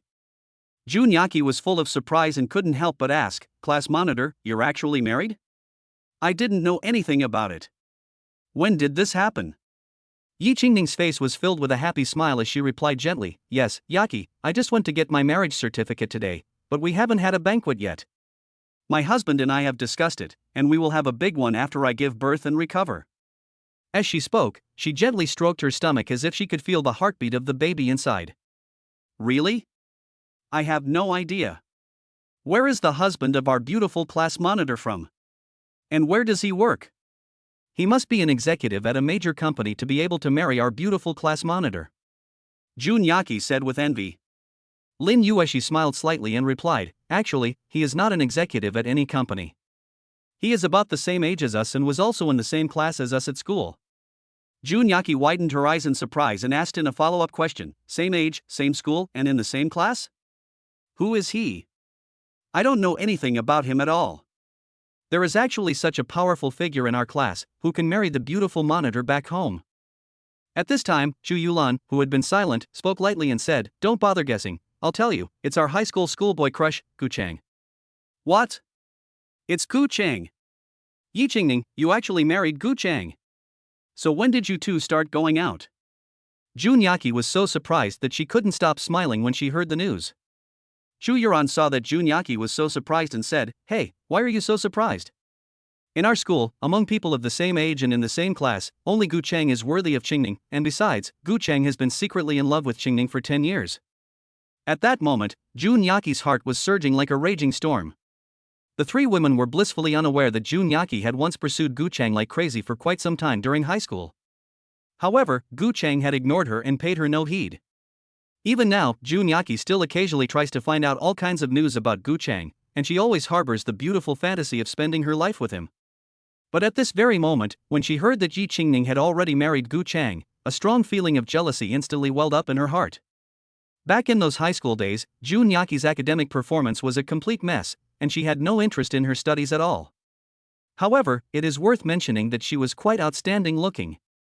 I remember that in the first year of high school, Jun Yaki was captivated by Gu Chang's handsome appearance at first glance, and since then she began to pursue him relentlessly. However, no matter how hard she tried to show her affection, Gu Chang never gave her any response, and even told her more than once that he already had someone he liked, and asked her to stop pestering him. At that time, the naive Jun Yaki thought that this was just an excuse made up by Gu Chang to get rid of her pestering. It wasn't until today, when she heard this heartbreaking news, that she suddenly realized and finally understood what Gu Chang had said at the time was not a lie. It turned out that everything was true, and that from the beginning, she was destined never to be able to enter Gu Chang's heart. At this thought, Jun Yaki's heart was filled with loss and pain. It turned out that Gu Chang had always liked Yi Qingning. "Hey, Jun Yaki, since you work here, why don't you introduce us?" Jun Yaki quietly suppressed her jealousy and began to introduce the clothes to the women. "This is our store's star product, a dress that combines elegance and fashion. This dress is made of high-end custom-made fabric that feels silky to the touch, light and breathable, so you can feel unprecedented comfort even in the heat of summer. In terms of design, it cleverly combines retro and modern elements. The exquisite lace spreads delicately along the neckline and cuffs, showing both the femininity and gentleness of women, without losing a sense of fashion. The waist is cut in 3 dimensions, which can perfectly outline your figure." At this time, Jun Yaki, who has demonstrated her ability to work in a light luxury industry for many years, can professionally and in detail explain the selected clothes to the women. Chapter 33, Wife, don't worry about money, your husband and I have money. Qingning, take a look at this dress. It's perfect for you. You should know that you are now 6 months pregnant, and this dress is not tight at all, it's extra loose and won't restrict you in any way. And, the whole design is really exquisite and super nice. Honey, you should try it on. Lin Yueshi was smiling from ear to ear, holding the dress up and enthusiastically recommending it to Yi Qingning. At that moment, Jun Yaki walked over just in time and said, "This dress is the latest style for this summer, and it's a limited edition specially created by a well-known designer invited by Stradivarius. But I need to warn you in advance, because of its uniqueness and high quality, the price may be a little higher." As soon as she finished speaking, Xu Yuran walked over with light steps and said without hesitation, "The price doesn't matter at all. Gu Chang spoils Qingning so much that he doesn't care about the little money. Qingning, don't dawdle, go try it on quickly, let's all see how it looks on you." Jun Yaki listened silently to Xu Yuran's words, and a strong feeling of jealousy welled up in her heart. She thought to herself, if Yi Qingning hadn't stolen her love in the first place, then Gu Chang's wealth would have been hers. In that case, she wouldn't have to work so hard selling clothes here. However, despite her jealousy, Jun Yaki remained calm on the surface, hiding her emotions deep down. She just quietly watched Yi Qingning take the dress and turn towards the fitting room. Deep down, she thought to herself, so what if Gu Chang is married now? If I want him, I will find a way to steal him away from Yi Qingning one day. Not long after, Yi Qingning slowly walked out of the fitting room. She was wearing an elegant long dress, as if it had been tailored for her, making her look even more elegant and fashionable. Although the long dress was loose-fitting, it could not hide Yi Qingning's hot and explosive figure at all. Especially after she became pregnant, her originally charming and plump chest curves became even more magnificent, which made people unable to take their eyes off it. Although this is a relatively loose-fitting long dress, when it is worn by Yi Qingning, it is difficult for others to tell that she is already 6 months pregnant. Instead, they will feel that she is just a beautiful woman with a graceful figure and outstanding temperament, exuding a unique and charming charm. It fits so well, Qingning, it's almost as if it was tailor-made for you. You can wear this dress when you're pregnant and after you give birth, too, said Xu Yuyan excitedly. At this time, Lin Yueshi also said, Qingning, this one really suits you, it brings out your temperament perfectly, especially after you got pregnant, your bigger breasts directly supported up the skirt, making you look even more elegant. Yi Qingning gave Lin Yueshi a cold stare, too ashamed to look down at her chest. It really got bigger after she got pregnant, so distressing. Yi Qingning stood in front of the huge, bright full-length mirror. She leaned slightly to the side, looking left and right, carefully examining the dress. The skirt was as light and ethereal as a flower petal, swaying gently with her movements. The top was cut just right to outline her graceful curves. A delighted smile spread across her face, clearly very pleased with the dress. Yi Qingning turned her head with joy, her eyes falling on Jun Yaki next to her, and she couldn't wait to ask, "This dress is really pretty. How much does it cost?" Upon hearing Yi Qingning's inquiry, Jun Yaki looked down at the tablet in her hands, quickly sliding her finger across the screen to check the relevant information. After a moment, she looked up and smiled as she replied, "This dress is not cheap. Because it is a limited edition from a well-known designer, the price is 7,980 yuan." Yi Qingning was also taken aback when she heard the price of the dress. At 7,980 yuan, it was almost 10,000 yuan, which felt a bit too expensive. But she really liked it. After thinking about it for a moment, she took out her phone, took a photo of herself in the mirror, and sent it to Fucheng. "Honey, does this dress look good?" Yi Qingning sent a WeChat message to her husband Fucheng, attaching a beautiful photo of herself in the new dress. Almost as soon as the message was sent, Fucheng quickly replied, "Honey, this dress is really beautiful. Especially when worn by you, it is simply perfect, as if it were tailor-made just for you." Yi Qingning, who had received her husband's praise, was overjoyed, but still said hesitantly, "But it's very expensive, this dress is almost 8,000 yuan. Fucheng responded without hesitation, "What's 8,000? Buy it. If it's just hanging on a hanger for display, it might not seem worth the price. But once it's on my precious wife, it's definitely worth more than 8,000, even 80,000. Hurry up and buy it." Hearing her husband's generous words, Yi Qingning beamed with joy and playfully replied, "Then I'll really buy it." Fucheng said firmly and affectionately, "Don't worry, go ahead and buy it. My husband has plenty of money, don't save any for me." Yi Qingning was deeply moved and quickly replied, "Okay, thanks, honey, I love you." Meanwhile, Jun Yaki, who was also in the store, saw that Yi Qingning had been happily sending WeChat messages, and secretly guessed that she must be chatting with Fucheng. She thought to herself, Fucheng would never agree to let Yi Qingning buy such an expensive dress. If Yi Qingning tried it on and didn't buy it because the price was too high, she would really lose face. Upon thinking of this, Jun Yaki couldn't help but smile with glee, looking forward to witnessing the embarrassing scene of Yi Qingning's public embarrassment. Yi Qingning, putting away her phone, said to Jun Yaki, "I'll take this dress. We'll pay for it together later." After saying that, she looked at the two young girls trying on clothes. Jun Yaki, who never expected that Fucheng would agree to buy it for Yi Qingning, was even more jealous. An 8,000 yuan dress would take almost a month and a half of her salary. Xu Yuran and Lin Yueshi each chose a few outfits, and Yi Qingning also chose 2 more dresses. The 3 of them went to the front desk together to pay. In the end, Xu Yuran's clothes cost a total of 7,654, Lin Yueshi's clothes cost a total of 8,459, and Yi Qingning's clothes cost a total of 13,369. The 3 paid and walked out of the clothing store, went to the car to put the clothes away, and then continued shopping. Jun Yaki, watching the 3 men buy a bunch of clothes with style, swipe their cards and walk away, was full of envy, especially for Yi Qingning. She secretly vowed in her heart that she must pry Fucheng away, so that she could buy clothes so stylishly in the future. Chapter 34, Drinking Milk Tea and Eating Cake. After the 3 women had placed their purchases in the car, they continued their happy shopping trip intimately holding hands and chatting. As they walked, they came to a shoe store that looked quite fashionable and high quality, so the 3 of them entered without hesitation. After some careful selection, everyone bought the shoes they liked, and their faces were filled with satisfied smiles. Shortly after leaving the shoe store, they passed a well-known milk tea shop called Leche. As they had been shopping all afternoon, they were already feeling thirsty. Looking at the extensive drink menu in the store, the 3 decided to go in for a cup of milk tea to quench their thirst and take a break. Stepping into the store, they were immediately relaxed by the warm, soft lighting and the cozy, comfortable decor. The 3 women stood around the ordering counter, carefully browsing the tempting drink names on the menu. In no time at all, they had each chosen their favorite flavor. Xu Yuran chose a cup of osmanthus persimmon lava tea, which is full of poetry and romance. Lin Yueshi picked a drink with large, hand-peeled grape pulp, and Yi Qingning fell for a refreshing tea drink called cold jasmine green tea. As they were about to pay for their drinks, Yi Qingning quickly pulled out her phone and quickly completed the payment. She smiled and said to her 2 best friends, "You have worked so hard shopping with me today, so I will pay for the drinks." Upon hearing this, Xu Yuyan's mouth slightly raised, revealing a sly smile. "Qingning, I have to say, you have really played your cards perfectly. But, do you really think that a measly drink is enough to get rid of me? That can't possibly satisfy my big appetite, hee hee hee." She crossed her arms in front of her chest and stared at Yi Qingning with a half-smile. Lin Yueshi, who was standing nearby, quickly chimed in, "Yes, Qingning, 1 drink is not enough. I want to eat sweet and delicious cakes and delicious desserts. She pouted her lips, looking very cute. Yi Qingning hurriedly nodded repeatedly in response. Okay, let's go eat desserts. As long as you're happy, I'll do whatever you want. Her eyes were full of adoration and helplessness.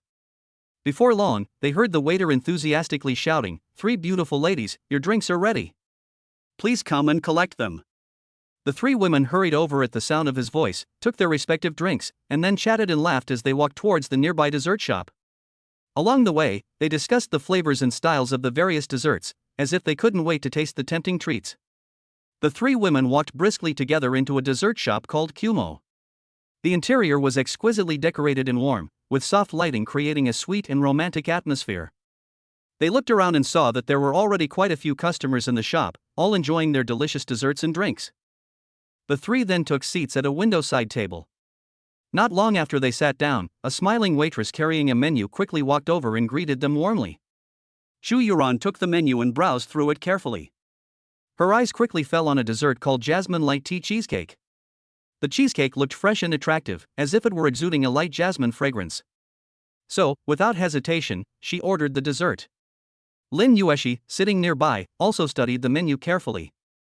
After some thought, she finally chose a whiskey chocolate cheesecake. The name alone sounded full of unique charm, making people wonder what kind of wonderful taste experience it would bring. Finally, it was Yi Qingning's turn to order. She gave it some thought, then pointed to the durian millefeuille on the menu and told the waiter, "I'll have that." She gave a satisfied smile, clearly very happy with her choice.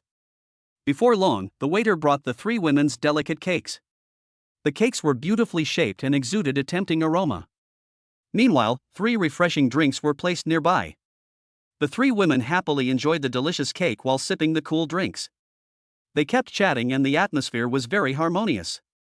At this time, Lin Yueshi looked at Yi Qingning with concern and asked softly, "Qingning, you are now 6 months pregnant. What is it really like to be pregnant? Will it be very tiring and difficult?" Yi Qingning frowned slightly and recalled, "The first few months were really hard. I was always nauseous, and the feeling of vomiting was so strong that it was almost unbearable. At that time, I didn't have the slightest appetite for food, let alone suffer. But fortunately, around the 4th month, the situation finally improved, at least I no longer vomited as frequently as before, but what followed was that I became very tired very easily, falling asleep at the slightest provocation, always feeling like I didn't get enough sleep." Hearing this, Xu Yuyan couldn't help but interject, "Even so, that was still very hard. It's hard to imagine that you had to bear all of this alone for such a long time. You really are something. Why didn't you tell us sisters if you were having difficulties?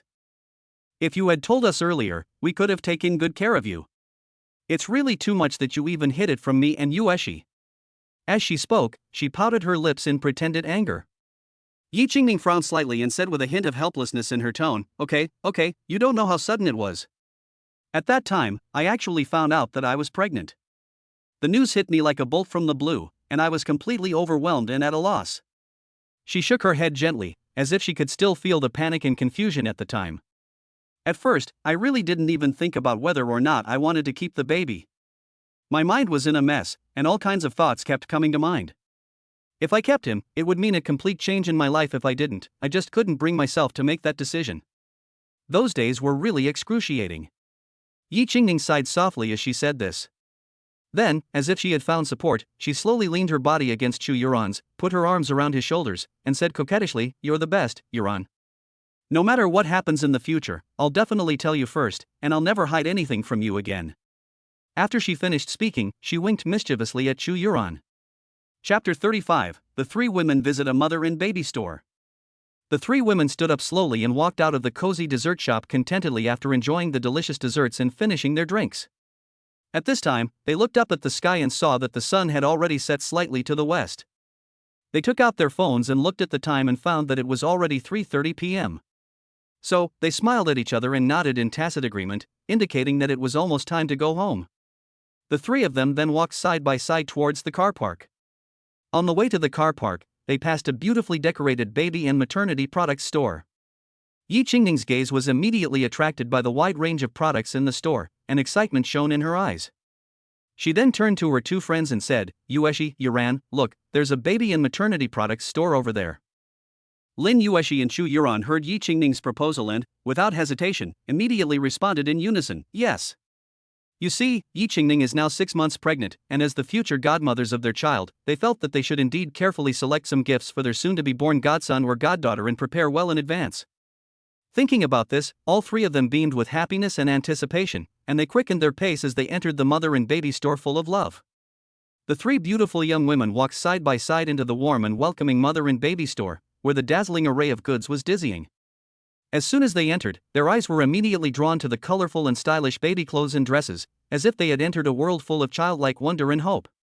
Just as the three of them were immersed in this lovely atmosphere, a smiling shop assistant approached them and asked softly, "Ladies, are you here to buy baby clothes for a friend?" Chu Yuran nodded and replied with a smile, "Yes, we are here to choose a gift for a friend. My best friend here is already 6 months pregnant, so we want to prepare some baby supplies in advance." After hearing this, the shop assistant quickly glanced at the other two people beside Chu Yuran. She saw that one of them was slim and dressed fashionably, while the other was wearing more loose clothing, but a closer look revealed a slight bulge in her abdomen. The salesperson immediately had an answer in mind, and she fixed her gaze on Yi Qingning. Although Yi Qingning had deliberately chosen loose clothing to conceal her pregnancy, compared to the fitted clothing of Lin Yueshi next to her, and coupled with Chu Yuran's earlier mention of buying for her best friend, there was no doubt that the pregnant woman in front of them was Yi Qingning. The salesperson then asked, "Excuse me, is this lady expecting a boy or a girl?" Yi Qingning replied, "I'm expecting twins, but I haven't determined whether they're boys or girls." The salesperson nodded and replied, "Please come this way. You're 6 months pregnant, so you can start preparing for the birth, especially for the maternity products, also commonly known as the maternity bag. A maternity bag is a collection of important items that a mother-to-be needs to prepare before giving birth. These items are designed to ensure the comfort and safety of both mother and baby during childbirth and the early postpartum period. Here is a detailed list of items to include in a maternity bag, divided into 2 categories, items for the mother and items for the baby. 1. Items for the mother. Maternity clothing and daily necessities. Maternity clothes loose-fitting, comfortable, easy to put on and take off. Disposable underwear easy to change, reduces the burden of washing. Maternity pads or nursing pads. Slippers non-slip, warm. Hat to protect the head from the wind when leaving the hospital. Towels several, for washing the face, body, etc. Toothbrush, toothpaste, mouthwash cup. Wash basin, bucket for washing the face, washing the lower body, etc. Thermos for drinking warm water at any time. Belly band helps with postpartum recovery. Breast pads to prevent milk from spilling when breastfeeding. Breast pump if needed, to help empty the breasts. It is also a good idea to prepare some emergency items for the birth and food and drinks for the mother to cope with the physical weakness during the birth. The following items are recommended. Easily digestible food such as bread, biscuits, etc. High-energy drinks such as Red Bull, chocolate, etc., to provide energy during childbirth. Brown sugar helps to replenish blood after childbirth. Next, baby supplies. Baby clothes and bedding. Diapers, choose the right size according to the baby's weight. Baby clothes, multiple sets, including rompers, onesies, etc., choose the thickness according to the season. Baby socks, hats. Swaddle blankets used to wrap the baby to keep warm. Baby sheets, bedding, ensure they are clean and comfortable. Baby daily care products. Baby wipes for cleaning baby's skin. Baby towels, several to use for bathing, washing faces, etc. Baby shower gel and shampoo, choose mild, non-irritating products. Baby bottom cream to prevent nappy rash. Baby nail clippers, trim baby's nails regularly. Baby feeding supplies. Baby bottles, at least 2, for easy replacement. Baby teats, choose the right type for your baby's age. Milk powder, a small can for emergencies. Bottle brush and bottle detergent for cleaning bottles. Other items that you will need when your baby is older. Stroller for taking your baby out. Baby seat for keeping your baby safe in the car. For the maternity bag, it is recommended that you start preparing it around the 6th to 8th month of pregnancy, so that you have enough time to select and organize the items. Adjust the contents of the maternity bag according to the season and hospital requirements to ensure that all items are suitable for the current environment and needs. Divide the items in the maternity bag into different bags and label the bags with the names and quantities of the items to make them easy to find and use. Ensure that the weight and volume of the maternity bag are within an acceptable range to make it easy to carry and move. With the above list and precautions, expectant mothers can more comprehensively prepare the maternity bag and be fully prepared for childbirth and the early postpartum period. Listening to the shop assistant's explanation, the three women were also listening in a daze, and they were basically in a state of complete ignorance. Chu Yuran asked Yi Qingning, "Qingning, have you prepared anything yet?" Yi Qingning thought for a moment and said, "Not yet. I was thinking that it's still early in the 6th month, so I can take my time and buy things slowly." After listening to the shop assistant, Yi Qingning thought that they should indeed start preparing for these things. Then she said to the shop assistant, "Please get me a copy of everything you mentioned. I might as well buy everything today." Chapter 36. Before she was even born, she already had two godmothers who loved her. Yi Qingning stood in front of the small mountain of shopping bags, her brows slightly furrowed, and a hint of helplessness and distress in her eyes. She looked at the large pile of items in front of her and muttered to herself, "Oh dear, why did I buy so much at once?"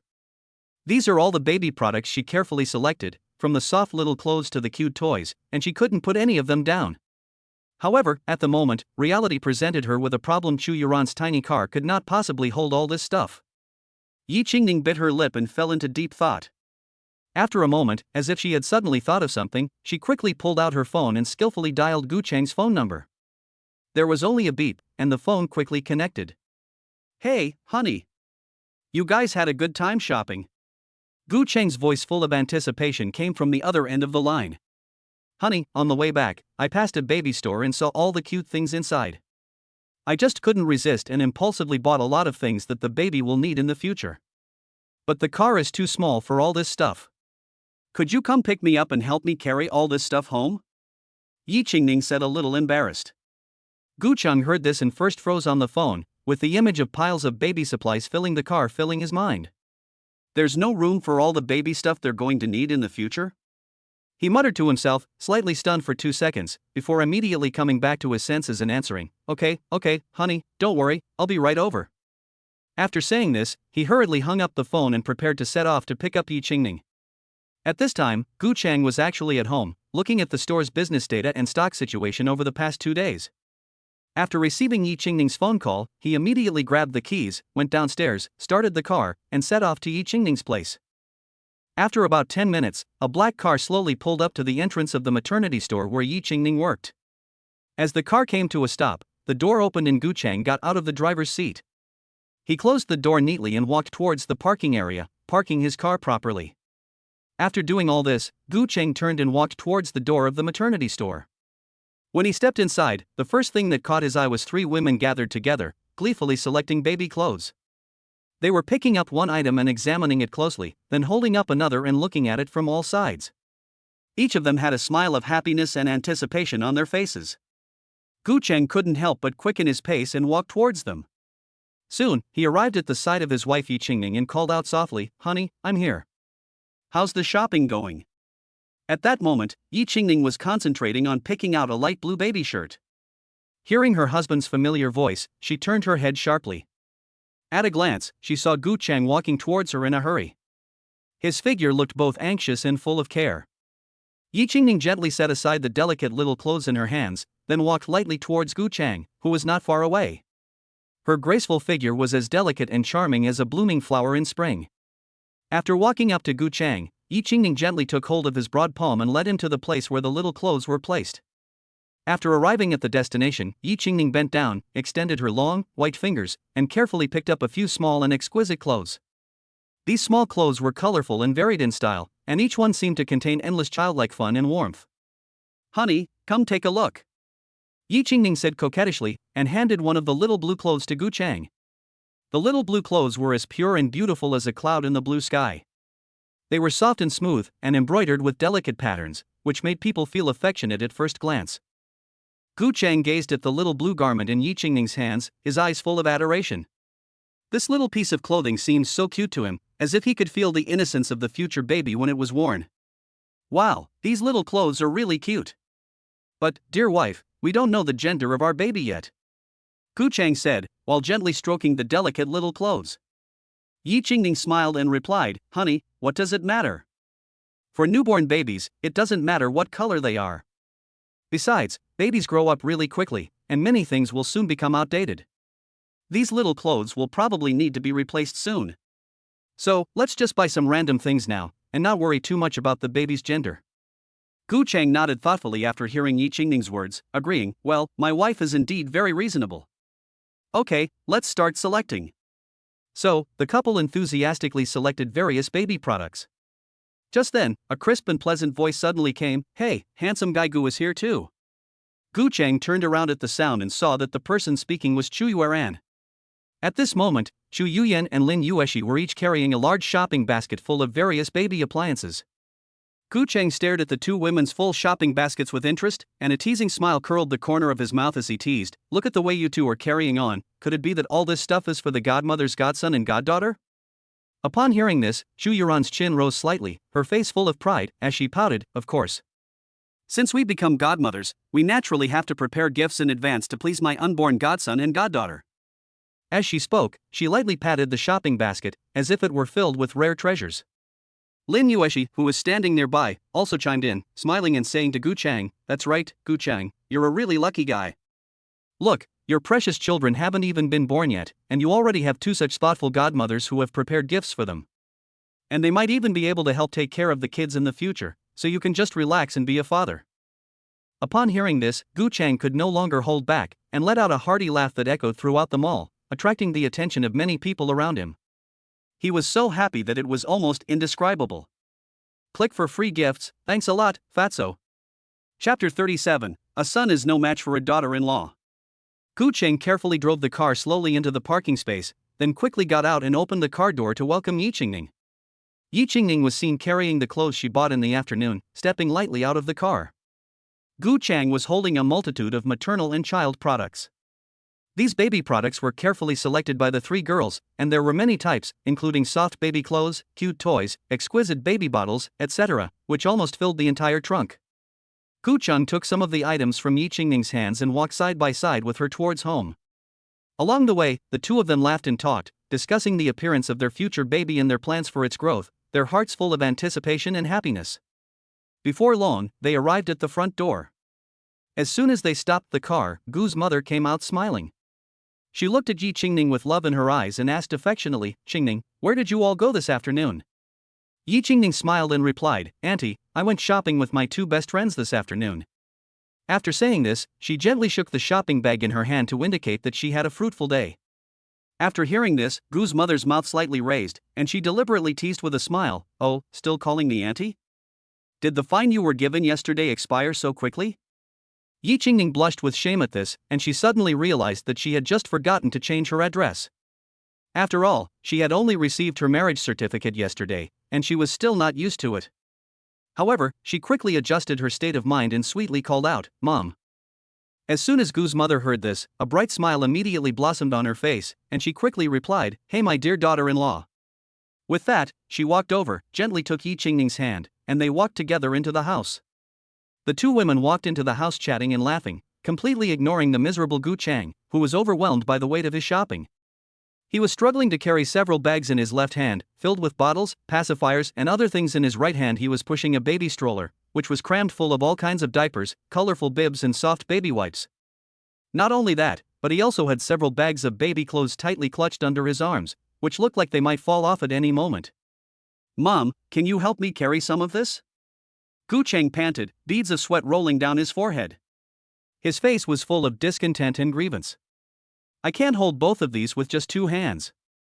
However, the mother-in-law and daughter-in-law seemed to have not heard his cries at all, and they continued to walk straight into the house without looking back.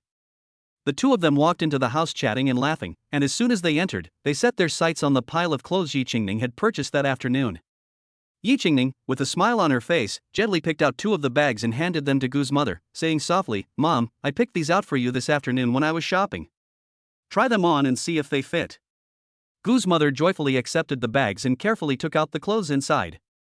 She first carefully examined the style, color and fabric of the clothes, then gently rubbed them with her hands, her eyes full of love.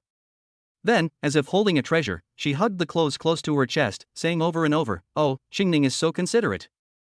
The clothes look really good. After saying this, she couldn't wait to turn around and head towards her room, ready to try on her new clothes.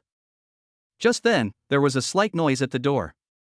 It turned out to be Gu Chang, who had just walked in with a load of things in his hands, struggling to move towards the elevator. The large and small packages weighed him down a little, and beads of sweat appeared on his forehead.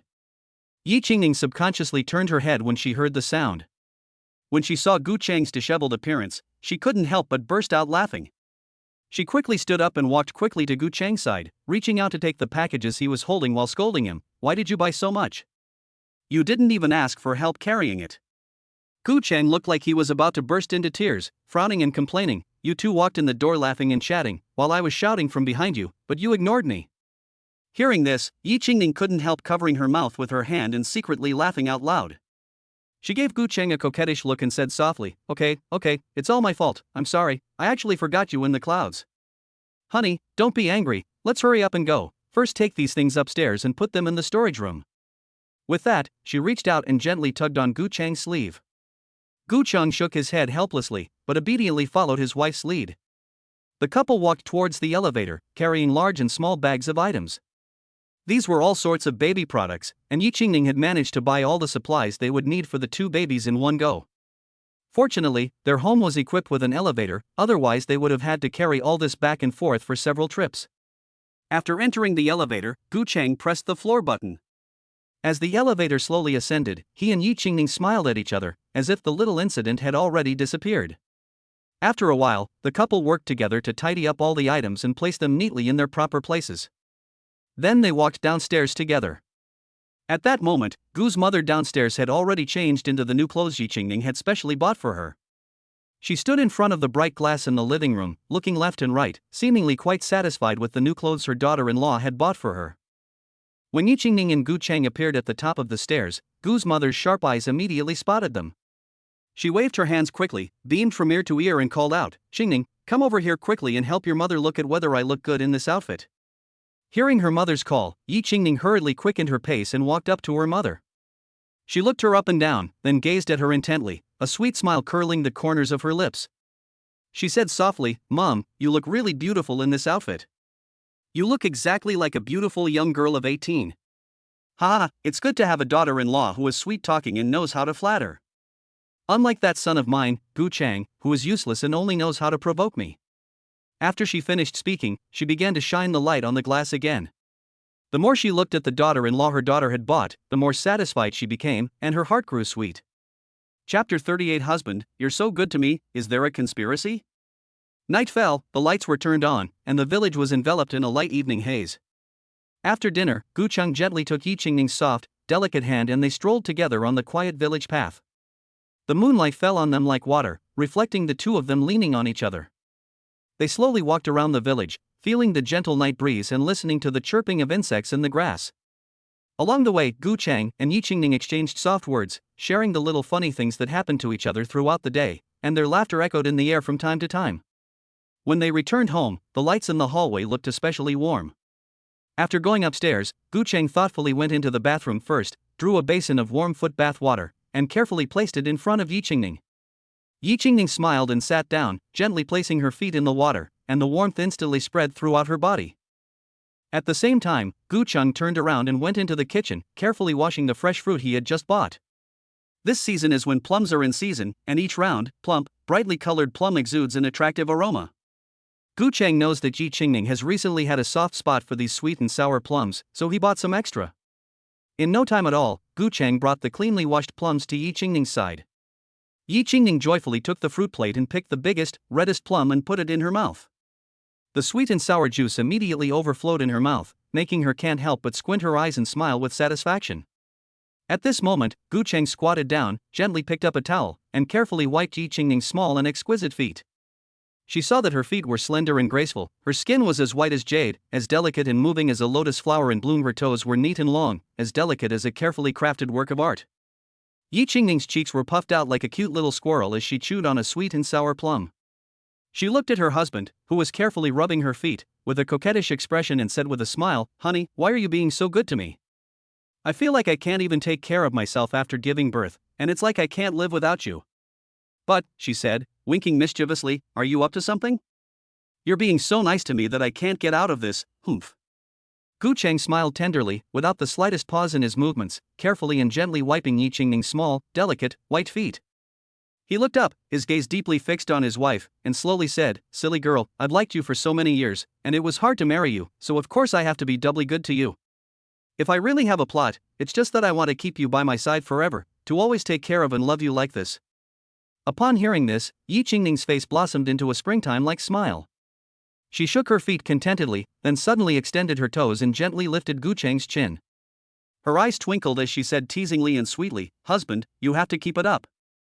If you ever dare to treat me badly, maybe one day I'll just take our babies and run away with them." After saying this, she shook her head proudly. Gu Cheng quickly caught Yi Qingning's small and cute foot and gently brought it to his mouth, kissing it lightly. His eyes were full of deep affection and tenderness as he slowly said, "How could I possibly give you the chance to run away? Darling, it's already too late to run away now. We are legally married, and from this moment on, you are my wife.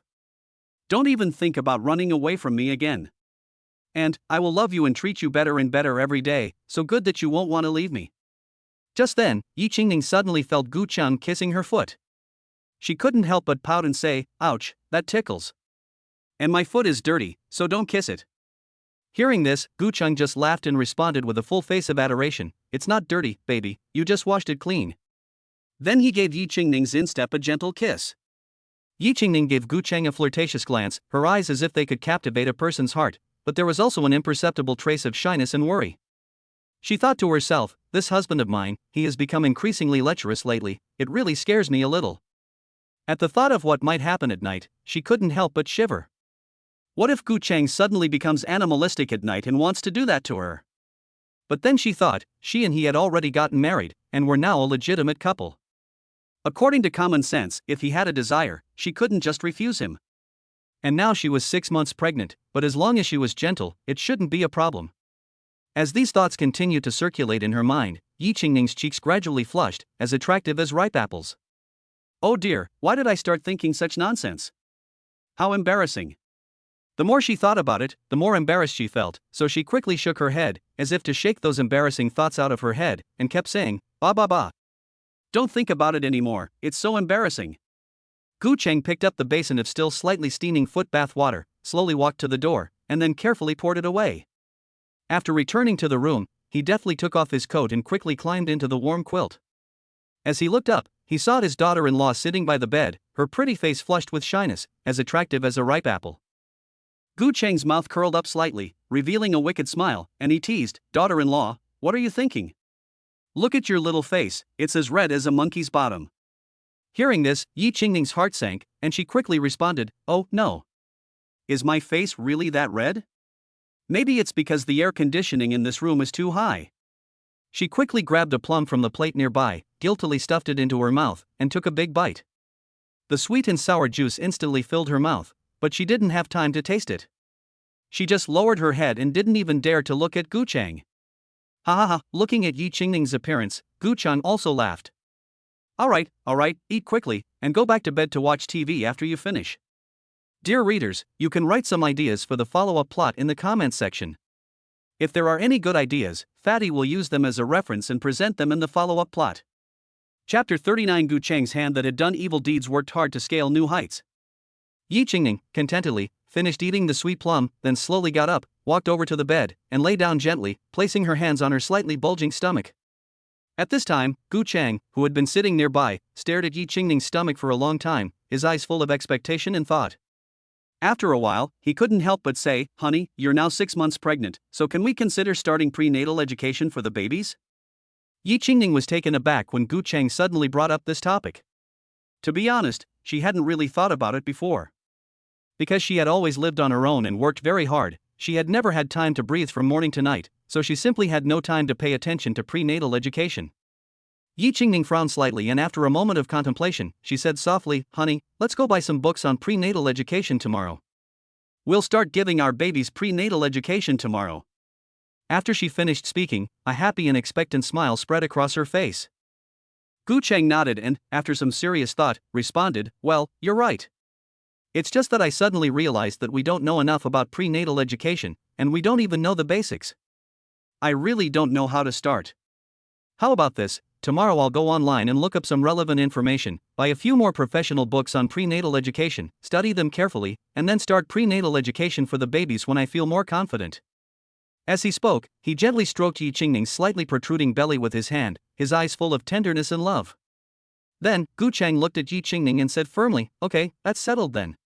Tomorrow I'll look up all the information I need, and then we'll go together to choose suitable books for prenatal education."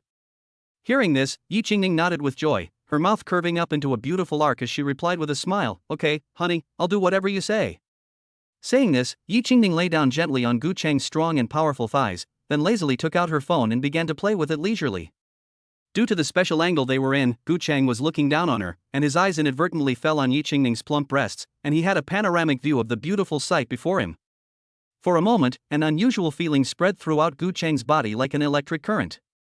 His heartbeat involuntarily quickened, and some beautiful thoughts uncontrollably appeared in his mind. Gu Cheng quietly picked up his phone and quickly tapped his finger on the screen, entering a line of text: "Can a pregnant woman have sex when she is 6 months pregnant?" In the blink of an eye, a dazzling variety of search results popped up in the browser. Gu Cheng was engrossed in sifting through the many answers, and finally found one that seemed more professional. He couldn't wait to click on the reply and read it carefully. The general meaning was that, under normal circumstances, when a pregnant woman is in her 6th month of pregnancy, she can have appropriate sexual intercourse, but she needs to pay attention to controlling the frequency and the gentleness of the movements, etc. Gu Cheng silently took in this key information, and an imperceptible blush of guilt rose on his face. However, after doing all this, Gu Cheng suddenly felt a wave of guilt well up in his heart. He hurriedly and clumsily deleted the browsing history, as if he was afraid of being found out. Then, he quickly exited the browser and switched to a certain audio software, pretending to be happily watching short videos as if nothing had happened. Gu Cheng leaned lazily back on the bed, holding his phone in his hand, but every now and then his eyes would stray from the screen and secretly glance at Yi Qingning's loose pajama collar, from which a charming view was faintly visible. Time passed quietly. After a while, Yi Qingning fell asleep on the pillow, facing the pillow with her back to Gu Cheng, also intently playing with her phone. At that moment, Gu Cheng's eyes twinkled, and a trace of cunningness appeared in his heart. He turned around, quickly reached out his arm and wrapped it around Yi Qingning's slender waist, and his palm gently stroked her slightly bulging belly, which was nurturing new life. However, this restless hand did not stop there, but like a cunning little mouse, it quietly and bit by bit moved upwards. Just as Gu Cheng's restless hand, like a cunning little snake, crept silently towards the mysterious and alluring peak, Yi Qingning, as if she had expected it, instantly struck like lightning. She saw her slender hands capture Gu Cheng's evil claw with pinpoint accuracy, then yanked hard, pulling it back from the brink of success and back to safety.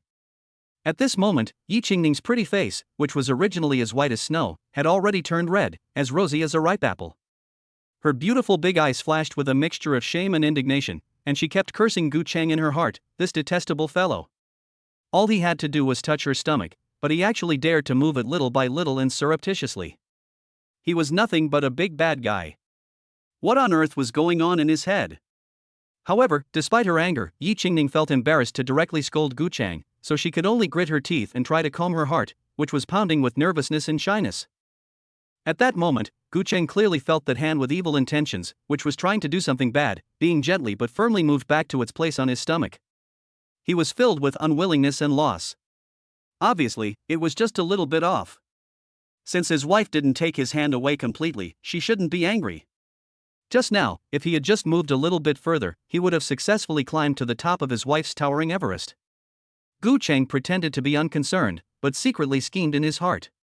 He secretly made up his mind that in a while, when his wife was engrossed in playing with her phone, completely relaxed and no longer on guard against him, he would once again carefully and quietly move his hand a little bit at a time. Humph. Today, no matter what, he must climb his daughter-in-law's Mount Everest. Dear readers, please move your little hands, watch a little advertisement, click on the free little gift, and once again, thank you very much, dear readers. Chapter 40. After much effort, Gu Cheng finally got the meat. After what had just happened, Gu Cheng was already back in action with ease.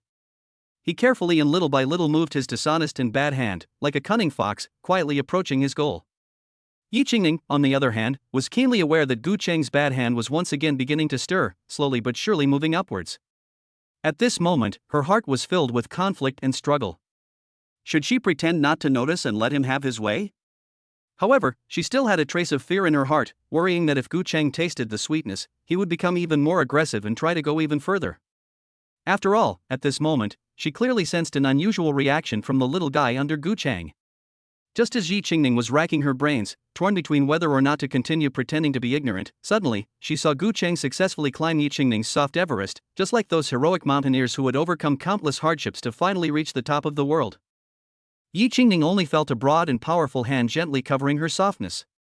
At that moment, it was as if she had been struck by a strong electric current, every inch of her skin instantly becoming limp and powerless, and an unprecedented strange feeling surging up her mind like a tidal wave. You have to understand that a pregnant woman is inherently more sensitive than the average person, and Yi Qingning has no relevant experience at all. Although she was already pregnant, her last experience was a complete accident. At that time, she was in an unconscious state and was unable to truly experience this wonderful and complex feeling. But at this moment, everything was so real and clear, making her both nervous and a little overwhelmed. At this moment, Gu Cheng could hardly express his excitement. Finally, he had allowed himself to touch the forbidden territory. The soft touch and the size were simply beyond his grasp. Gu Cheng had had one experience before, but that time he was drunk, and when he woke up the next day, he could not remember any of the feelings. At this moment, Gu Cheng felt as if a million ants were nibbling at his heart. Gu Cheng was also in a state of restlessness, as if he were about to break free. At that moment, Yi Qingning suddenly turned around and came face to face with Gu Cheng. At this time, Yi Qingning was full of blushes, breathing heavily and staring at Gu Cheng. The moment Yi Qingning turned around, her climax also escaped the devil's grasp. In this way, the two people looked at each other with very ambiguous expressions. Suddenly, Gu Cheng supported Yi Qingning's head with one hand, and he quickly leaned in and kissed Yi Qingning's cherry lips. Facing Gu Cheng's sudden attack, Yi Qingning quickly fought back, and immediately the two passionately kissed. And Gu Cheng's evil claws began to roam unrestrainedly over Yi Qingning's body, and at this moment, the spring atmosphere in the room reached its peak.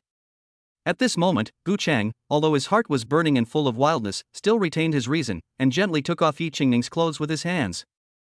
In no time at all, there was nothing left on the bodies of the two.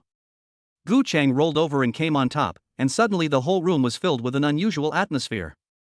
The two entered into an intense and deep exchange in all aspects. Some readers may not like to read this part, so it is omitted here. 10,000 words omitted here. An hour later, Yi Qingning was covered with a blanket and nestled in Gu Cheng's arms. At the moment, the flush on Yi Qingning's face had not yet faded, and she was very embarrassed from the unusual deep exchange the two had just had. At this moment, the two of them are already a formal, complete couple. Gu Cheng, you detestable fellow. I never thought you were really plotting something evil in secret. Just now, after I tugged back your restless hand forcefully for the first time, you actually dared to move it again in secret. Did you think I wouldn't notice? I'm pregnant now, so how can you still have the heart to think these evil thoughts? You're truly a big, super bad guy. At this moment, Gu Cheng is gently supporting Yi Qingning's head with one hand as a pillow, while the other hand is unfaithfully covering the softness of his daughter-in-law. He is beaming with a mischievous grin, secretly pleased with himself. Finally, I've tasted the sweetness. With this start, it will be much easier to eat meat again in the future. Yi Qingning glared at Gu Cheng coquettishly and said in a bad mood, good for you, aren't you getting more and more daring? You know it's inconvenient when someone is pregnant, but you're still so inconsiderate. Gu Cheng quickly smiled and explained flatteringly, oh dear wife, it's really because you're so charming, and I can't help myself. He. After saying that, he giggled like a child. At this moment, Gu Cheng was content and happy to the extreme. After all, it was not easy to get his hands on this coveted piece of meat, so naturally he had to do his best to please his wife. So, he kept saying sweet nothings, trying every means to make Yi Qingning happy, for fear that if she was unhappy, she would never let him touch her again. Yi Qingning gave Gu Cheng a coquettish look, her eyes as penetrating as if they could see into a person's soul. After all, this person had already thoroughly used and exhausted her, but he still had the heart to play the fool. At this moment, Yi Qingning's thoughts involuntarily drifted back to the passionate storm of rain and clouds just now. Unlike the last time, she had been drunk and had no feelings or memories of it at all. However, this time it was so real and so clear, and every detail was deeply imprinted in her heart. She silently reminisced about the bits and pieces of just now, and the wonderful and exquisite feelings made her intoxicated. Yi Qingning thought to herself, this jerk, although he acted a bit impulsively, he still had a conscience after all, at least he wasn't completely carried away by his lust, and his actions weren't that rude. As she thought this, the corner of her mouth unconsciously lifted, revealing a faint smile. Thus, the two, content and satisfied, embraced each other and fell into a deep sleep. After this experience, the two could be considered a true couple. From then on, the two were truly close and intimate, without any barriers.